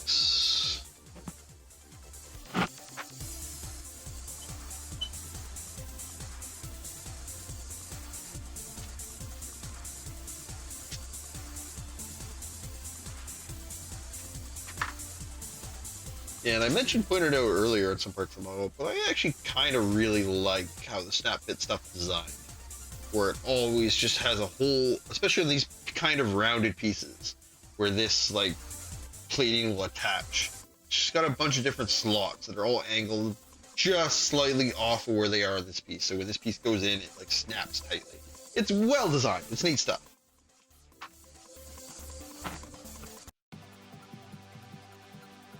I'm also gonna need C15 for the other side. Oh, I gotta do the other side of the thigh too. Yeah, H15. Almost missed that one.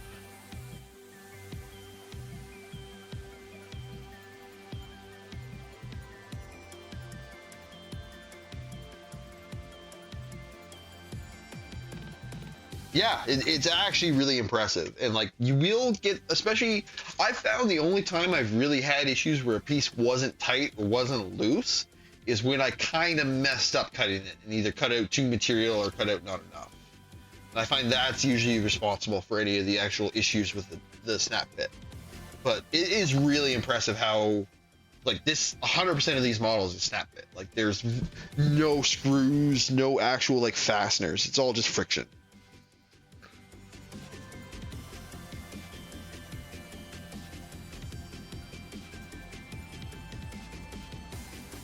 Which I appreciate because glue's not that hard to use with, but it's, I don't know. You can always glue two things together. There's a certain kind of romance to a snap fit. Whereas glue when you're gluing pieces together, you can always glue them together wrong. Whereas if you're snap fitting, it only kind of works one way.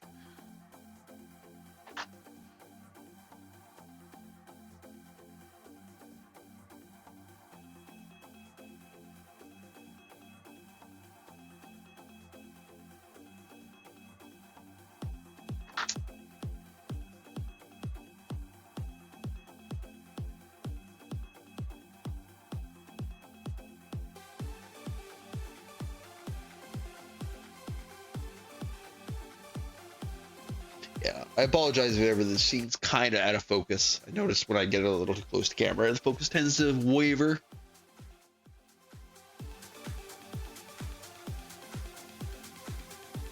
I think all of them technically can like freestand by themselves. I think the main reason I use a stand is because it allows for a way wider range of poses.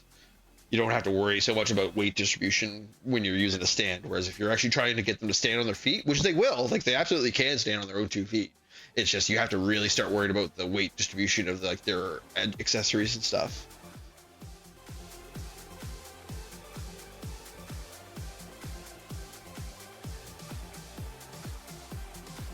Whereas these stands actually have a really nice tight fit on actually like the kind of the core of the model. So you can actually kind of do them like completely vertical flying poses and other stuff like that you wouldn't be able to do otherwise. Well, obviously, because the plastic model can't fly, but you know.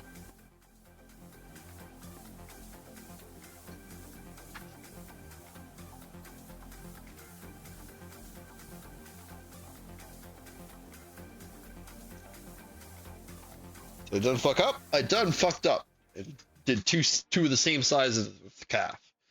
Let's now cut the proper other side of the calf.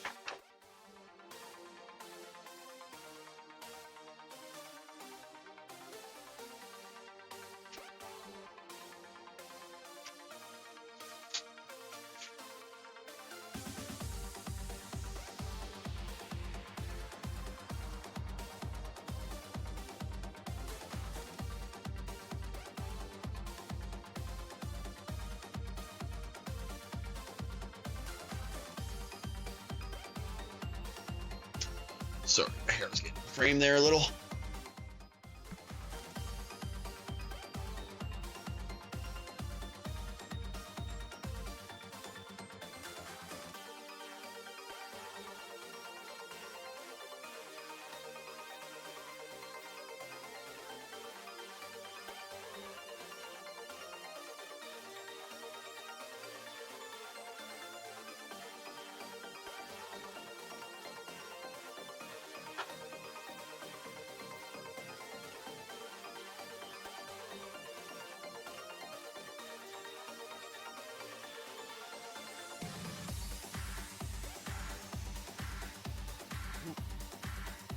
Frame up.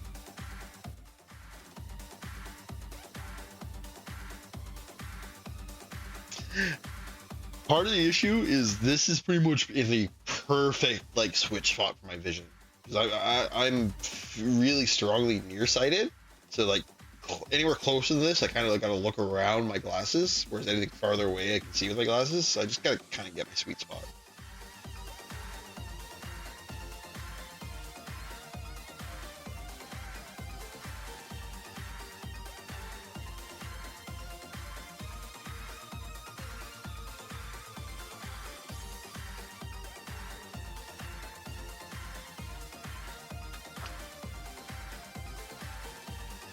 There we go. Get this other calf attach. Snug.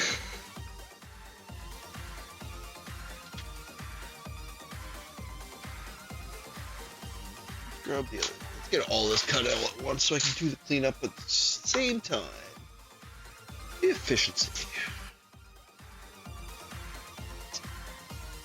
326.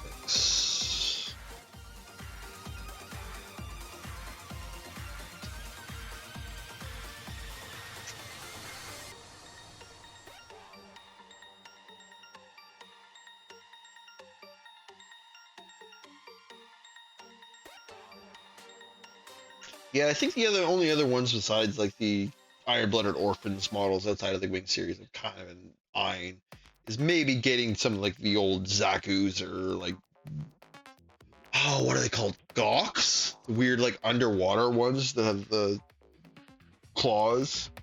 Those always were really neat to me. It's kind of neat how like in the classic Gundam the like generic enemy mech as like intended to be a generic enemy mech, it is such an iconic design.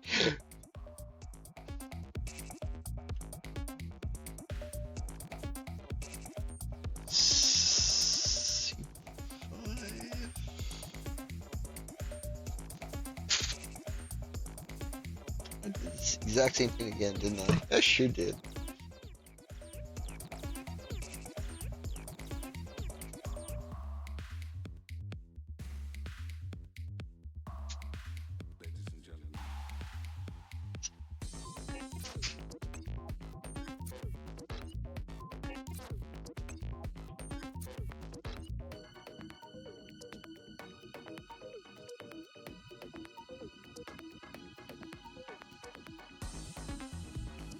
Yeah, I figure I'll start talking a little bit about my future plans. I plan to pretty much wrap this up as soon as I'm done with this leg. Yeah. Still kind of hemming and hawing what my first actual gameplay game will be. Oblivion's been calling to me, so I'll probably end up playing that for my first stream game. I got lots of little ones I'm interested in. As I said, I still got a lot of like achievement progress I got to go through in Slay the Spire and Balatro. So I'll probably end up doing a stream for a couple of those, just doing achievement grinds. Same with what's the name of that Vampire Survivor game? Halls of Torment. That one actually I've been on the achievement grind for that game for a while, so I'll probably end up doing some of that at some point as well.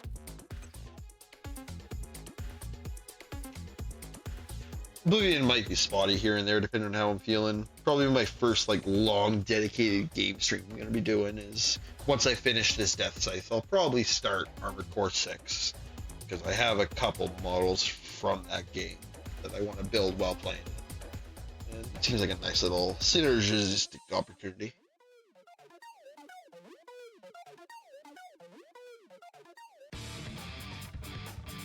But I'll probably be doing this Deathscythe for at least, at the rate I'm going, it'll probably be 3 to 4 streams doing this Deathscythe. So that'll be what I'll be doing to start.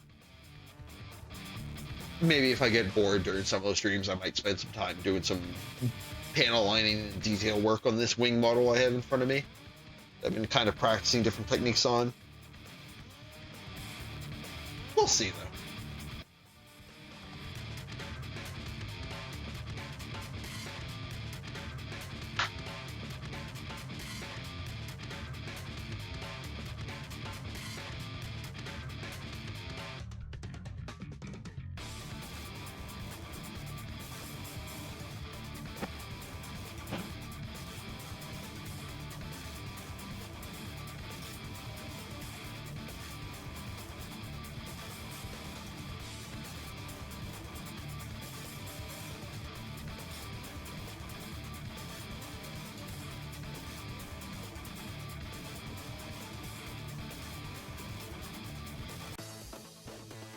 And yeah, it's a little outside of the bodybuilding. Besides doing some model building and doing some gains, I kind of want to get into some other arts and craftsy stuff. As I mentioned, I got a box of Warhammer Tyranid models. I'll probably end up learning some painting techniques on stream to do those. And it's probably too late for this con season, but I kind of want to get a really good cosplay together for a future con season. So I'm going to probably stream me learning to work with EVA foam a bit and do some armor design with that stuff. But that's kind of pipe dreamy at this point. But it is kind of one of the motivating factors for getting the stream. I figure having a platform I can kind of share some of my more creative endeavors will help motivate me to put more effort into them. I have a very strong nostalgia for Gundam Wing because I watched it when I was a kid, especially the movie Endless Waltz, which most of these models are actually from. But other than that, I really haven't watched much Gundam overall, and I probably haven't watched much of Wing since then. So it's kind of something I was thinking about doing is I might start watching through Wing again, and just do 2 or 3 episodes a stream talking about it. Do you have much experience with the Gundam anime storyteller?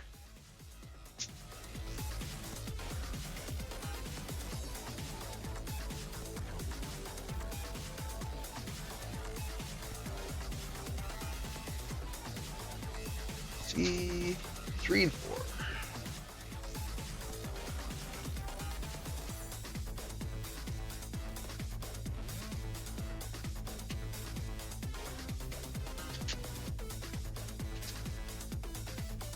Yeah, I'm kind of curious to go back and watch it, especially with the like much more like. I've watched a lot more anime now than I did at the time I had watched Gundam Wing. I think I literally watched like Dragon Ball and whatever else was on children's television at the time. So it'd be interesting kind of seeing go back and having the context of like a more. I have much more of a breadth of like anime trope experience now and kind of see if any of those pop up at that time that I didn't even pick up. So I remember like the main character in Gundam Wing kind of being an asshole at the time. But I kind of absolutely see what trope they were going for now.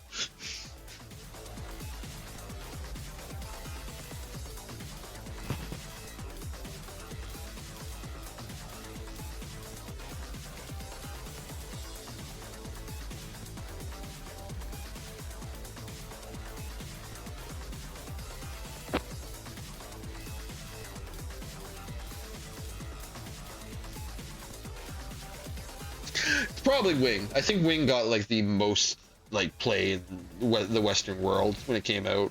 I don't think many of the others got much attention overseas outside of Japan. Outside of like really hardcore groups, Wing definitely got a lot of like TV play on like YTV and children's television Canada at least. I don't know how the States went with it.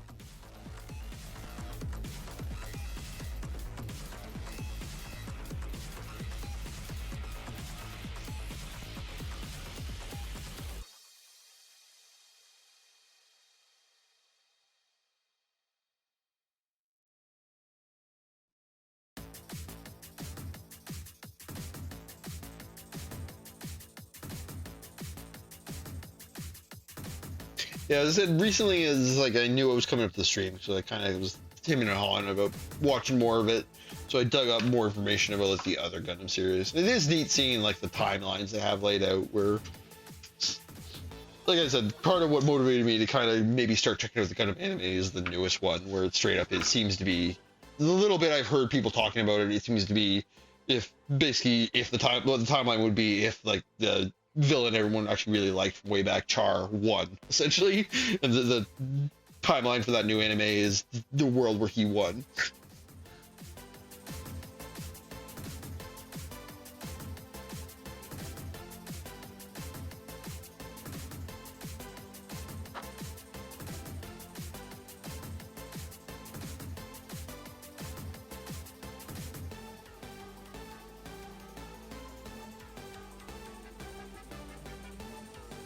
Slotted pieces.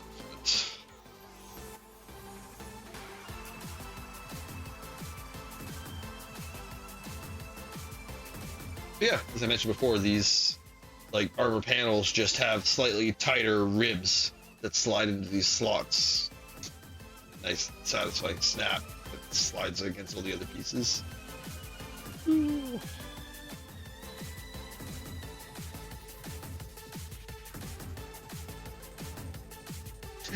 Thanks, Arthur.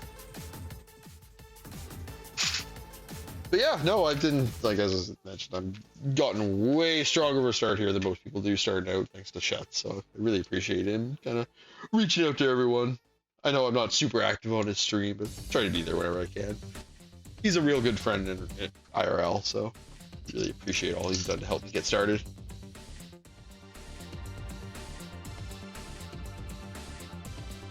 In fact, once I finish this leg, that's probably how I'm going to end this. I'll probably raid you off the shuts.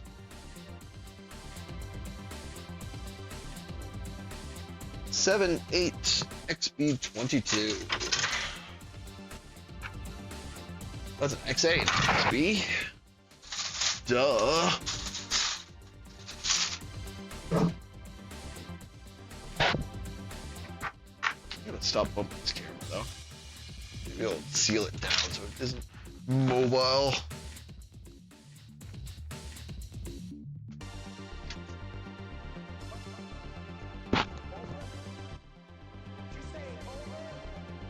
$22.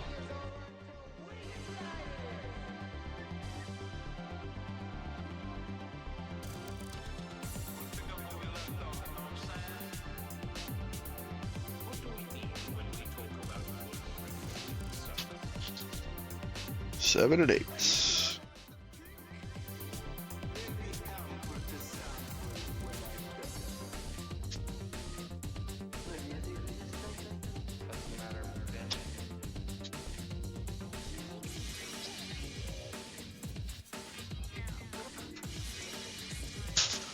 Oh, drink break.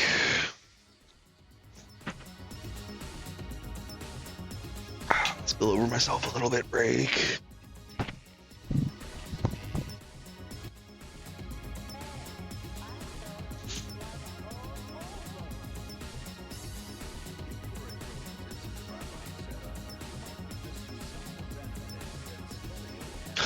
Okay, G Gundam. I don't have much experience with that. That's interesting. I haven't heard of many people whose like rare experience with Gundam is G Gundam. Most time it's either Wing or like C much more recently. I don't know anything about G Gundam.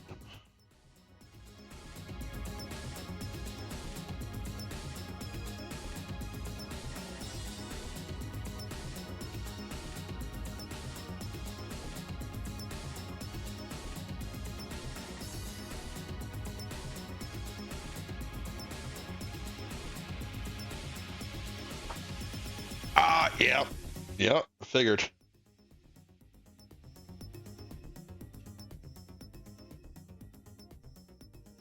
Yeah, Toonami was like the Cartoon Network animated. I don't know. It was like weird kind of spin-off thing they did, right? I don't remember.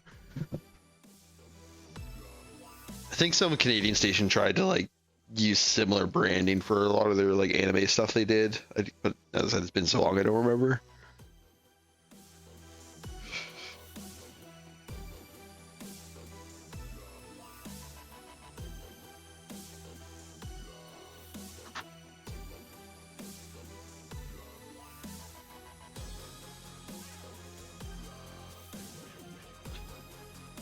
It's really funny going back and looking at a lot of the really early even it was Adult Swim is definitely when it took off, but definitely even kind of the slightly pre-Adult Swim weird animated shorts they were doing on Cartoon Network. It's really kind of neat seeing that, where it's basically just shitpost humor from modern internet.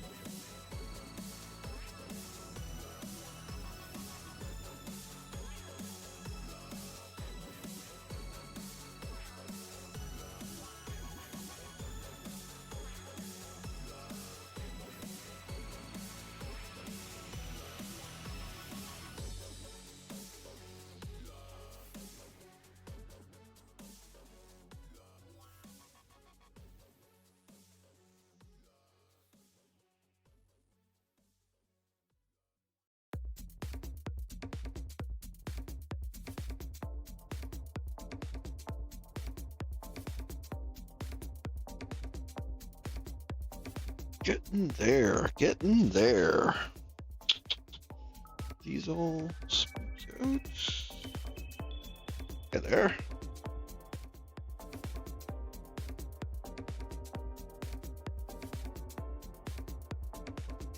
Make it a Gundam angle. Ankle. Sorry, I didn't pronunciate that right.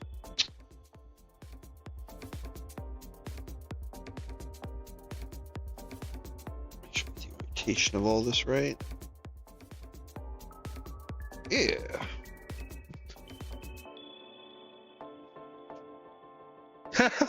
Yeah. Oh, it's like anything. It's like if you get there before the boat, you can do whatever you want. You just get there slightly earlier than the global consciousness around a topic, you can kind of make whatever joke you want.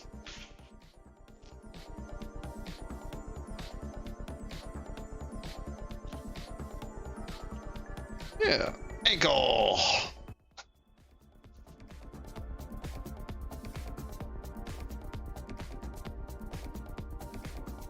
Outlaw Star. I'm not sure if I'm familiar with that. That's the thing is I didn't really start watching anime until more closer to the modern area. I watched what was on TV here and there, but I never really went and seeked it out like I did after a certain point. I think it was, what was it? It was that Haruhi anime, the Melancholy Haruhi season. Yeah, I think that was the first anime I went out and seeked out a fan dub of. B13 and C1. C1 I need is a 10.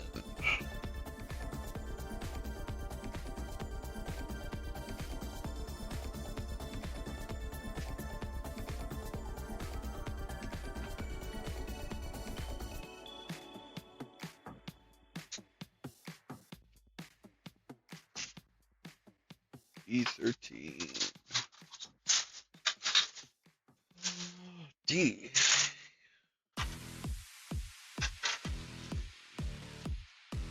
D. 13.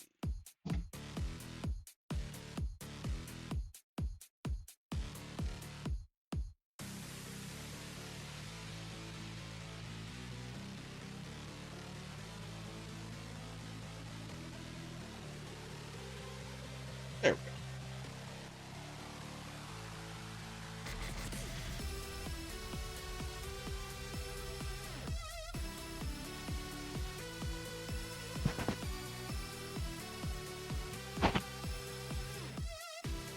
Yeah, I still watch a couple shows every season, pretty much for anime, but definitely my like interest in that fandom is lent more towards manga in general. As things have gone on,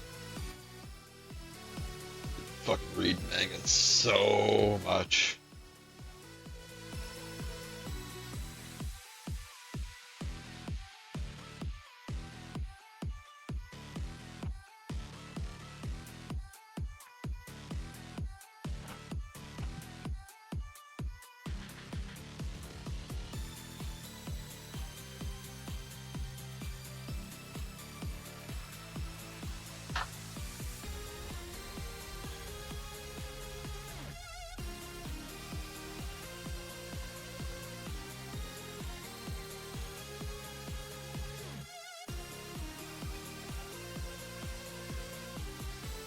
Yeah, it was a neat series. It was like it really dove into kind of the like speculative fiction aspect that anime is kind of really good at diving into more than a lot of other mediums. It was just very much like, oh, this person's a god and doesn't really know it. How would that affect the story?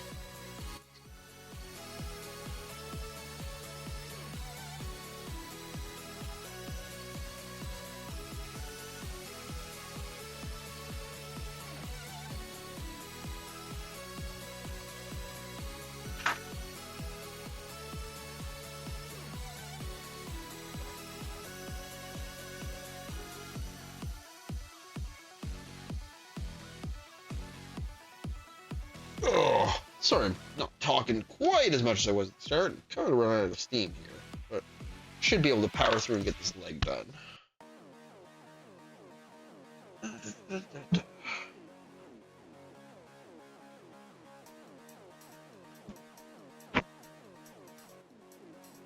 Oh, I kind of love how pointy this is. This is something the other models didn't have, is they didn't have a lot of these like sharp edges and wings and stuff outside of like where you'd expect wings to be. Whereas this one very much seems to have random fucking spikes all over it, which is kind of neat. I determined this was the right leg, so 21, 23.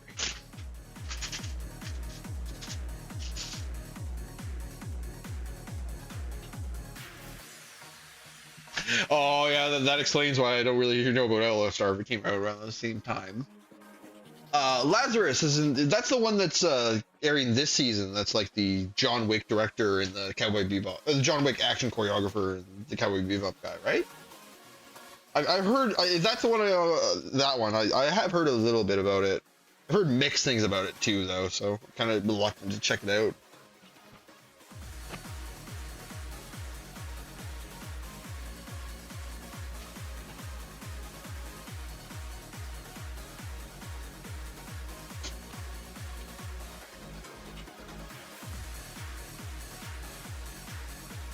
Yeah, there isn't a whole lot this season I've been watching. I think pretty much Rock is a Lady's Modesty is the only one I'm currently watching. I've heard a couple others good that I'll probably check out, but mostly kind of banking for next season. Next season's stacked as hell. There's like 5 or 6 shows I'm watching next season. 21, 23.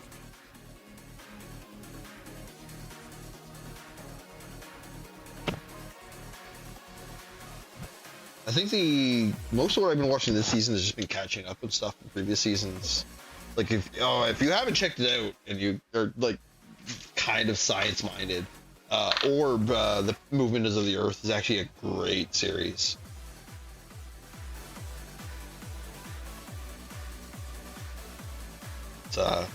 It's basically follows multiple characters throughout the Middle Ages and basically someone discovering and proving heliocentrism, which is like the Earth revolves around the sun, and just basically that knowledge being passed through people that are constantly getting persecuted for it at that time. It's neat.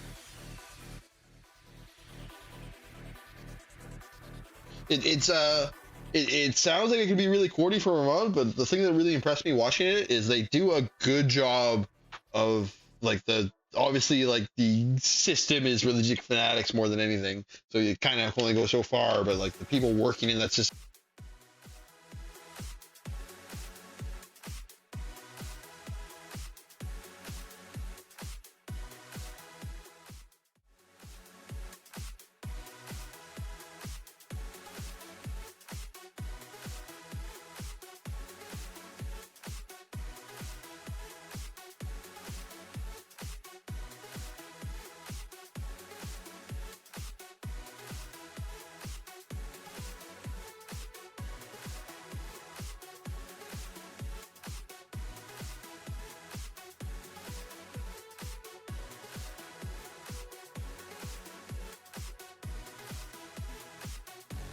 Hey, sorry about that. My headset died on me. I didn't realize the battery was getting so on it, so I had to quickly go and swap the battery.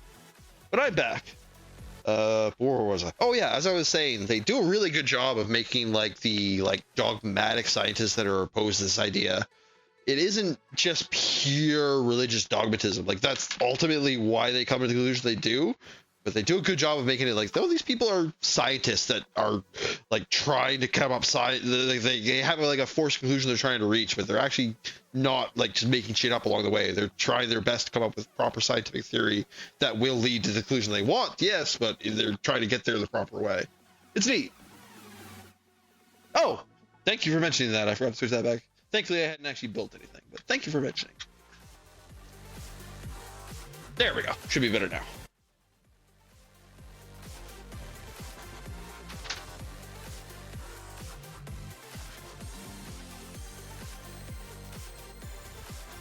Yeah, that's really impressed me recently. I don't know. The villain in that's interesting. I don't know if you saw Vinland Saga, but they're definitely trying to go for that like Aqualad kind of like very casual villain who's just kind of there to do his job vibe. Which I don't know. I love Vinland Saga too. Vinland Saga's up there. It was one of my better series in the last. I don't know if Orb is on Netflix. I'll have to look. I'll check that. I'll check that up at some point here.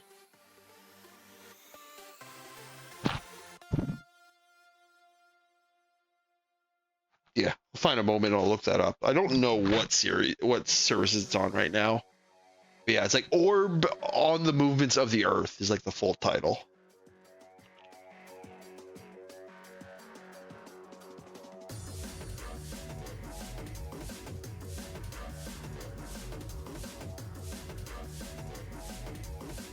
But yeah, they do a great job of just introducing a bunch of different characters with different perspective on the matter. Like one of the like series like most fervent defenders ended up being a guy who was like super religious and like just uneducated, but just got super into like the thrill of the hunt for the truth.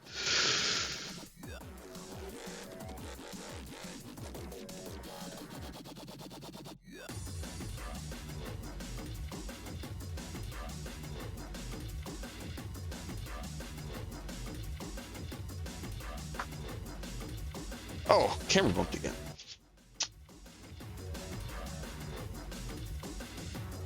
Hey, thanks, storyteller. Couldn't quite look that up at the moment.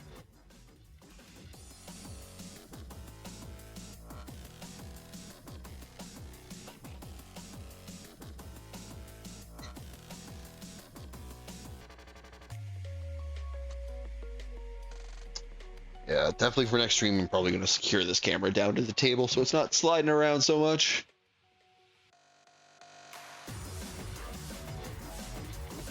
That'll probably help me lock in my sight lines too.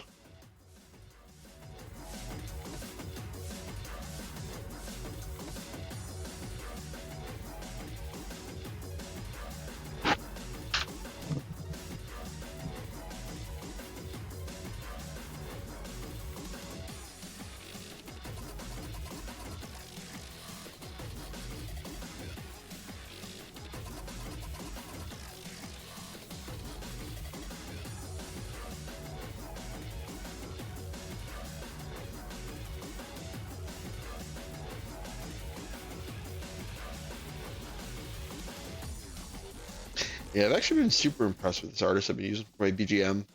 It's a like a small Japanese artist called Flashbeat. I found on Gova Syndrome. And he ended up just putting his own stuff up on YouTube by himself and not doing anything through that website at all the last couple of years. He's got quite a library of work. If you ever feel like checking out some of the stuff, I highly recommend it. He doesn't have a huge following at the moment. And the amount of stuff he puts out, it's kind of a shame.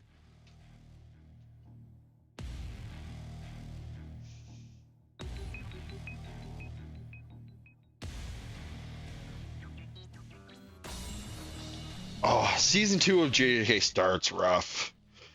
I know flashback stuff can be effective, but I definitely found it was just kind of waiting for the first part of that chunk to get over.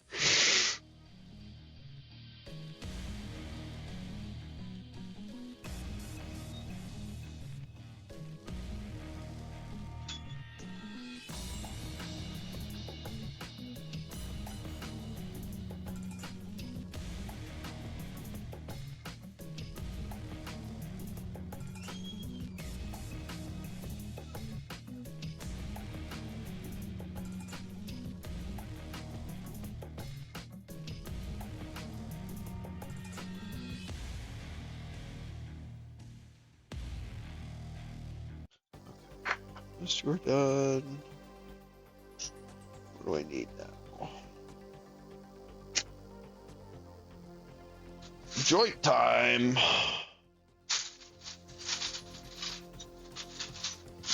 This one. 17 and 18.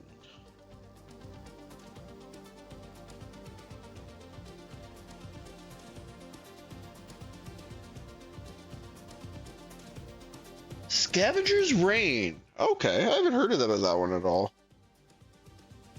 Zod. Usually have my ear to the ground. I'm pretty good about stuff. I don't think I've recognized the title at all. I'll probably check that out. Western animation's always super. Oh wait, oh no, Scavenger's Reign's not.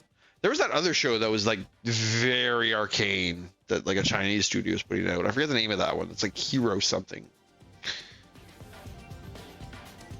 And that was like another like non-Japanese anime that looked incredibly high quality. But that one definitely looked like they saw arcade and was like, we want to do that.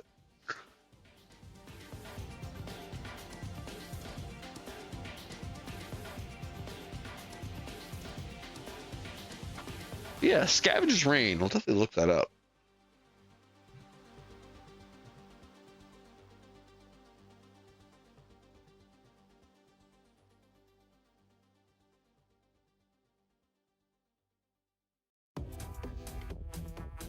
Getting there. Getting the joints done. I think once we get this joint, it's just some detail pieces, and then we can attach it to the hip.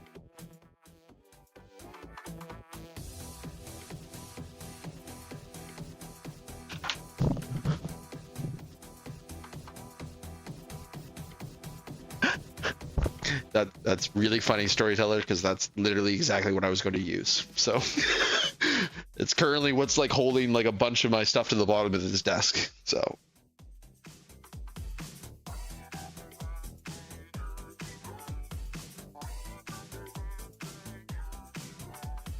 oh, I could see that working.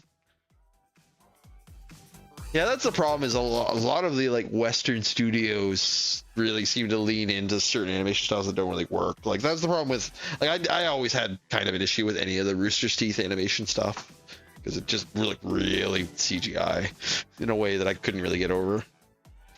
Ruby definitely came into its own, but at the start it was rough.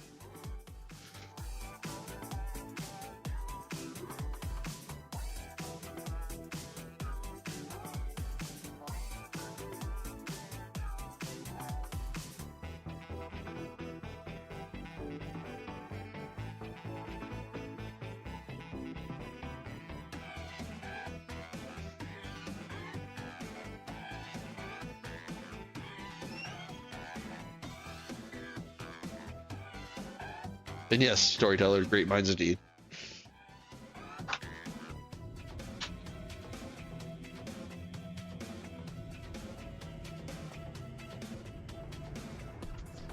Ooh, spicy.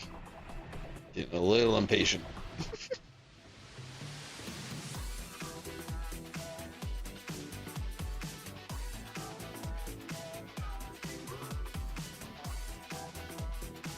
Oh, okay. That's actually, that could have a lot of potential.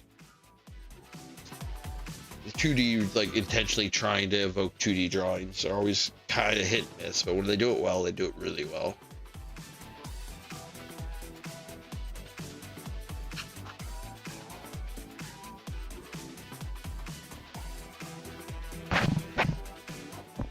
Oh, already cut that out.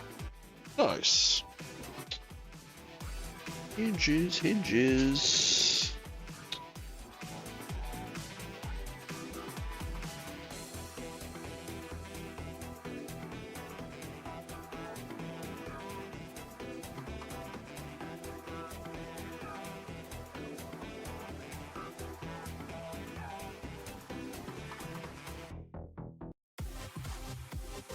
There we go. Nice little hip joint.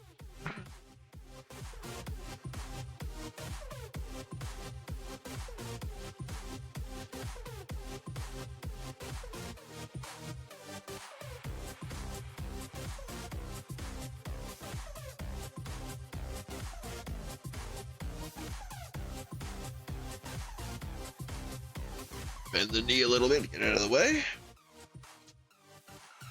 Snap this on the thigh.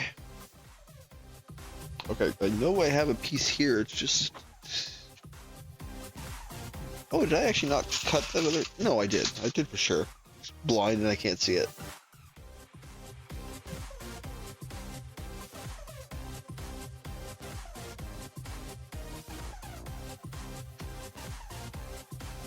Ah, there it is.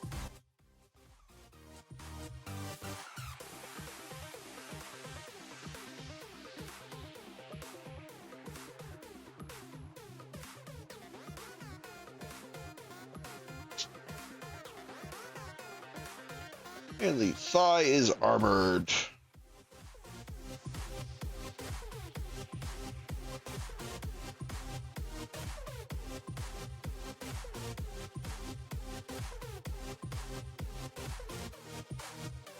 Yeah. Next we here. Oh, the knee. Okay. C19.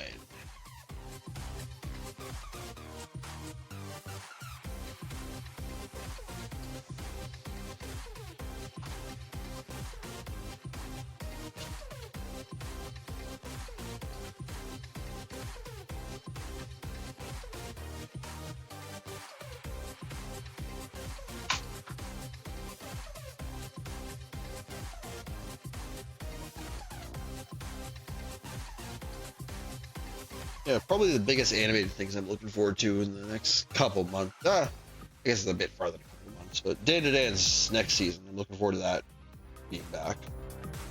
And then the Chainsaw Man movie in October is going to be amazing. I'm really glad they got like a Halloween launch. It's going to be fantastic. Go see in the theaters.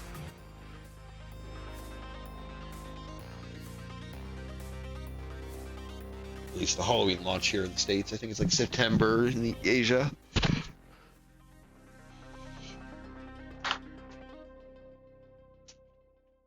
Yeah, Fujimoto is absolutely my favorite manga author by far.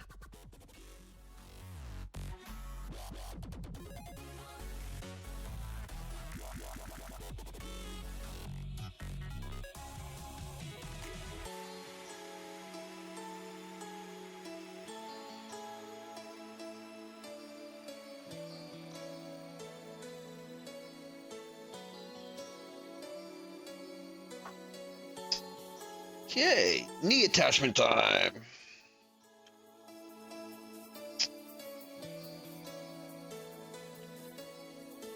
So I slot this through this. Oh, nice. And then it like pressure pushes in from behind. Oh no, and it pushed right through. Okay, I guess not what I thought.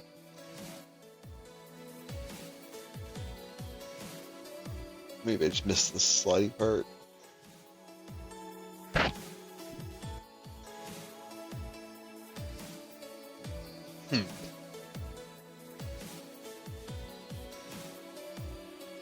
Oh, I see. There's like a interlock farther in that bottom peg will go through. I see.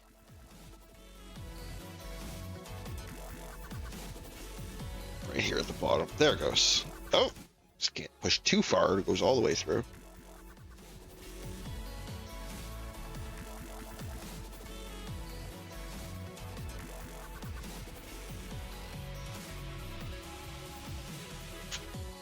This.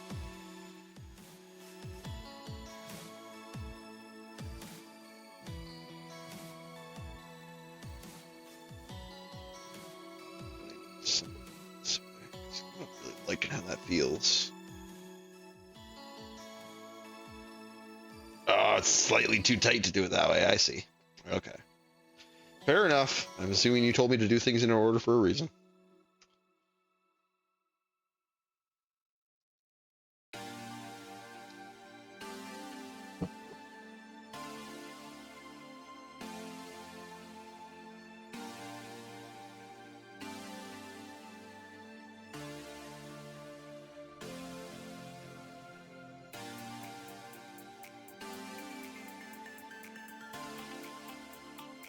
Have a very spiky knee.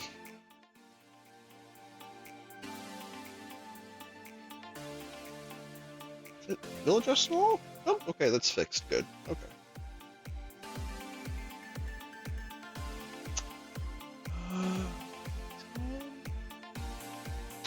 Yeah, literally just gotta attach the foot.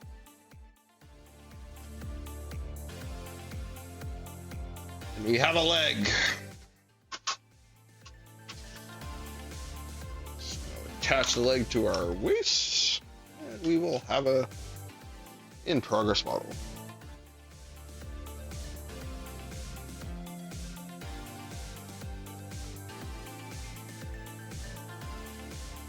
God, I actually really like these fins. Like, this is something that none of the other models really had. There's a lot of these fin-type intrusions.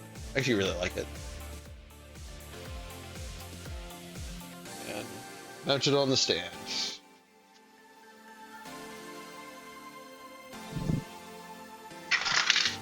Huzzah!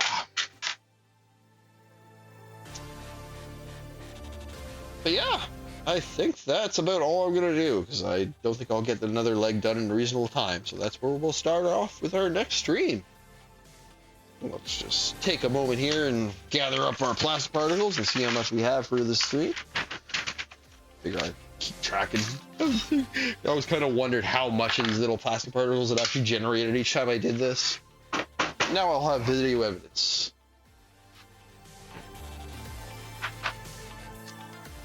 Gather up what we can.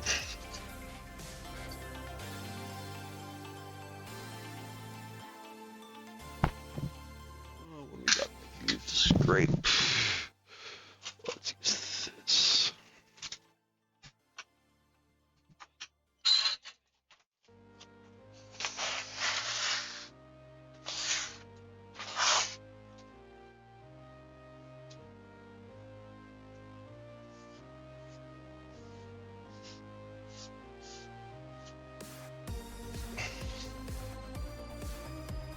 There we go. There's a stream worth of microplastic. Thanks for coming, guys. I hope you guys join me again in another day. But it was a hell of a lot of fun, and I'm looking forward to doing it again. Thanks for joining me, guys. I'll be sending you to shits here in just a moment while I figure out how to actually do that. Thanks.